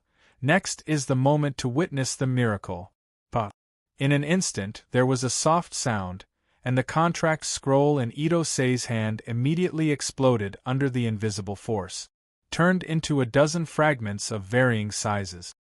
In the process of falling, it suddenly burst into flames, turning into a pile of ashes that scattered on the table. At the same time, the elder named Yamada Daya let out a shrill scream that lasted for a few seconds. His eyes and his whole body twitched as he lost all signs of life. This is the effect of the contract. As long as the contract is destroyed, the person who signed the contract will suffer the backlash of the contract's power. If it's light, they will become an idiot or a vegetable. If it's heavy, their soul will be destroyed and they will become a pile of rotten meat. With a smile on his face, Itomori introduced the power of the contract to the elders whose faces had changed. Of course, the effect of violating the contract is the same, but according to the degree of violation, the strength of the punishment is also different.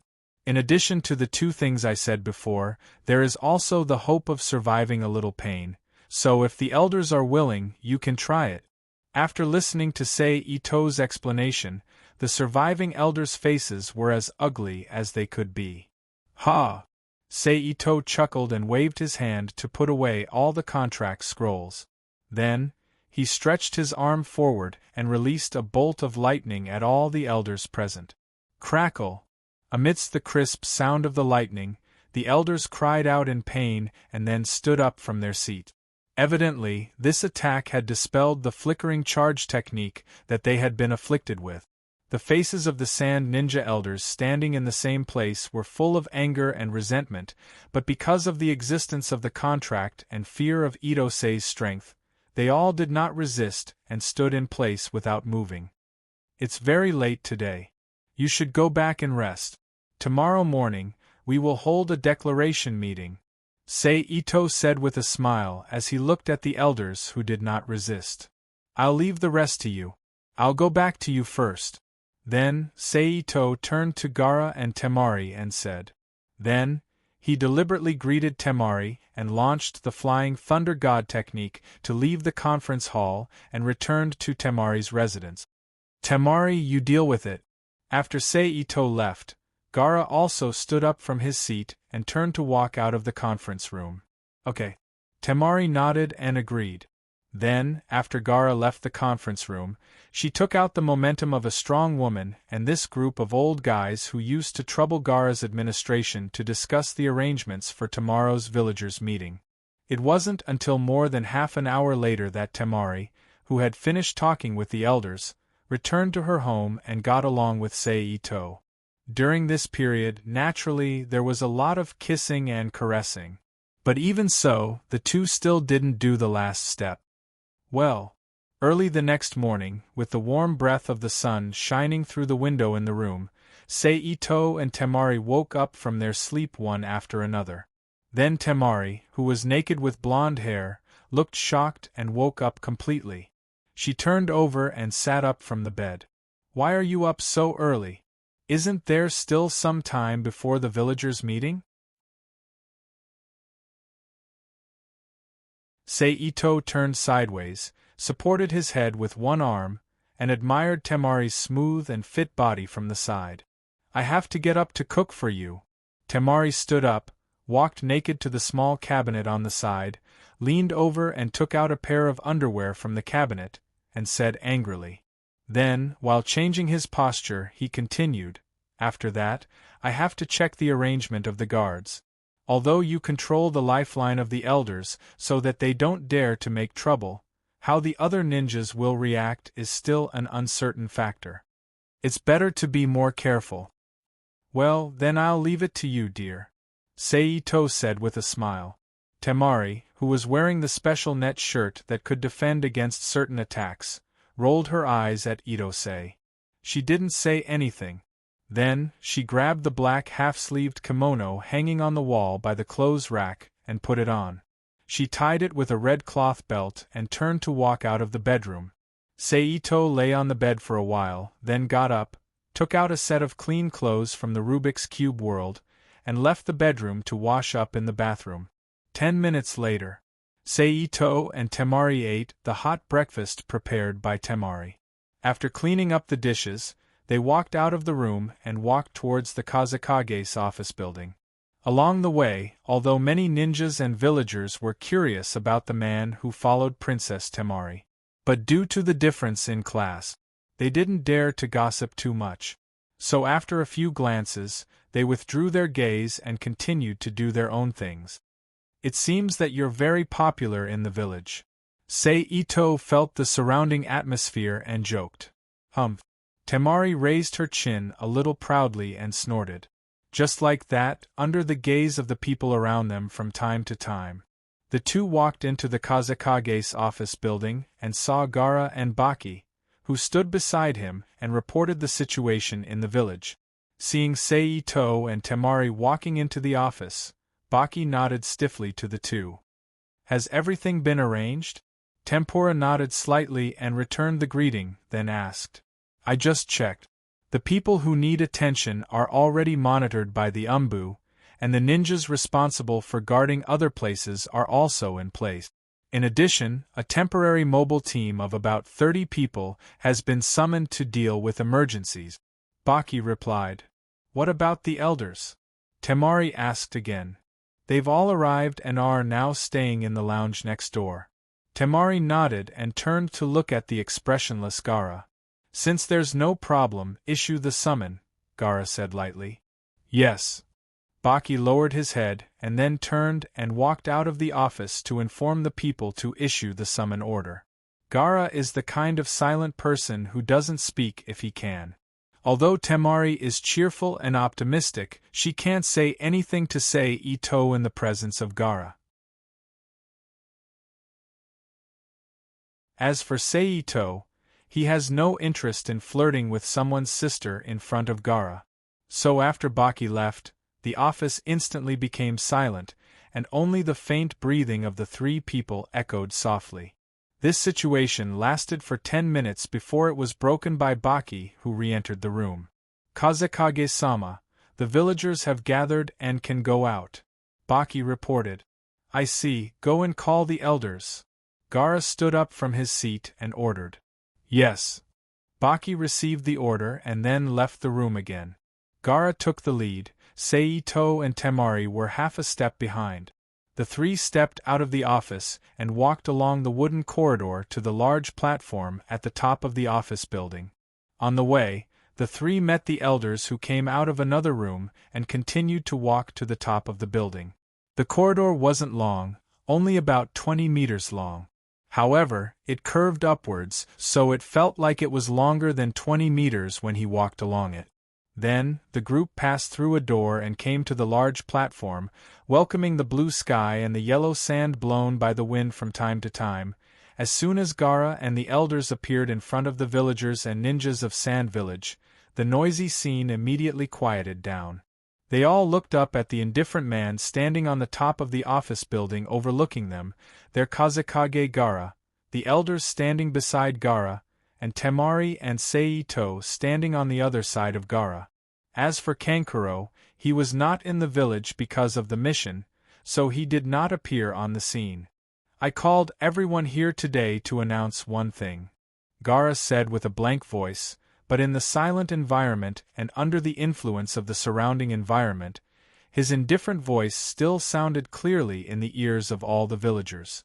"After my discussion with the elders, I officially pledge my loyalty to the one next to me." Gaara pointed to Seito and announced, "Seito." Wow. As soon as Gaara's voice fell, the villagers and ninjas who were stimulated by this fierce news couldn't help but make a noise, and a large number of ninjas questioned the elders and Gaara. "Why? Why? I'll show you why." Seito, who knew that it was time for him to show his power, snorted coldly. Then, with a flip of his hand, he leaped off the platform and hovered in the air. As if he was stepping on a solid body, he walked step by step to the sky in the center of the villagers. With a wave of his hand, he summoned the 9-tailed beasts sealed in the crystal blue jade and activated them with his thoughts. In an instant, with 9 consecutive huge ripples, the legendary 9-tailed beasts of Naruto's world immediately appeared in the void, supported by Ito-Sei's telekinesis, standing in midair with a ferocious look on their faces, releasing their violent chakra without any concealment. As soon as the 9-tailed beasts appeared, whether it was the villagers and ninjas who knew about the tailed beasts, or the elders who stood beside Gaara who did not resist because of the contract, all of them were stunned on the spot. They looked at the fierce-tailed beasts in the sky and couldn't speak. "Ah!" The silence lasted for a few seconds before a woman's high-pitched scream broke the silence. However, this scream seemed to have turned on a panic switch. All the villagers and some of the timid ninjas immediately panicked. They turned around and ran out in a panic. If no one stopped this situation, there would definitely be a trampling accident, and there would be no casualties. Seeing this, Seito's right hand moved slightly, forming a seal, and shouted, "Quiet." In an instant, a strange wave spread quickly with Seito as the center, and in a blink of an eye, it enveloped all the people present. Under the influence of this wave, the villagers who originally felt panic in their hearts all calmed down, and their expressions calmed down, and then they involuntarily stopped their panicked footsteps. Seeing this change, Temari immediately breathed a sigh of relief. "This is my reason, who else is against it now?" After calming the panic of the people, Seito looked at the people below indifferently and asked. Under the deterrence of the 9-tailed beasts, no one in the entire Sand Village dared to make a sound. "Very good." Seeing that no one objected, Seito nodded slightly and said, "But you can rest assured that Sand Village is still Sand Village, and your Kage is still Gaara. I have no interest in intervening in the management of the village, but as long as I have an order, none of you can resist, otherwise, you will be killed without mercy." After that, with a wave of his arm, the 9-tailed beasts were taken back into the Magatama. After putting away the Magatama, he turned around and walked back to the platform step by step, standing beside Temari. "Everyone, disperse." Gaara looked at the frightened villagers and said faintly. After that, he ignored the others and walked into the office building.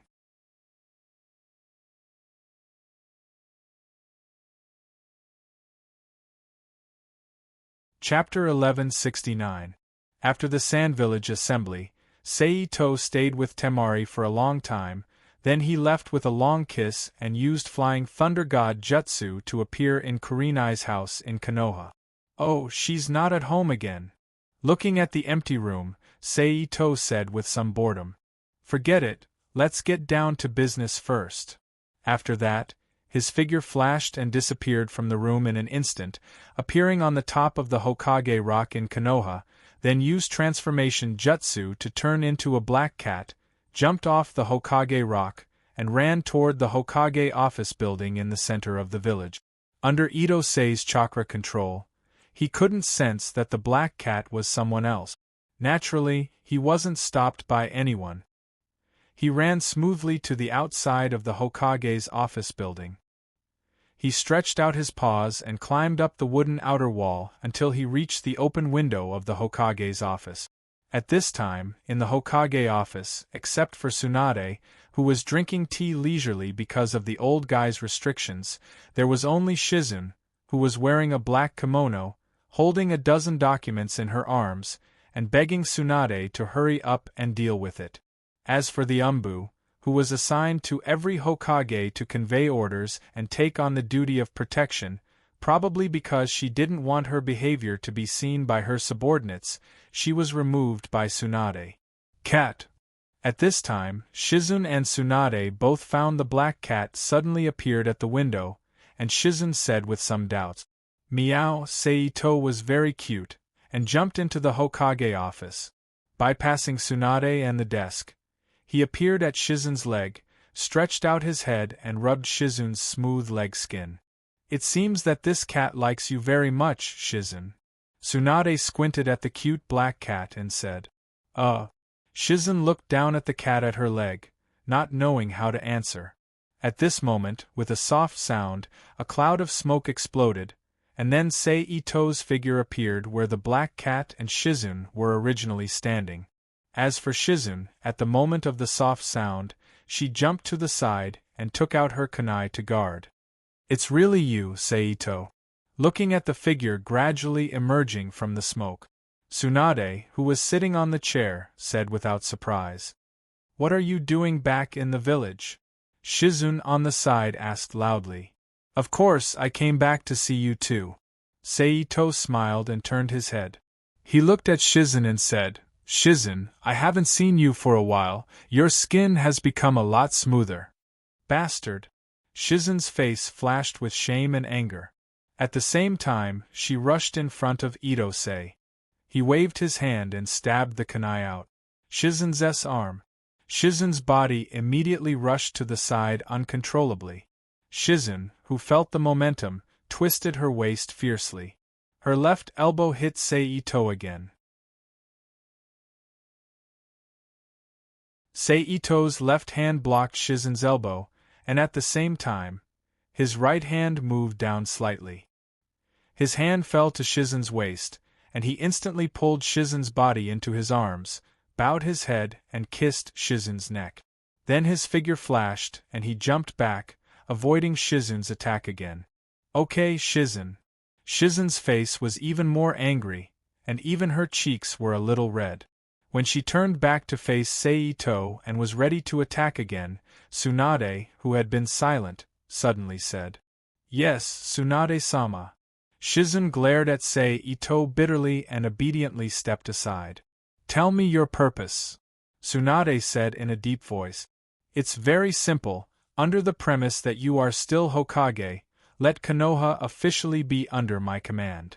Seito said with a straight face. "What?" Shizune, who didn't expect Seito to make such a request, exclaimed subconsciously. "What if I don't agree?" Tsunade said with a gloomy face. I think with Konoha's intelligence system, you should know what happened in a certain village. I don't want that to happen to Konoha. After all, you, Shizun, and some other people I care about are here. Seito replied with a slight shake of his head. The person mentioned in the intelligence is really you, Tsunade said with a dignified face. Shizun's expression changed when she heard Tsunade's words. She looked at Seito in front of her in disbelief. Obviously, as Tsunade's apprentice, assistant, and most trusted subordinate, she was the first to come into contact with some confidential information in addition to the intelligence department. If I didn't guess wrong, Konoha is the last target, right? Tsunade asked again, ignoring Shizun's change of expression. Yes. Seito nodded and admitted. Then, there was a silence of 10 seconds. Is Kyubi in your hands? Tsunade asked again. Yes, and not only is Kyubi in my hands, the other bijou are also in my hands. Seito nodded and confirmed. What do you want to do? Tsunade's expression changed slightly, and asked again.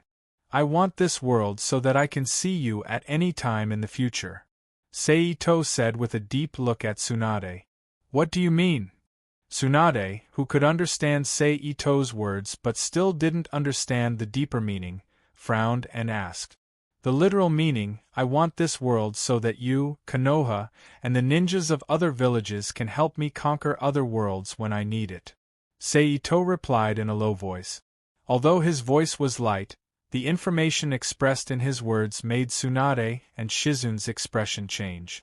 Forget it, I'll take you to other worlds. Looking at the look of disbelief on Tsunade and Shizun's faces, Seito chuckled and said, Don't resist, or you will be strangled by the power of space, or directly thrown into a different space and never come back. After saying that, he opened the Rubik's Cube world and summoned Shizun and Tsunade. Feeling the sudden strange feeling, Tsunade instinctively wanted to summon her chakra to resist, but then she remembered Seito's reminder, and rationally suppressed the desire to resist in the bottom of her heart, and kept her guard up and let the power act on her body. The next moment, Tsunade found that the world around her changed, from the shady Konoha village to a strange environment full of strange tall buildings and countless noisy voices. Almost instinctively, Steel Hand, who thought that she was in a strange genjutsu, immediately summoned her chakra to break the genjutsu on her body. But after a few seconds, Tsunade, who tried the physical damage, chakra frequency conversion, and the strange method to break the genjutsu, found that she was still in this strange environment and nothing changed. Is the test over? At this time, Seito said with a joking voice. This is the other world you mentioned? Tsunade, who still had doubts about everything in front of her, said in a deep voice. Yes. Seito, who walked slowly to Tsunade's side, looked down at the endless flow of the road below and chuckled. Let's go, I'll take you down for a stroll and buy some clothes on the way. After saying that, he mobilized the power of the Rubik's Cube world and appeared on the road of the city with Tsunade and Shizun, ignoring the strange eyes around him. He led the two of them to stroll on the streets. Tsunade and Shizun, who felt strange and suspicious about everything in front of them, didn't speak, and let Seito take them into the beautifully decorated shopping mall to buy exquisite accessories and clothes for them. But for the accessories and clothes, Tsunade didn't show much interest in them. She just chose a small accessory and held it in her hand. Shizun was a little moved by these, but she didn't dare to show too much when Tsunade didn't buy it. Finally, she was forced by Seito to wear a pearl necklace and a short-sleeved top and short skirt in line with the aesthetic concept of urban people. After more than an hour, Seito, who stopped in a park, looked at the two of them and said with a smile, It's almost time to take you back. Otherwise, Konoha's ninjas will go crazy if you disappear too long. Then with a thought, he took the two of them back to the Hokage office building in Konoha village. Fortunately, the Hokage office is not a place where anyone can get close to, so at this time, the room was still the same as when they left, there was no outsider. Looking at the familiar environment in front of her, Except for the time being a little different, Tsunade immediately bowed her head and opened her palm, looking at the small accessory in her palm. After finding that it was still in her hand, she turned her head sharply and looked at Shizune on the side. Shizune, who was still wearing the city beauty costume, was immediately shocked by Tsunade's sharp eyes. "Do you believe me now?" Seito looked at Tsunade and said with a smile. Obviously, from some of Tsunade's movements, Seito guessed Tsunade's mind. She has always suspected that she was in a genjutsu before, not the so-called going to another world, including now. I know you can't accept it for a while, but it doesn't matter, I can give you half a day to adapt, I will come to you tomorrow morning. Seito shook his head and said, then ignored the frowning Tsunade, turned around, and when Shizune's mind was completely focused on Tsunade, he raised his hand and touched her face, laughed, and used the flying thunder god jutsu to return to Kurenai's home. Rogue. Shizune cursed in a low voice with blushing cheeks. At this time, Tsunade, who returned to her senses, didn't say anything, quickly walked past Shizune, opened the door and left the Hokage office. Tsunade-sama. Shizune, who was a little stunned, quickly followed and shouted, but Tsunade seemed to have the intention to ignore Shizune and continued to walk out quickly. After a while, she left the Hokage office building and went straight to the medical department. You're tuning in to the Phoenix Knights YouTube channel. Don't forget to subscribe and join us on this journey to catch the most captivating stories.